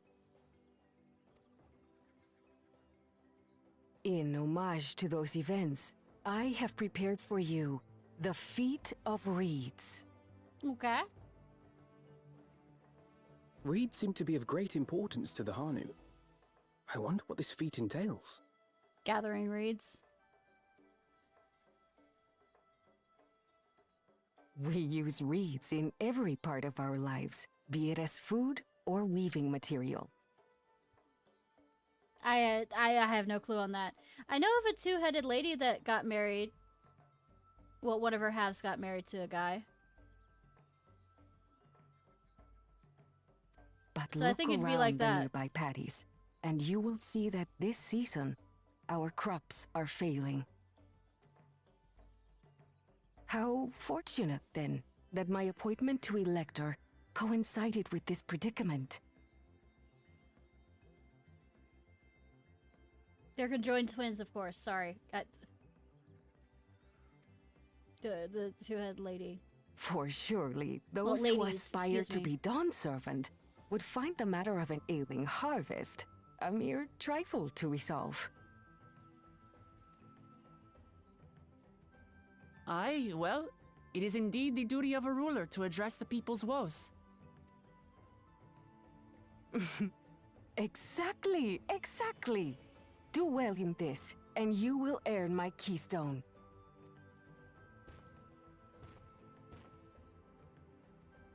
Why bother mucking about in the mud when we can take the stone by force? Oh, you're adorable. Not happening. Oh, mercy me! You are a hot-headed fellow, Bakul Jaja. I will stop you. I'm quite sure everybody else here. Some electors may enjoy going toe-to-toe with scrappers like you, but I refuse to entertain your base instincts. Yeah, you're a base antagonist. Think about that. Arrangements have been made. Should you attempt to engage a feat giver in combat without their consent, word of your immediate disqualification will be sent to the palace. If you're still feeling feisty, then by all means, draw your weapon. Damn, girl.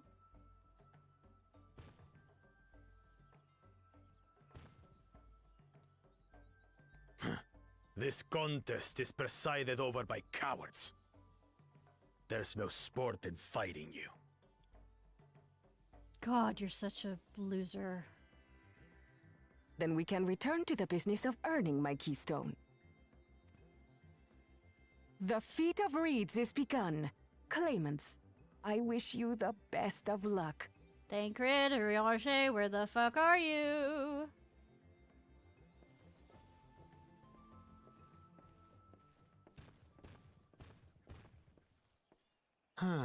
The clever kitty crossed the seas to study foreign novelties. He might know tricks we don't. Alright, Beelzebuz, thank you so much for We can joining. use. What of Little Miss Mittens? You know the answer to that. Compared to the first and second promise, she's a distant third. Not even in the running. Not enough. So keep monologuing, hun. Then we see eye to eye on this, brother. Being Bakul Jaja so long with me has rubbed off on you.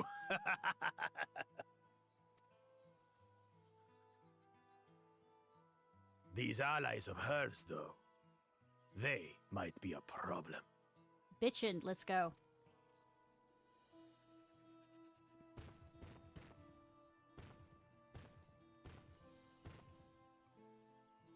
I'm quite sure the cat boy Damn has it. an idea. I'm just as qualified to be here as they are. I'll show them. That cat boy will understand that they'll be Easy trying now. to be tricking. Also, There's no because they time have limit, remember? Let's keep calm Urianger and and think things through. Thancred on that side. Especially with what Thancred's Right. studying espionage right. and stuff. I won't win against that lumbering Vidrol by losing my head.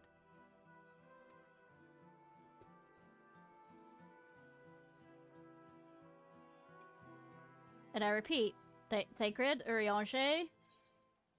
Especially you, Urianger. I thought you said not being dishonest with me. Though this is lying through omission again.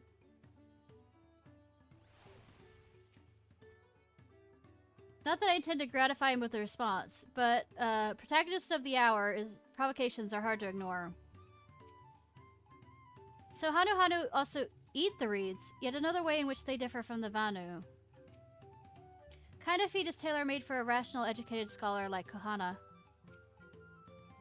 I understand not wanting to fall behind, but rushing ahead risks playing into our opponent's hands. Let's not do anything reckless and think matters through.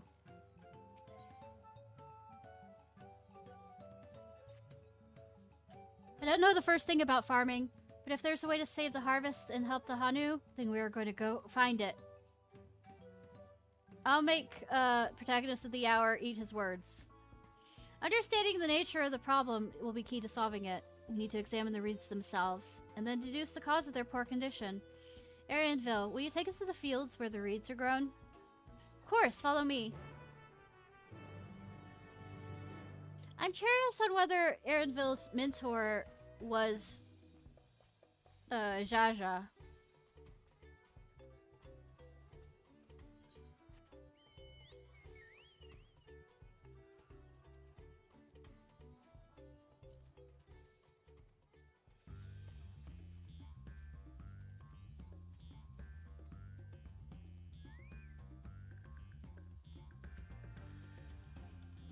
Though I thought these feats would have helped us battling dire fiends or similar, agriculture is a far thornier project. I see. They irrigate the fields by diverting water from the neighboring river. It is unlikely the reeds ever dry out. What about what I saw with the rice fields? I wonder if that'll bring into the conversation. Look at these fields! Why, it could be a painting. She knows... I know she wants to do her best, but she should be careful not to make promises she cannot keep. Like I say, is there something in the water? Kind of like where there was that... whatever disgusting thing that was on top of the water thing, or... With that, Lupin who couldn't do anything but use his sense of smell. You can all stand back. I'll get to the bottom of this problem in no time. Give me strength. Let us all scour the fields and help our bold leader identify anything unusual. I mean, she's not want for, you know, passion in what she does.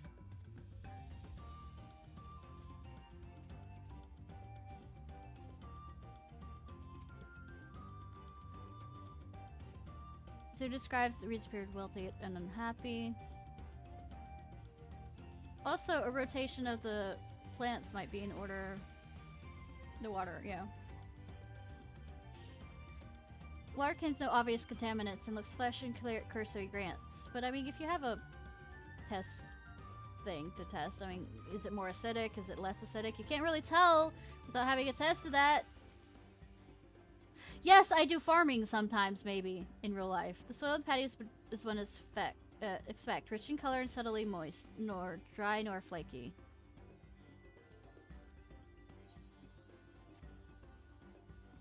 I also play too many farming games for my own good. Lethargic frog. I mean, if the frogs are lethargic, it's something with the water itself then. A small frog catches your eyes. Strangely lackadaisical, it doesn't even bother to hop when it eventually scurries away.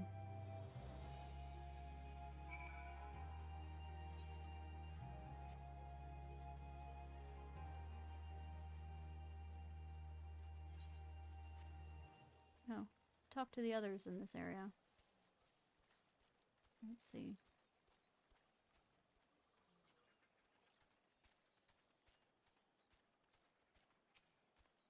Oh, a water strider. A bit sluggish though. Maybe a more water shambler. Shambler? Not amiss with the patties themselves as far as I can tell. I mean... Any luck?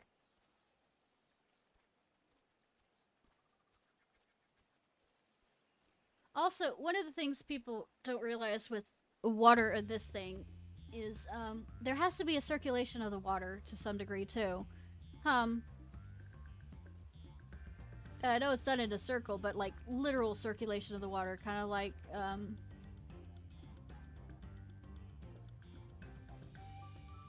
rather than just from one area, so that the nutrients are mostly shared with one area than the other.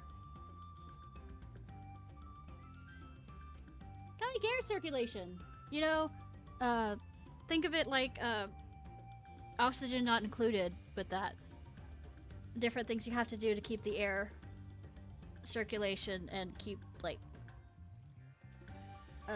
heavier ones or keep them in certain areas. Seen enough? I'll call everyone together and we can share our discoveries. I'm not overthinking this. Shut the fuck up. See, games make me intelligent, except when they don't. But I mean right now.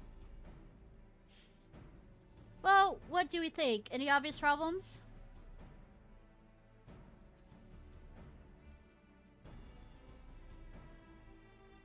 I agree. The water looks to be of good quality, as does the mud in which the reeds have been planted. The frogs and insects are unusually torpid. That suggests the problem is affecting not only the reeds, but the creatures who live among them. Could something invisible to the naked eye be polluting the water?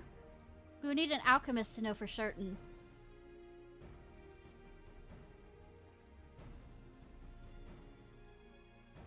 I don't have much to add about the fields, but something else occurs to me. When you describe how the creatures seem lifeless, I couldn't help but reminded of all the listless villagers. They suffered a terrible tragedy, I know, but there is another reason for their flagging spirits, I believe. Go on.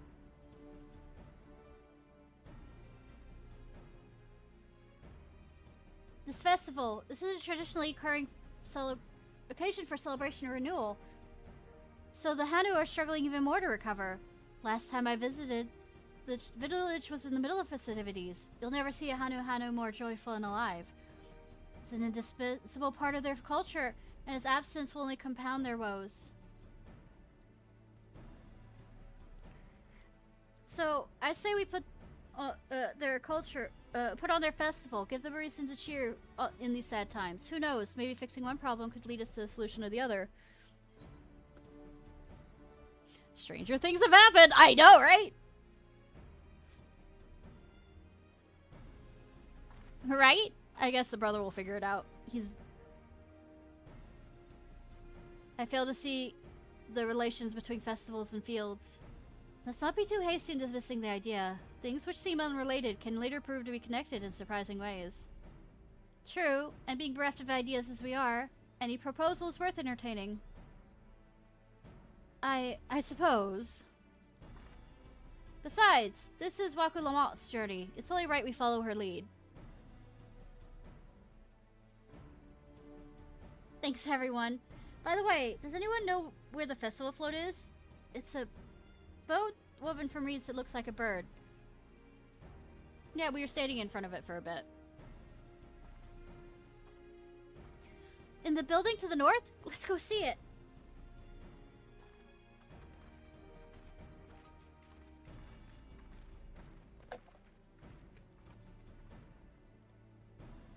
Much less debatable. There's much less debate when I'm traveling alone. I mean, people have different opinions.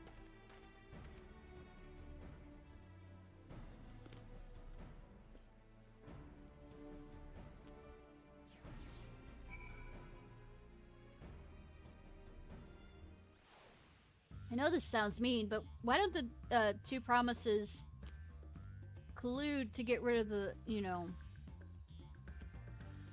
a villain of the hour? I don't even remember his name. Haven't even bothered learning his name.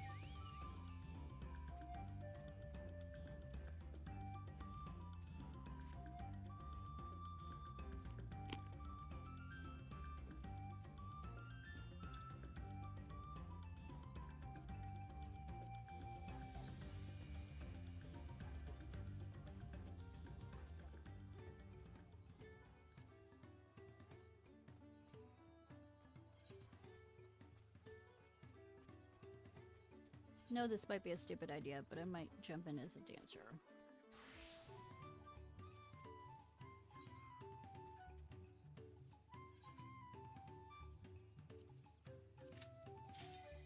I didn't realize it'd be that fast, but okay.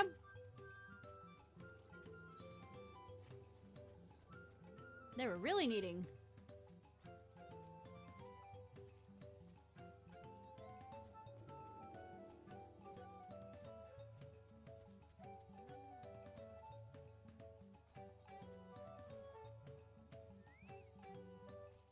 Look at the size of this thing. I hope they don't expect me to help carry it. It's not that big.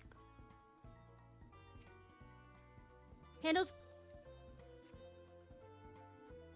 Okay, what horrible low-level thing are we about to do? Ta-da!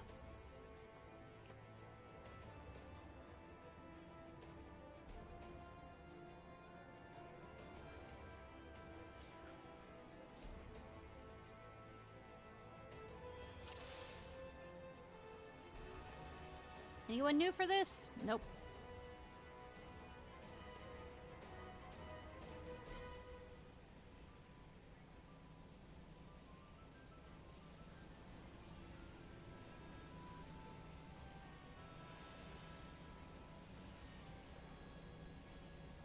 Da da da da.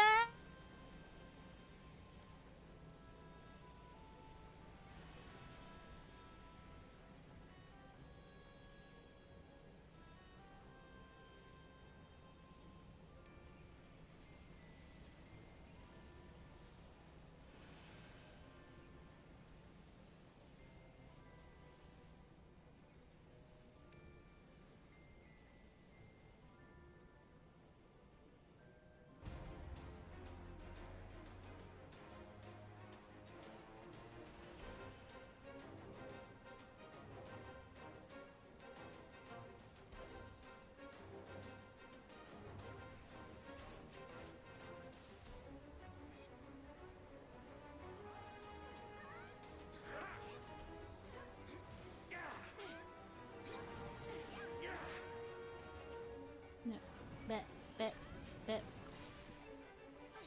Remember, be nice to your healers. They can sometimes be nice back to you. Sometimes.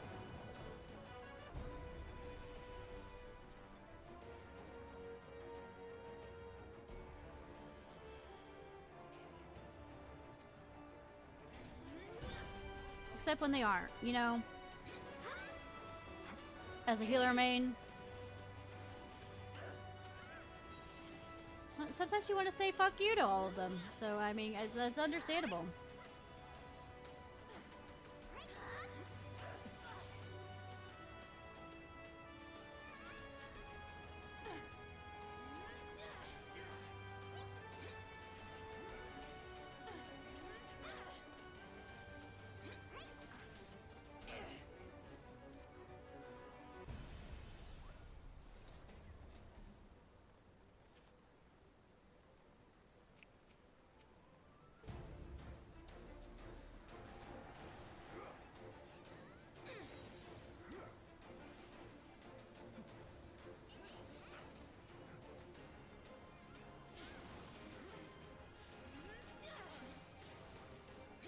Dancey dance. I know, right?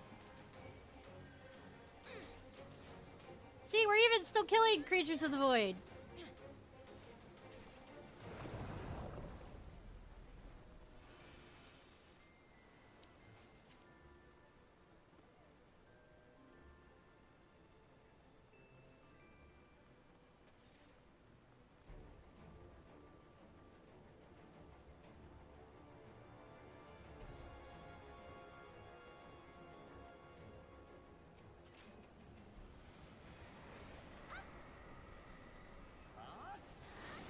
After we did all that, you know, quoting about, you know, saving the void, we're still killing.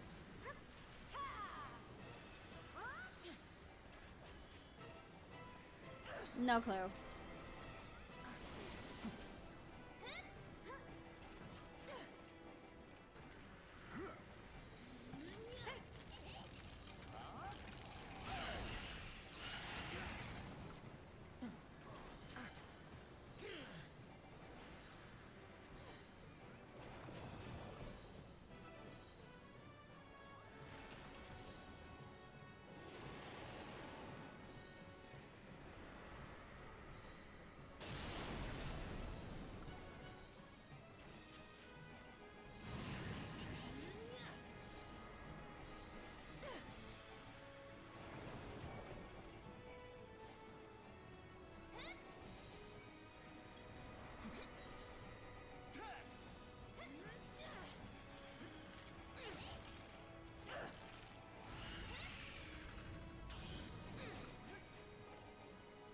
I don't want to be in this bone zone, please. Please, please.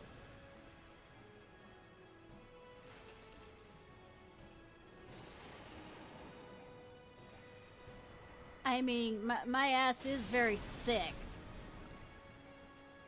Move continents, that ass.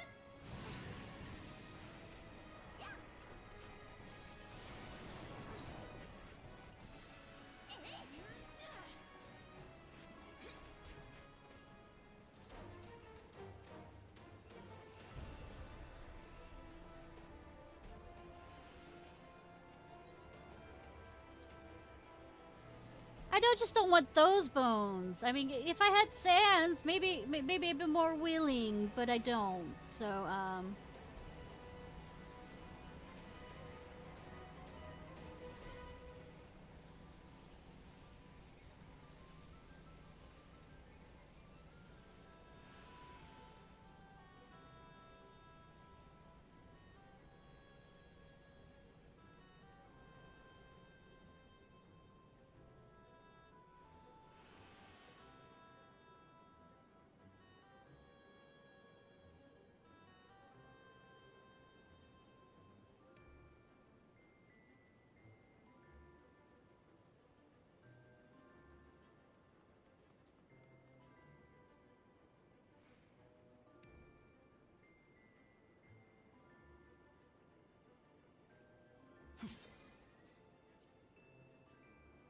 god, somebody doing a ready check. What's this nonsense?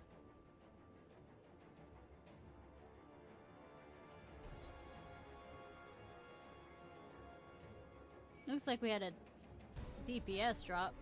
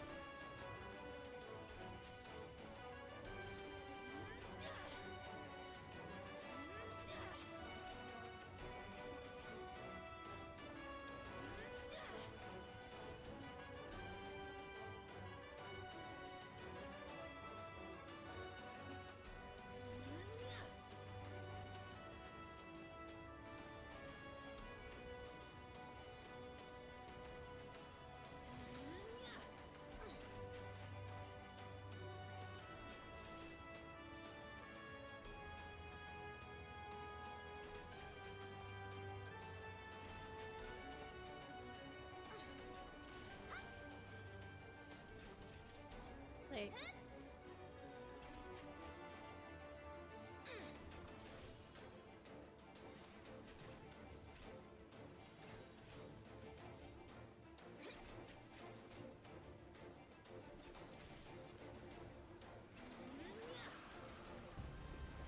There we go. Say, we are having problems with Alliance A staying on a single pad with 4 people.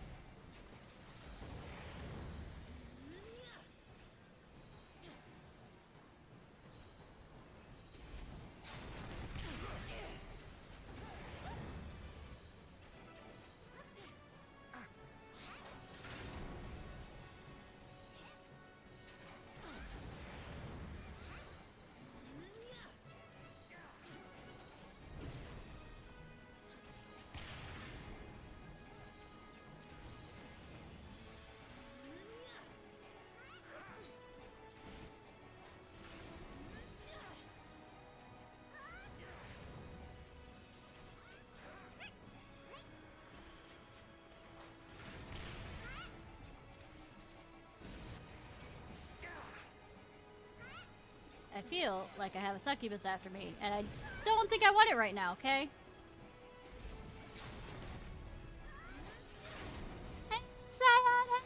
Ooh.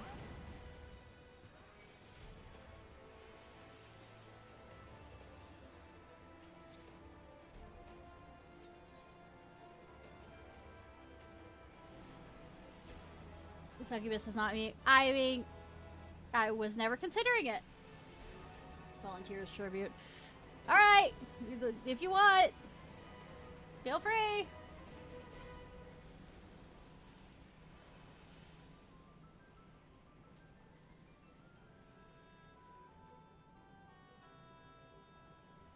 The succubi are now dead.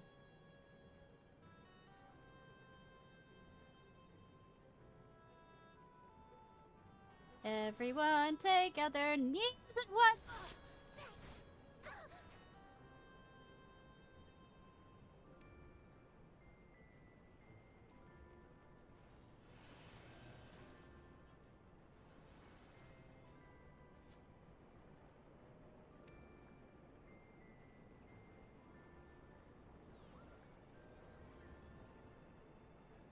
I mean, succubi of old weren't actually pretty. They bewitched them into the person into believing they were. Well, they were ugly, nasty creatures, according to, you know, Christian lore.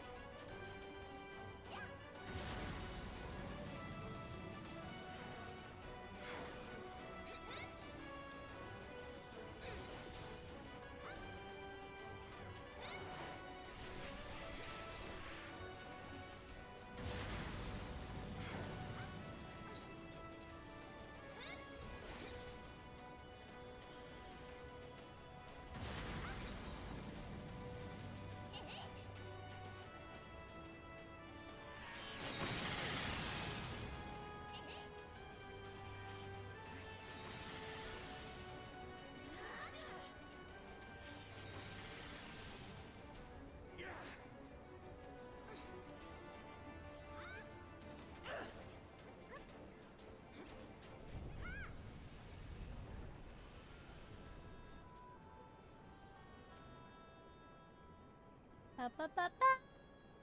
Ba ba ba ba. Magical chart. Same! What? Think this VTuber is here just for looks? It is.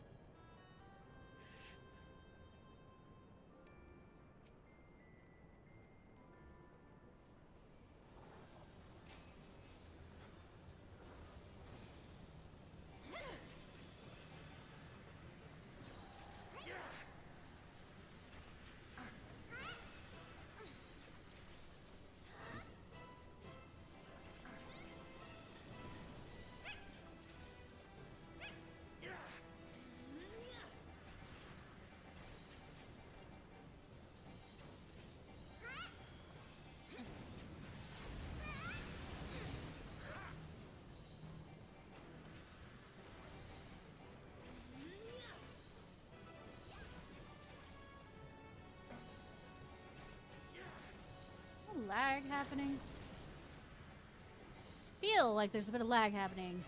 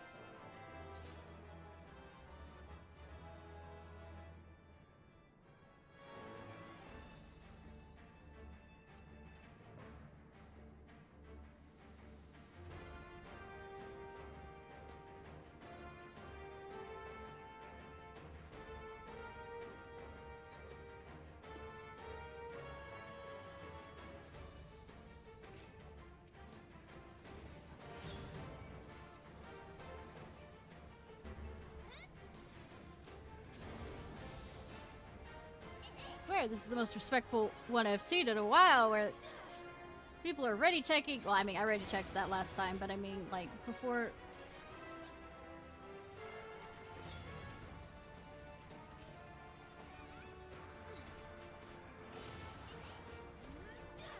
I just realized that person's name is Touch Me. I'm good. Okay, thanks.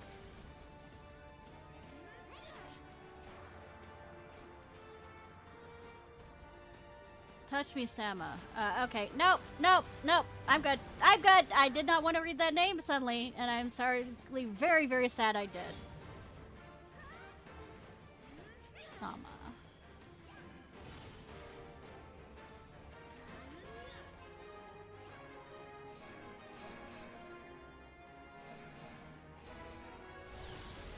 Right now.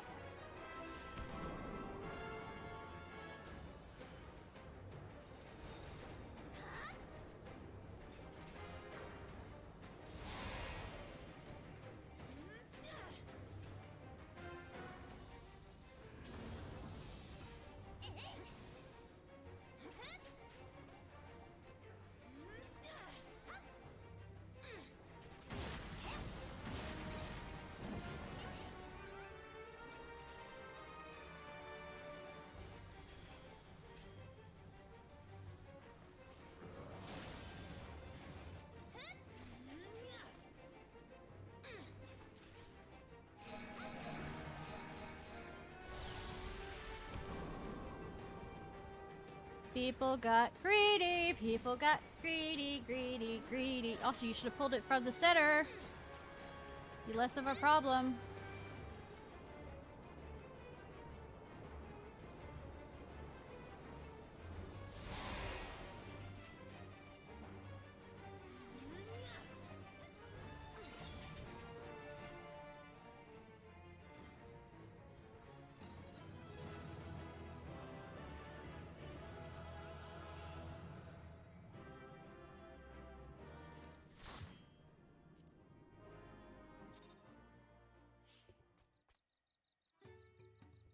Okay, switching back to Red Mage. Okay, what were you saying, Alphato? Handles give me pause before, but now I understand their purpose. I've never been here during festival season, so this is all new to me too. What a charming float! I wonder what bird was inspired for its design. Not them. Not at all them. Yes, this float is... this is a float I remember. It doesn't appear to be so much damage to you. We should take a closer look.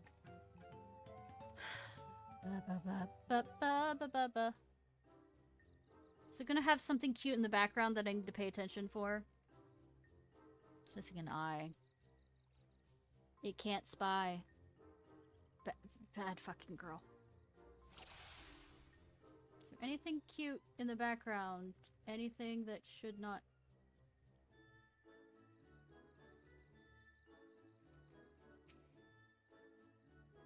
Kind of like the Exequatl.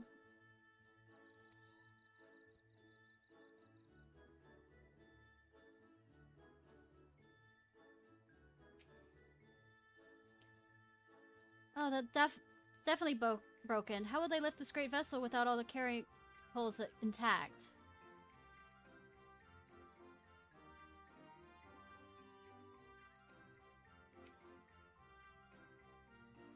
These tail feathers have seen better days. I swear the colors were a lot brighter last time I saw them.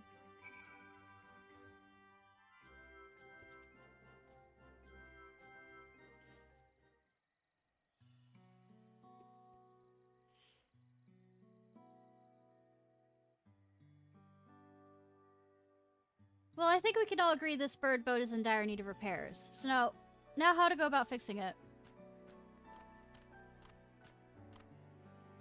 What's going on here?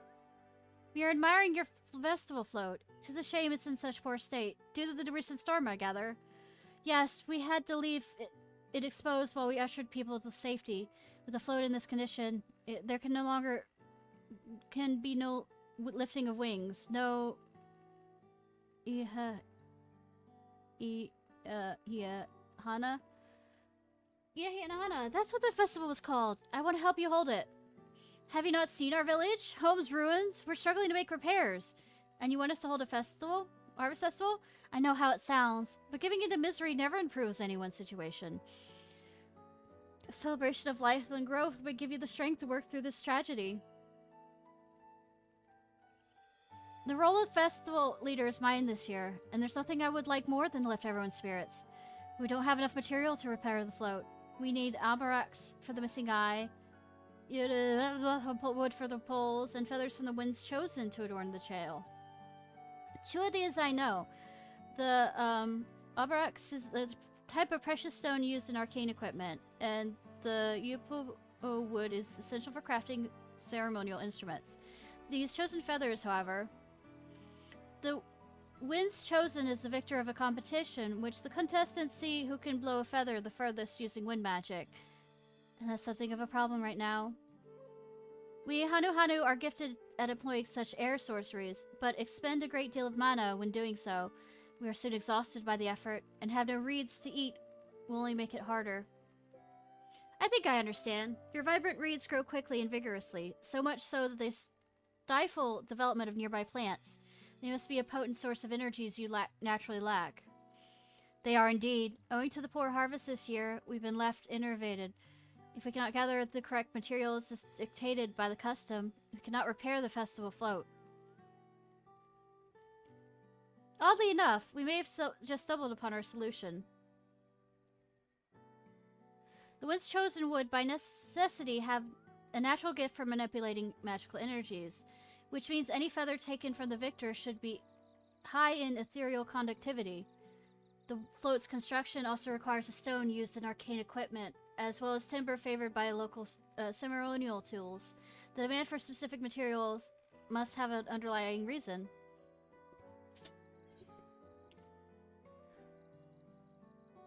The float might also function as an arcane device. Precisely what I was thinking. This boat of reeds is in fact an arcane focus of some kind. Focus for what? Oh, the is a harvest festival, isn't it? That means the float is made to encourage healthy crops. So if we repair the float and hold the festival, its arcane power might fix what's wrong with the reeds. We won't know until we try, but 'tis a sound theory. Celebration, prayer, and ritual ceremonies. These have all been known to elicit miraculous efforts. Wait. The float is a tool for magic? This is the first I'm hearing it. In the beginning, it may well not have been. After a good harvest year, there would be no reason to change it. But when the harvest was poor, new adornments were likely added, and those who performed the labor might have imbued their work with ardent hopes for a brighter future. Through the years of trial and error, the Hano might have refined their festival float to a focus for harvest prayers. Incredible. I know you're practically fainting from hunger, but reviving Anna really does sound like a solution to all your woes. I promise we'll do everything in our power to help you. I'm still not convinced about this focus business, but I accept your aid nonetheless. I will introduce you to the shipwright who's been maintaining the floats these last few years. To replace both the eyes and the poles before, so we should know where and how to procure what we need. Then allow Alizé and I to acquire the feathers. We will encourage the people of Akuhano to gather and vie for the title of Winds Chosen by sharing them our own reservoirs of mana. I'll go with you. I carry some alchemical brews that may afford the same effect. Oh, but I can do that too. I have a lot of magic. I'm currently in my magic form too. The three of us will visit the shipwright then. Not without me. I work hard to fix the float as best I can, and the responsibility is mine after all. I have not introduced myself, have I? My name is Linu Hanu. Nice to meet you, Linu Hanu. And certainly, let's all go together.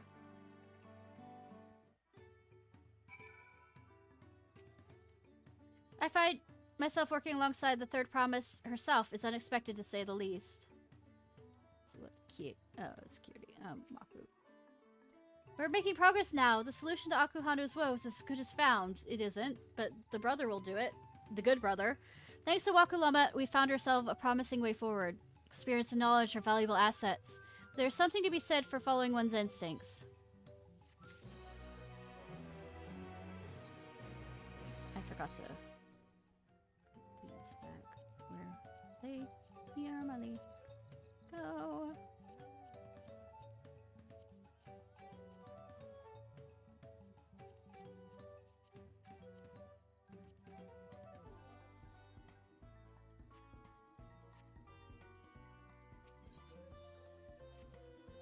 Let's see what... I wonder what matter shipwright repairs reed-woven boats. A Hanu Hanu. The shipwright's name is Wok Ivu.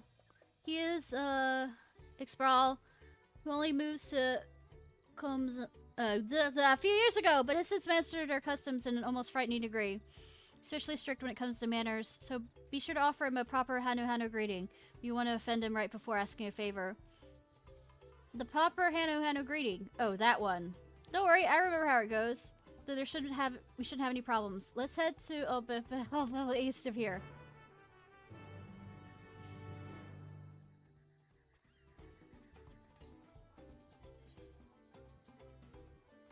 Good that it's where I'm going.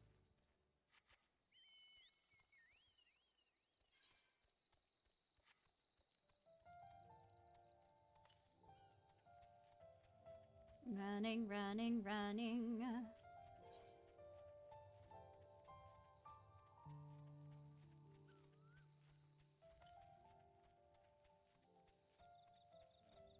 Okay, let's go ahead and grab this one at least while we're here.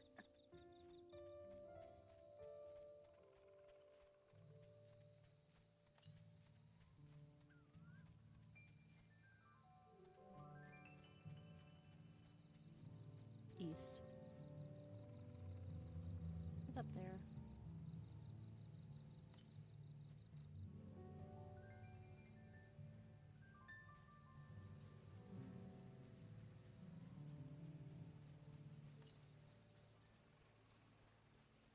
Oh, there.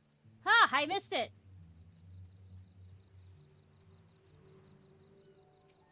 I'd love him even more if he was voiced.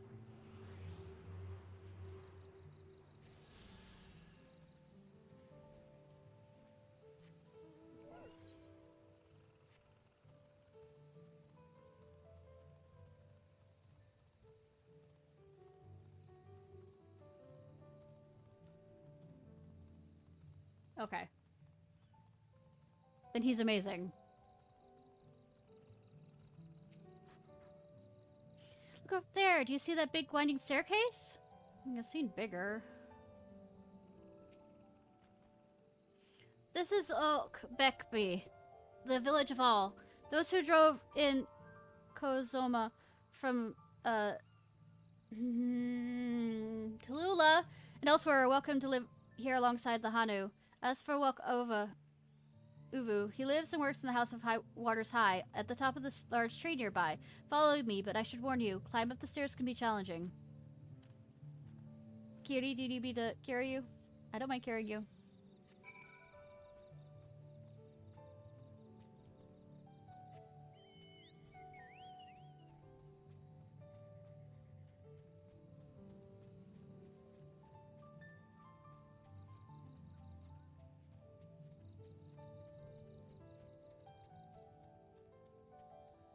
So the reason why it's called Waters High is in case it floods. And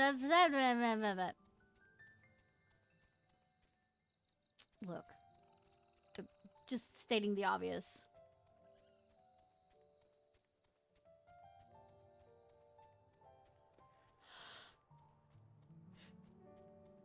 You doing okay, Kiri? I'm hoping to enlist the man's aid, so it pays not to be rude in any case.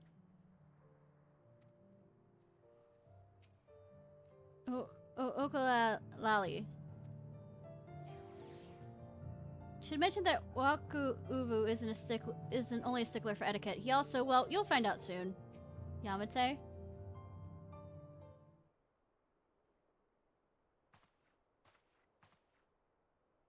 Hmm?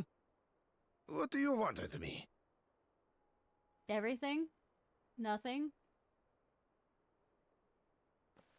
Right. The greeting.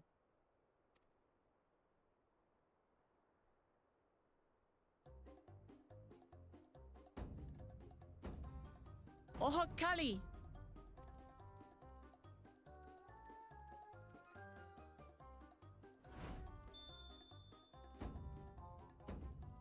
Oh, Kali!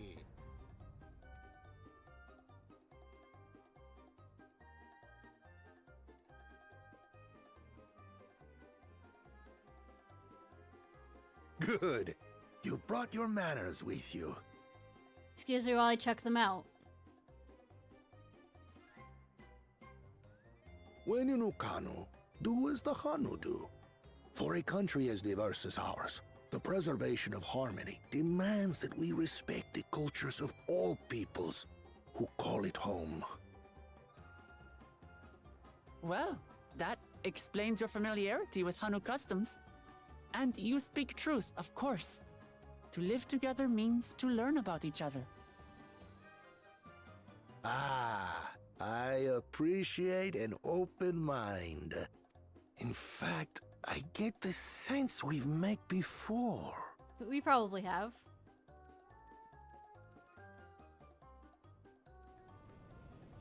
You're Wuklamat? No. Maybe. Yes. Oh, what an unexpected honor for old Wukevu.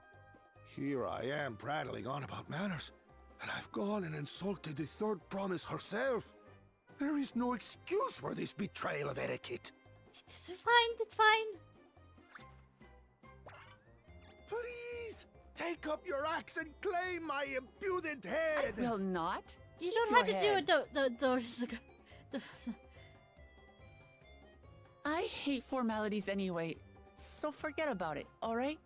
All right then, consider it forgotten. How prompt. Better be prompt than, hold grudges. We're actually here about the Ihihana float. It's in bad shape, and we need you to craft new carrying poles and a new eye. I'm told you work with Uyuipo wood and a certain kind of stone? Abokisha? That I do. But while I would like nothing more than to offer my services, I just used the last I had of both those materials. Oh. My lumber in particular went to fixing homes damaged by the recent storm. I'll need 10 days or so to restock. How about we help? I have a strong back. We can't wait that long. If you tell me where to go, I'll gather them myself. What? Send the third promise out on an errand like some common lackey? That's utterly unconscionable. A gross violation of social protocol. Well, I saved the star in the universe and still have me do that shit. I told you not to worry about such things. All right then. I shan't worry a whit. I doubt you'll freak out as soon as we leave, right?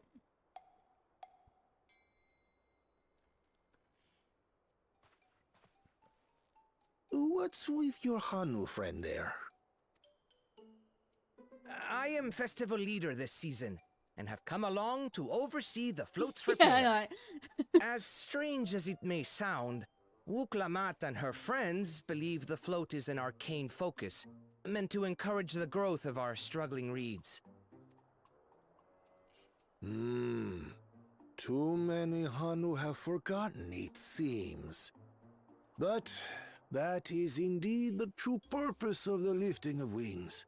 Your education is impressive, Third Promise. I mean, yeah, sure, education.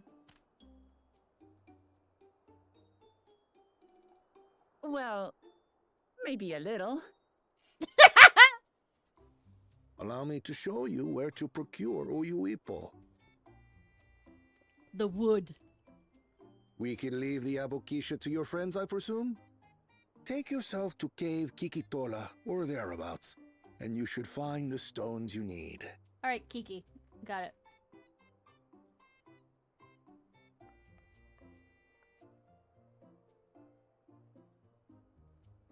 I've been there once or twice.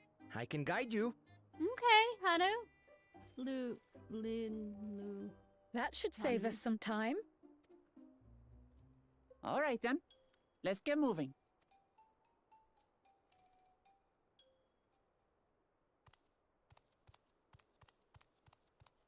Bitch!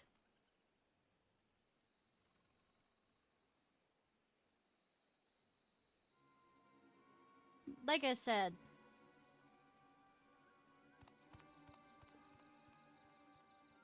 Antagonist of the hour. Chosen one of your rivals is making progress.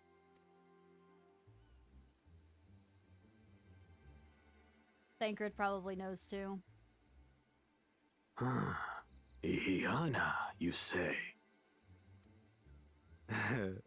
Should our first choice fail to deliver, it might be wise to let this play out.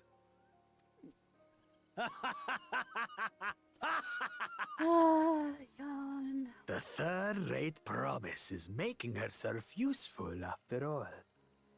Yeah.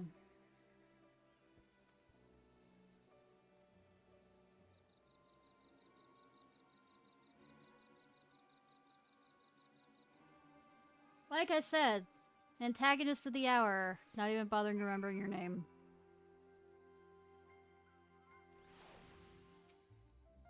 Rather eccentric fellow, but I feel his heart is in the right place. Cave Kiki is southwest of Okadu. We return to the village first and head there by foot.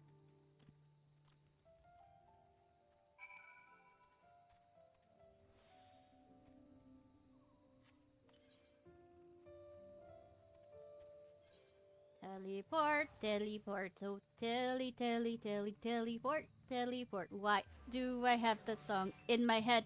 I heard they did a remaster of Lollipop Chainsaw. Maybe someday I'll buy it and play it. Though I heard the baseball one is, the level is fucking atrocious. Oh, I almost envy how effortlessly he can shift from one mood to its polar opposite. At least I presume he does so by choice.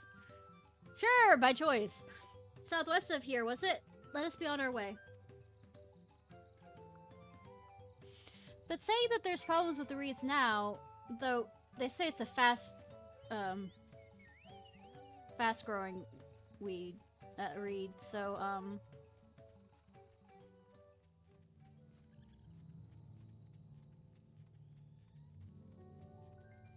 because that would be last time's harvest that it would have affected. Along with this one.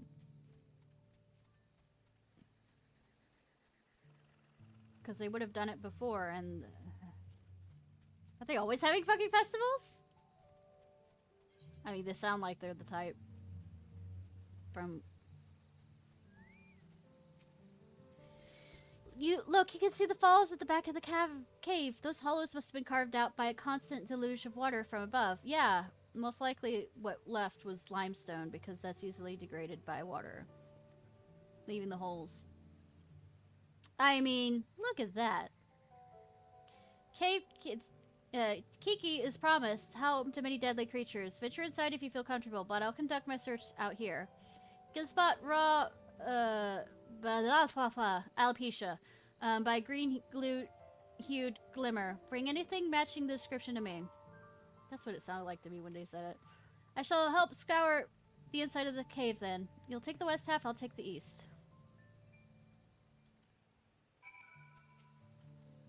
I'm reluctant to send you into danger for the sake of the float, but if you are willing... Everything's fine. Everything's fine. Just more things to murder. Come on. Low fry. Fly.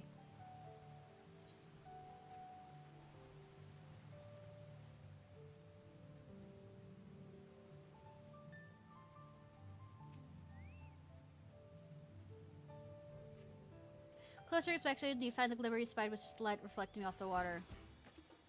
Aww. We have a fish that wants to play, and we shall have him play dead.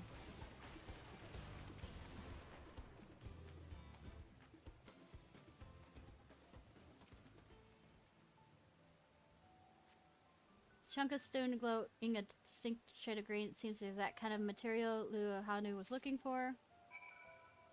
Oh. They didn't have to kill more fish. Shame. For once, it isn't the last place I looked, to some degree. Where the second time I looked at the sparkle thing, it'd be no, and then go to the last location.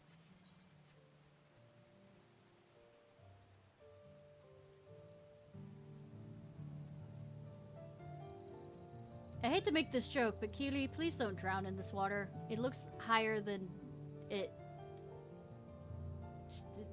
on me when it comes to the depths. Some of the cave's inhabited took umbrage to my presence, but it was nothing a few swishes of my brush couldn't handle. Brush them out of existence. I picked over the ground near the entrance but found nothing. Do you have better luck inside the cave?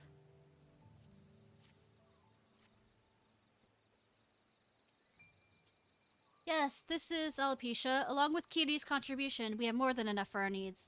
The stones you brought shine very brightly. I thank you both.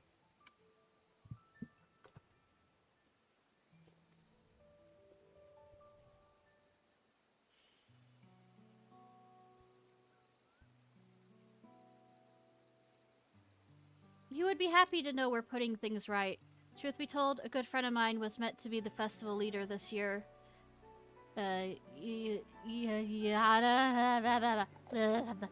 storm hit, he did not survive. It fell to me to carry on as instead. That is why you agreed to Waku Lamut's request, despite your initial reluctance. Yes, it hurt to hear, but she was right. Though I must mourn, I cannot let my grief consume me. Her words made me realize that my path to recovery, our recovery, is already laid out before me, and I will walk it, for myself and for my friend.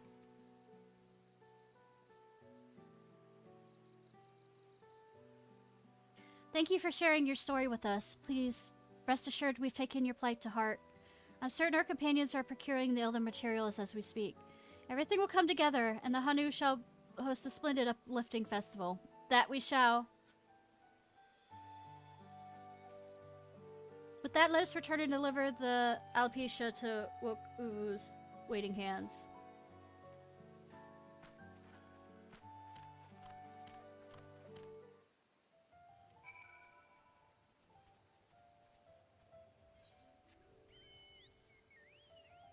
Gonna be lazy, teleport overing, va fa fa fa fa fa.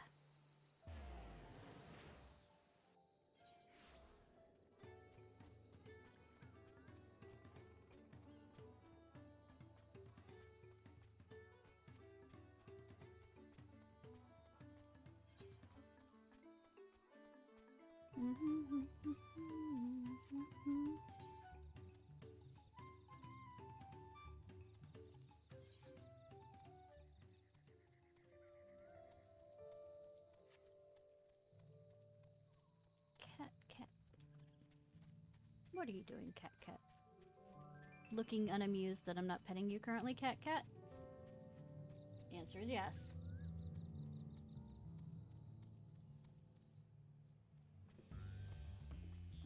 The answer will not surprise you.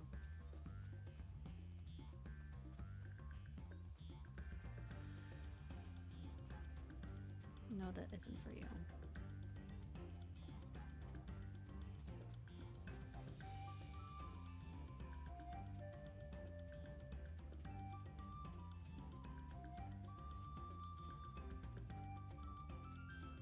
All the way back up. Round and around and around we go. Where we stop? I don't know. Probably at where the end of this path is.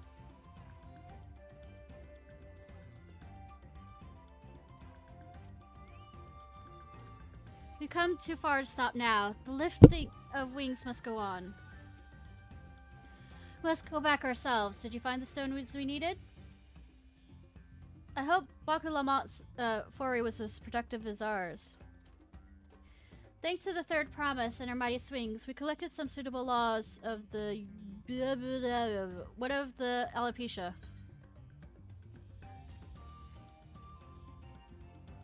Stop being nosy, cat. Ah, yes, these are excellent samples. Good quality, too. At this stage, you'd likely surmise that the lifting of rings encourages crops to grow. But not exactly how, eh?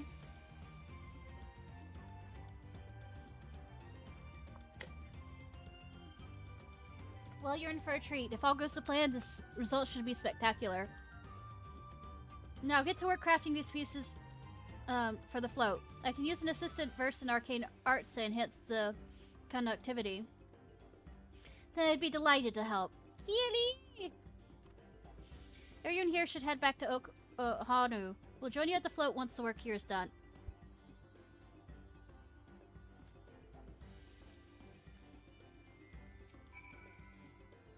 The final touches are fairly routine and shouldn't take long. Go ahead and wait by the float.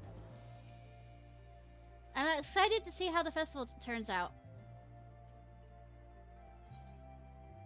Oh look, lazily teleporting back.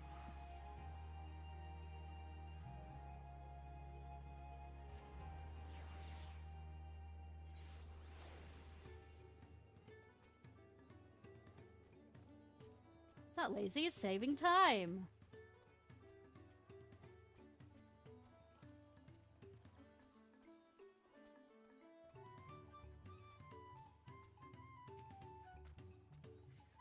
As Waku Uwu says, the festival is ready to really spectacular to behold. Gathering the wood was a trial in itself. At first, Waku Uwu criticized everything I did. Then he suddenly yelled, "I've spoken ill of the third promise and must punish myself," and proceeded to slam his head into a trap. I told him not to worry about it again. It was like snuffing out a candle. He's an odd one, that's for sure. At least we've seen to the poles in the new eye. We just have to wait for the feathers from the twins. Well-mannered. As Waku Uwu says... Okay, yep.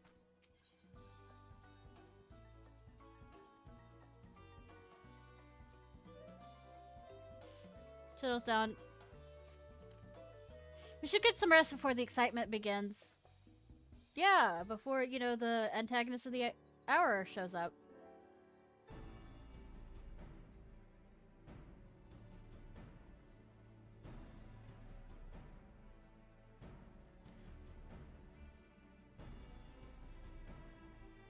Over there, by the float. Isn't that the third promise? Then the rumors are true. She's trying to complete the feat of wreaths by reviving the festival. The festival is a prayer for healthy crops, but does she honestly believe that it's enough to save our harvest? The second promise, meanwhile, barely glanced at the fields before leaving Okohanu altogether. Maybe we asked too much of our young Clements.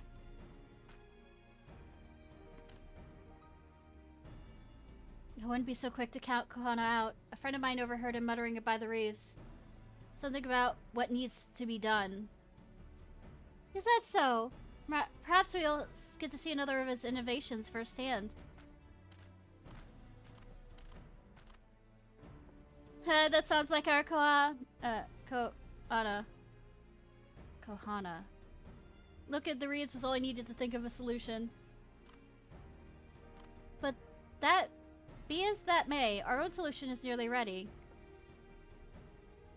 Indeed, as soon as the others get back, our long-awaited festival can begin.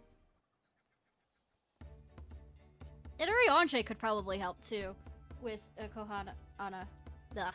Took some doing, but we managed to gather competitors to vie for the title of Winds Chosen.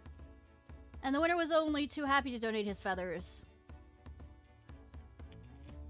You should have seen it. He called forth an incredible gust that sent his feathers sailing for Malms. We had to turn ourselves, but it's more difficult than it looks. Poor Aaronville twirled in the air for a moment before landing on his foot. I'm a gleaner. Magic is not part of our training. As for us, we brought the wood and gemstone replacements crafted by Waku Uwu, so all that's left is to attach them. It's been decided who will ride the float. Papa was the guest of honor last time I was here. I remember being surprised they could even lift the thing with this hulking weight upon it. The reader must have personages of great esteem, which is why the invitation is usually extended to the Dawn Servant. This time, however, I have another in mind. Oh, who is it? You? Our beloved lifting of wings is only being held because of you and your companions. Thus, I do nominate you, Waku Lamont, as our guest of honor. Huh? Me?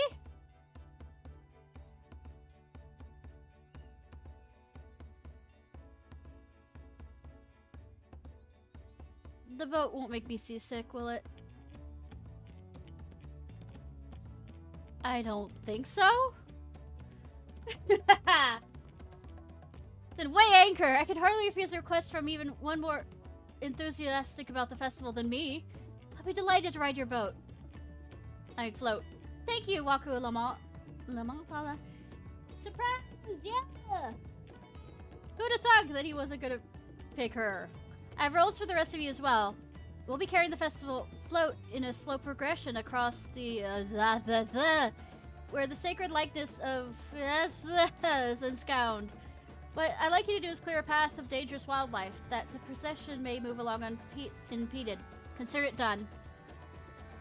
You expect me to sit still until Waku Uvu has finished the float? Let me come along and help with the clearing. As you know, I'm not much for a fighter. I'll stay behind and assist Waku Uvu with the repairs. Yeah, and the boat is totally not going to be stolen during the time that we are going to go clear out those bad guys.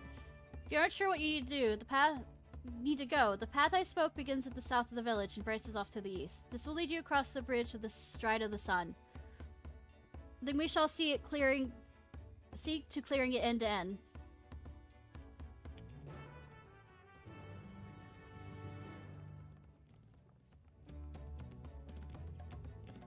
The boat will either be gone or destroyed. Or intimidated so that Waku can't do anything. I mean, not Waku, yeah, it is Waku Lamont.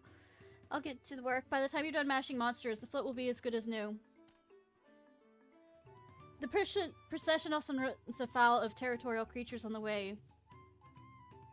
I'd greatly appreciate if you move these threats in advance. With my lack of combat skills, I would get only underfoot. Happy hunting. I mean, murder is murder, and I do enjoy it. In games, not in real life. Except for maybe some... Nope, not going there. This is not some, you know, healthcare. Anyways. Don't want to be charged with domestic terrorism. Weapons at the ready. We'll make short work of this task. When, you know, the Boston bombers were not actually charged with domestic terrorism either. But he was. Why? The degree which Waku Uvu pursues his interests is remarkable. Apparently his studies of the Kamazu region were so invigorating, he decided to move here and immerse himself in the culture. If the float functions as I think it does, I will not be surprised if it were attracting the creatures. The concentration of aether would be irresistible lure. As Lu Hanu said, should be down this way off to the east in the where the path branches. Something about bridges in the Stride of the Sun? Anyways, let's split up and get to work. Once you've called all the threats you can find, we'll meet up in front of...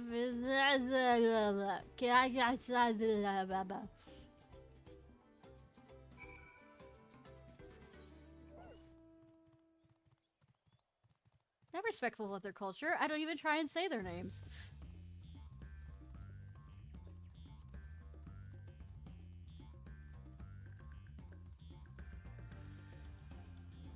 Slaughter it even worse.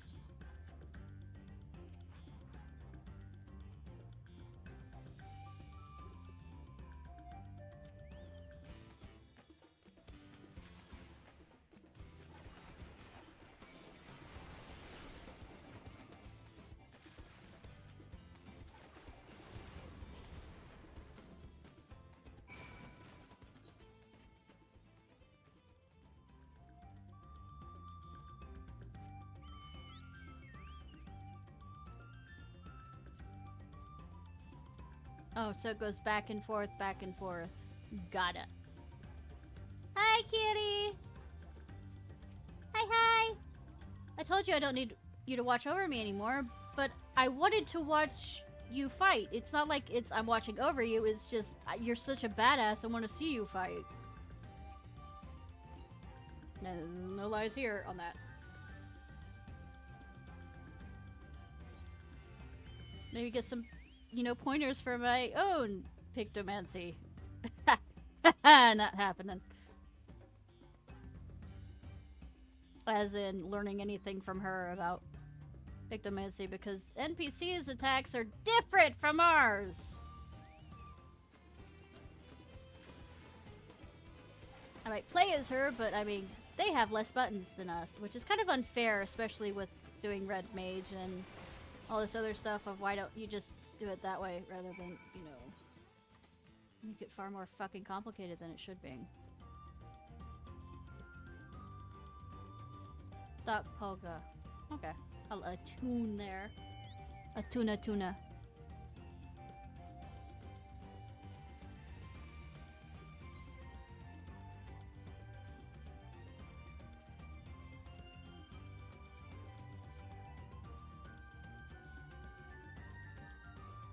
Tegu or not Tegu? I don't know. Never want to dance again. Sorry. Tango. Tango joke.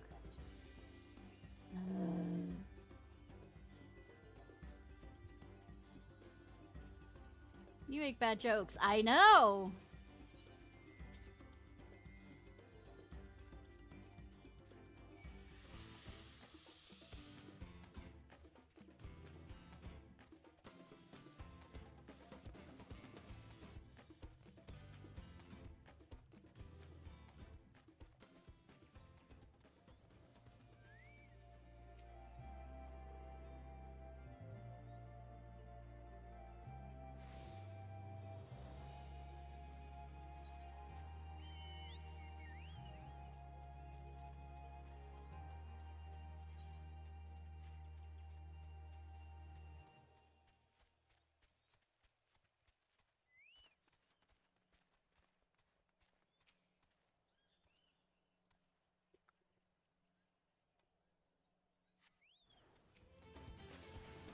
No, it's a Huggerly Ocelot! Quick! Get Snake!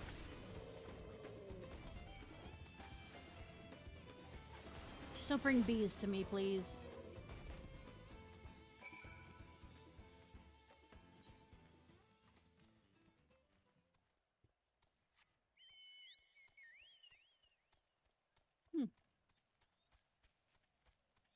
Having fun, Alize? Now, this is my kind of busy work. Same! Straightforward!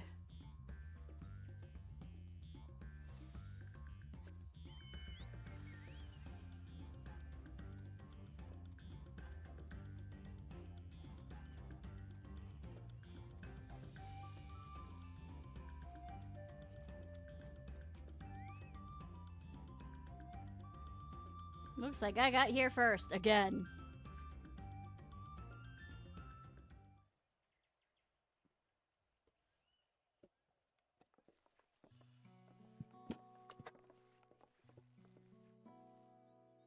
Ah, you were a step ahead of us. Must be the likeness of the Hanu deity of the harvest.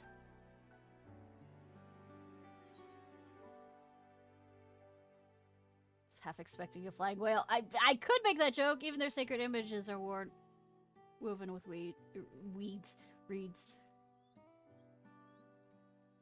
Makes you appreciate how much of their culture revolves around the reed harvest, doesn't it? It said that it was worshipped on another continent. This faith was then brought to Torio by the first Hanu. Hanu migrated from another continent? Then mayhap the two do share a common ancestor. It's very fascinating, but shouldn't we get back to Hanu? He'll want to know the path is safe for the progression. Right, I'll need to ride the boat. I'll run ahead and tell him we're done here. And something happens to her.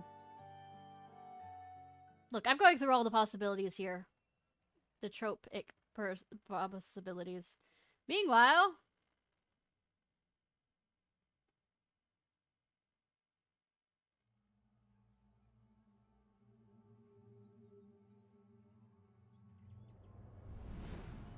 Oh, who'd have thunk? Not sure we heard you right, old man. Why don't you say that again? As many times as you'd like. The third promise tasked me with repairing this float, and I'll not relinquish it to an uncultured brute like you. Much less one that can't even manage a simple greeting. Damn! We wanted to handle this in a civilized way, but we're more than willing to kill you.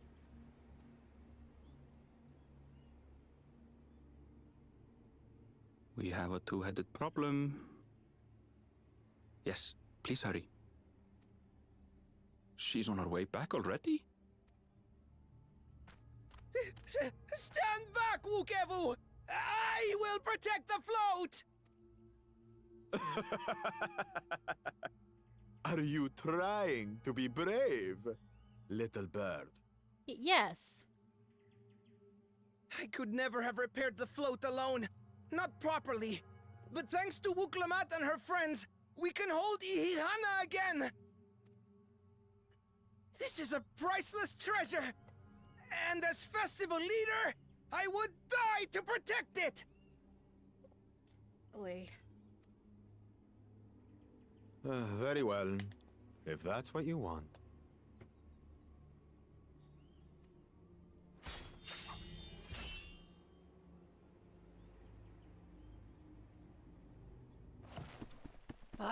Cha-cha!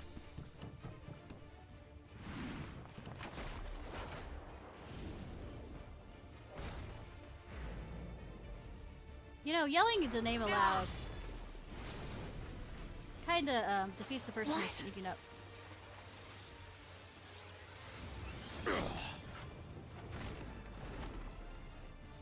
I put everything into that blow. You kinda shouted so he knew you were coming! Good. The better for you to understand the gulf between us. But you need more lessons. We'll carve them into your mangy hide until you cry and beg forgiveness. Yeah. I know, right?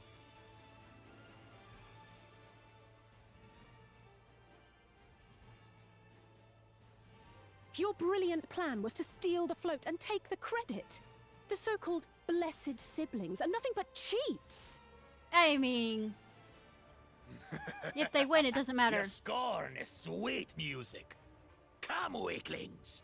We'll crush you each in turn. Or all together, if you like. Alright, antagonist of the hour.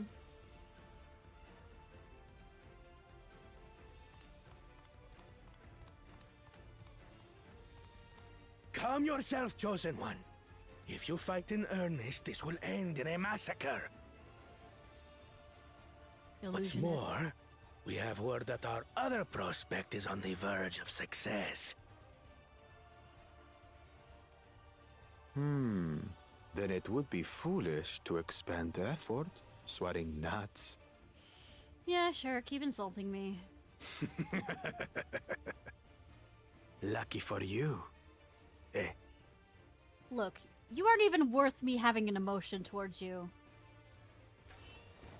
How does that feel? That's a waste of energy.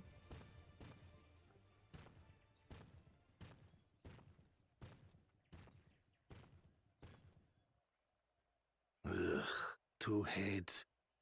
I see Mamuk still clings to that loathsome hope.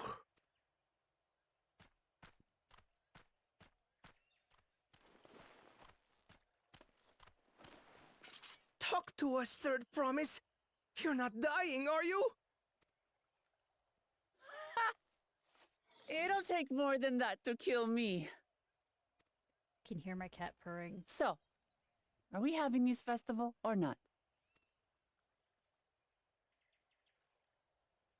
Happy bird. Yes! Yes, we are! That smile is creepy as fuck, though. It's like I'm waiting for him to eat me or something. And I'm tired of war in this game!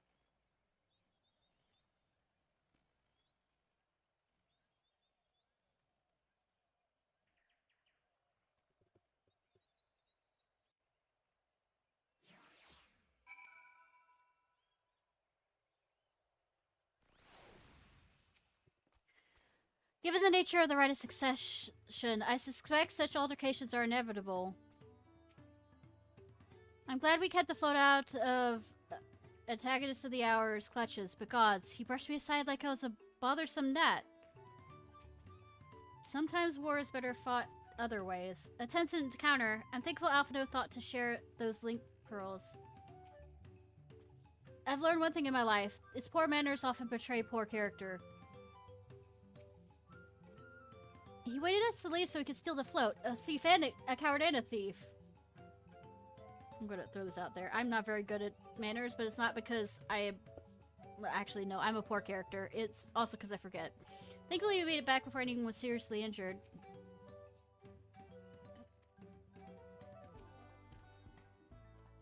Thank you for coming to our rescue.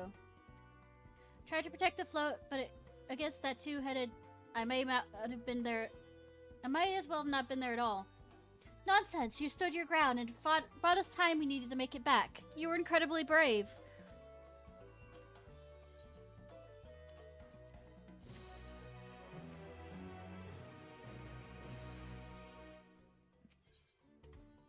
So spread word the festival will be held soon. With that exciting interlude over... Yeah, sure, you'll be pleased to know that my repairs are finished as well. Before we commence the festival, however, it'd be a courtesy to inform the villagers that the festival will be held after all. Go forth, but do not forget your greetings. At this stage, I should hope the reminder is unnecessary. Okalali. See, I remember.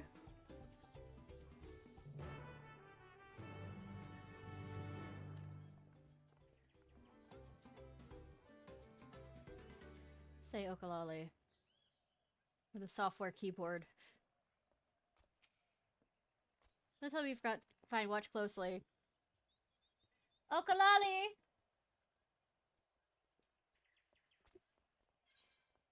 Okalali. Okalali.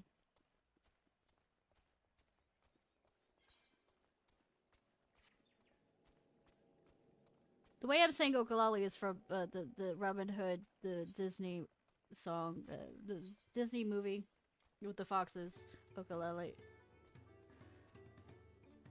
I think. Or it's just my mind remembering. It's been a while since but it's just the rooster with the lute and how it sounded.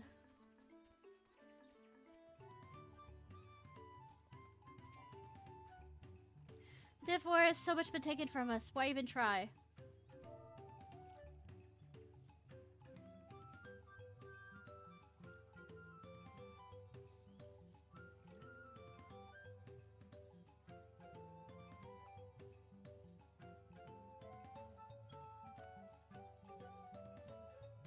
Okalali!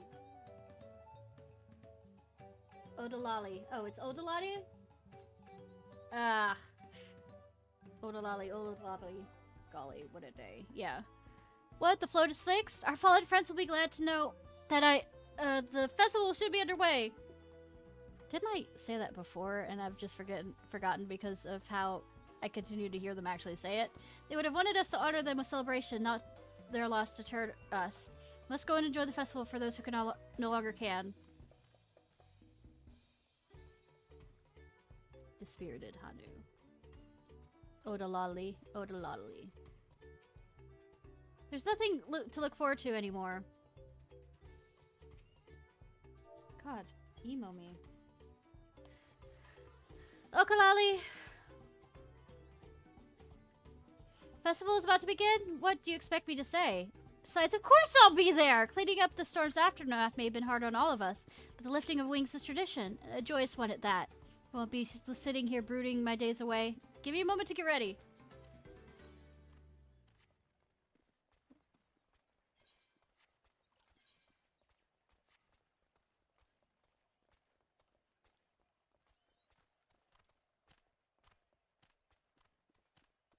Melancholy.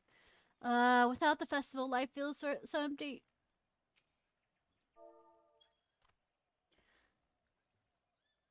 Okalali!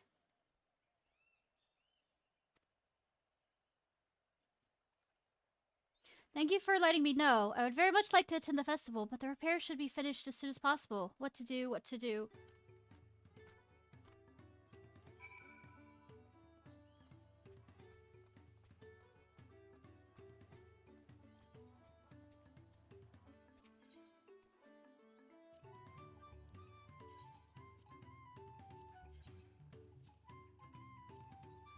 Ba-ba-bam.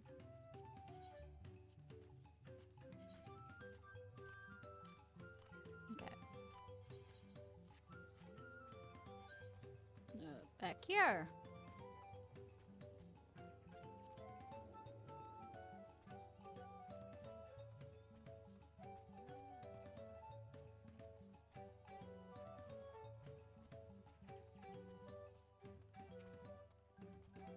Hana were pleased to hear the festival was going ahead, I imagine. Yes, as well. Once your friends return, the lifting the wings can begin at last.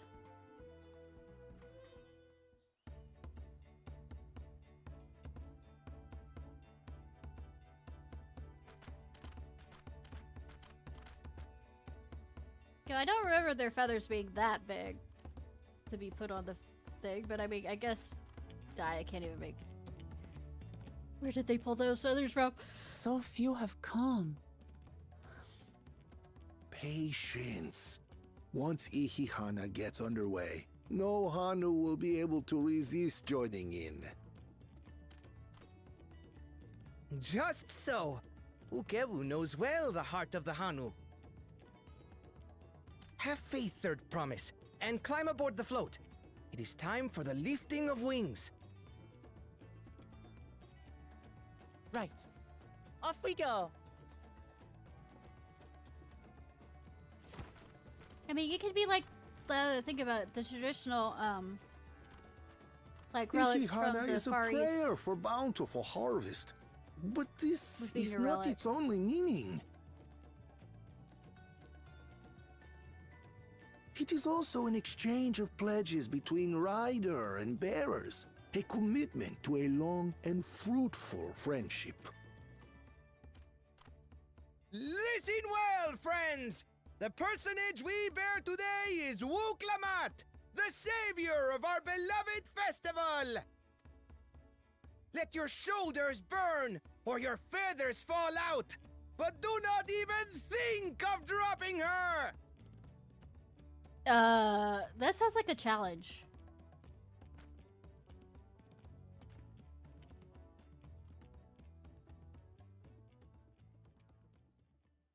Ready No, and... not as somebody who is a black mage. Also, she's my benefactor, so I should probably not. I could get used to this. It'll take years to get anywhere. At the pace they're going.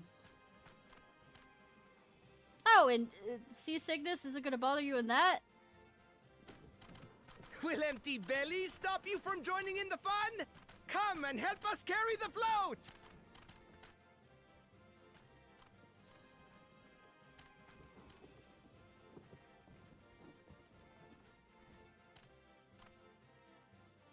Well, well, well. To see the day that Dawn's promise would ride our boat again. We've not had the honor since you were here, Gulul Jaja.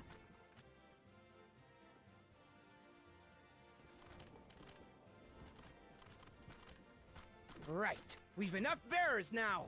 Onwards to Kozanuaki! 3 years later. Oh, we finally made it!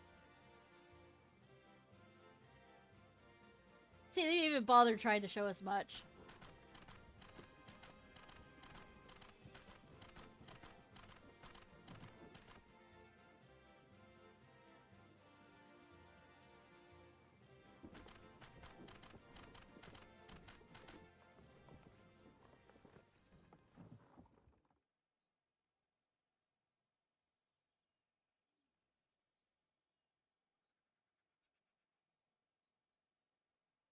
Watch well, for you are about to bear witness to the true glory of Ihihana.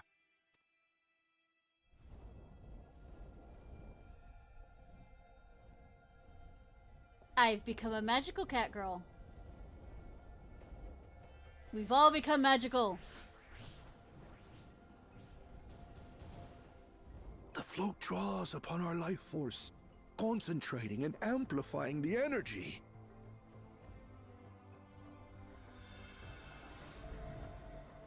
Kishaihi then receives that energy and expels it in a great burst, where it showers down upon the land to replenish its vital currents.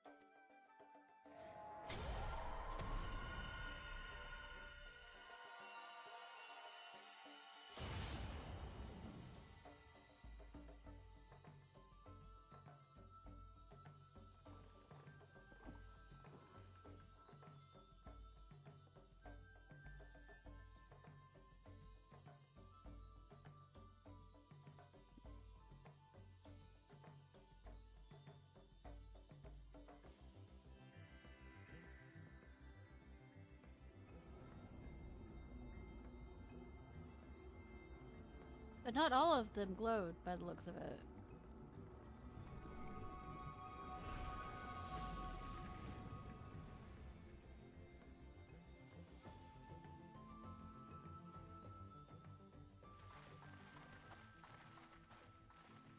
It worked. Like a literal charm. The float really was helping the reeds. That was amazing! To think that such a thing was even possible! Yeah, but one of the things, yeah, I was to say, not all of them did. I guess that's the one that Kohana is gonna help. Or Kohana's gonna be forced to give over to whatchamacallit to help. I told you, spectacular. I wasn't sure what to expect, but the festival was admittedly impressive. Even deprived of their usual sustenance, the Hanu seemed invigorated the moment the festival began. Ohana is truly magical. I'd like to take a turn riding the float. What? It looked like fun! Don't pretend the thought didn't cross your mind. It looked, boring, actually. You actually had to sit out and wave at people? God. Center of people's attention? God! With their fleas rejuvenated, the Hanu 2 might finally replenish their flagging reserves of aether. I was too quick to dismiss the idea that the float had arcane properties. I think I would have believed no one knew more about, Hana than me. Turns out there are many things I have yet to learn. Should have left the float behind like that? I was so excited to see the reeds. Nothing to worry yourself over. My brethren have swept up by the festival fever.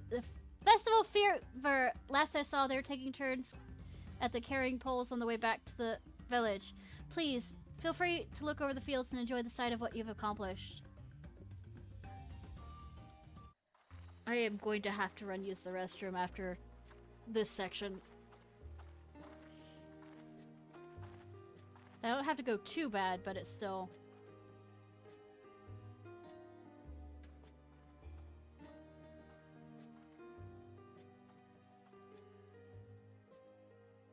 Some of them still look a bit sickly. I imagine even the harvest magic has its limits. If the Hanu continue their festival tradition year after year, though, the entire field should eventually recover. So that means that they didn't do it for a year. Where does that leave us with the feet, then? You've got nothing to fear on that account. Our situation could never have resolved itself. The revival of even a single reed would have served to demonstrate your commitment to the task. That you recognized the nature of the float and found a near-perfect solution in Ihihana proves your dedication. What's more, I don't think I've seen the festival produce such impressive results since I was a mere chirper. Chirper. That's a cute way of saying baby. We have been lax in maintaining the float, diluting its magic and reducing Ihihana to hollow theater. But today's events remind us of the power in tradition.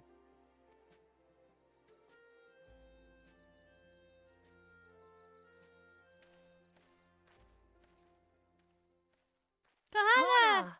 Oh, it's Kona. Kona. I was delayed by an unpleasant encounter, but it seems I arrived at a good time.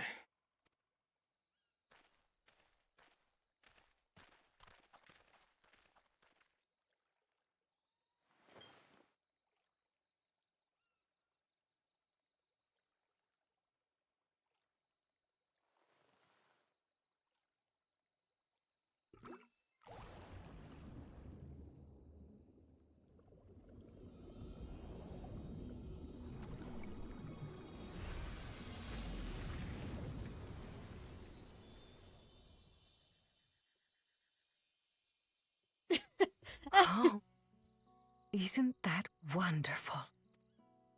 Oh, he doesn't have a satchel on this You side? just pour in some mystery liquid and problem solved? Yeah, yes. Stagnant ether was to blame for the reed's poor condition. I assumed that was an alchemical concoction which enhances ethereal conductivity. It utilized the flowing water as an ethereal current, thereby promoting the transfer of life energies. A Yeah, he method has I it could back not have there. devised without the education I received at the studium and the cooperation of my Archon allies.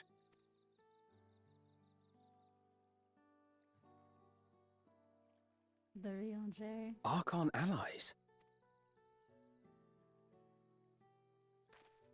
You see, Lamachi, this is why we need to embrace foreign knowledge and technology. Employed appropriately, they make light work of what would otherwise be arduous labor. There's no need to lug around heavy floats. Yeah, but there's something about festivals too. It's not. Well, you always were the clever one, brother. Your approach was no less effective, Wuklamart. It achieved the same result. Indeed it did. And you enjoyed the festival, yes? I did. It was so much fun. Having visited your village before, I thought I knew everything about it. As it turns out, I knew very little. About the reeds, about Ihihana.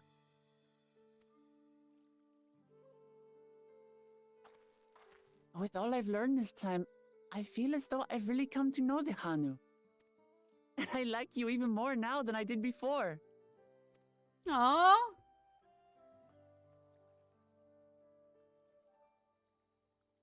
The feeling is mutual. And it's not just you who had a lot to learn either. I'll never look at our float the same way again. The two of you have exceeded expectations. Come forth and claim your stones.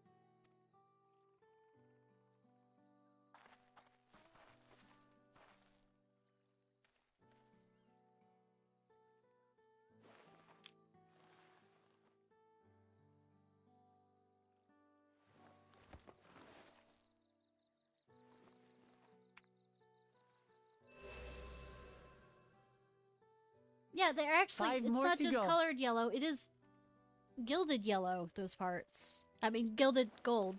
And on to the next.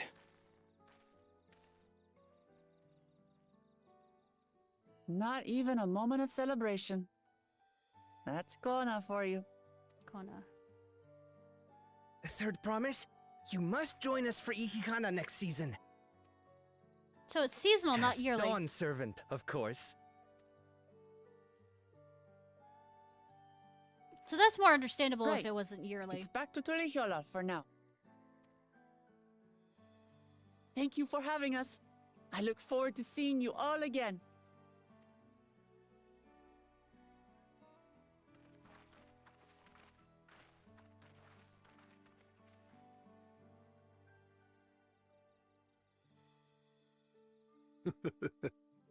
These are interesting times indeed. Don't curse people like that. To live in interesting times.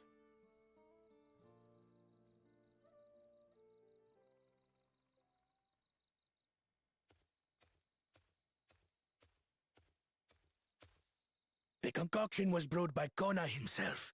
It's a test vial, but it should contain the same reagents.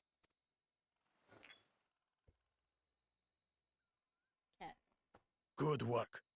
We'll use whatever we must to win. For win we must. You know, I'm not even thinking of calling you antagonist for the hour. You're like a bit player. A bit protagonist. I mean, not protagonist, antagonist.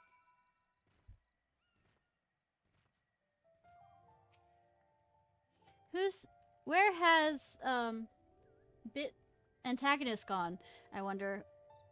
What did his follower meant by their other prospect? What do you think? I'm curious to who these archons that second promise mentioned could possibly be. I wonder! Well, Kana seems a decent sort. He strikes as a man who likes to keep others at a distance.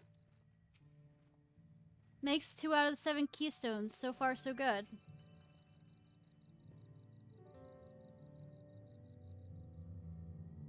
$50 on my lap. Nice! Did you starting? I have so many.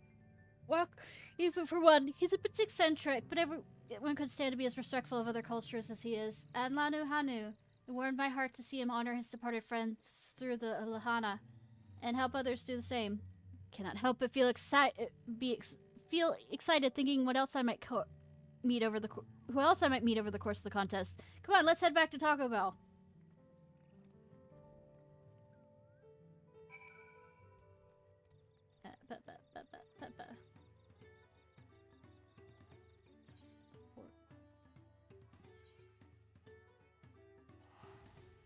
Okay, if we're following by the rules of Shadowbringers and stuff, there's about to be a dungeon soon.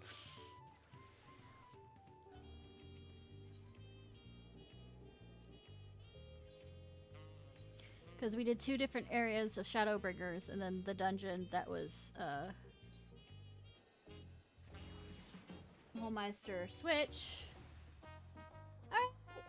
Bye, Dragon! Thank you so much for joining!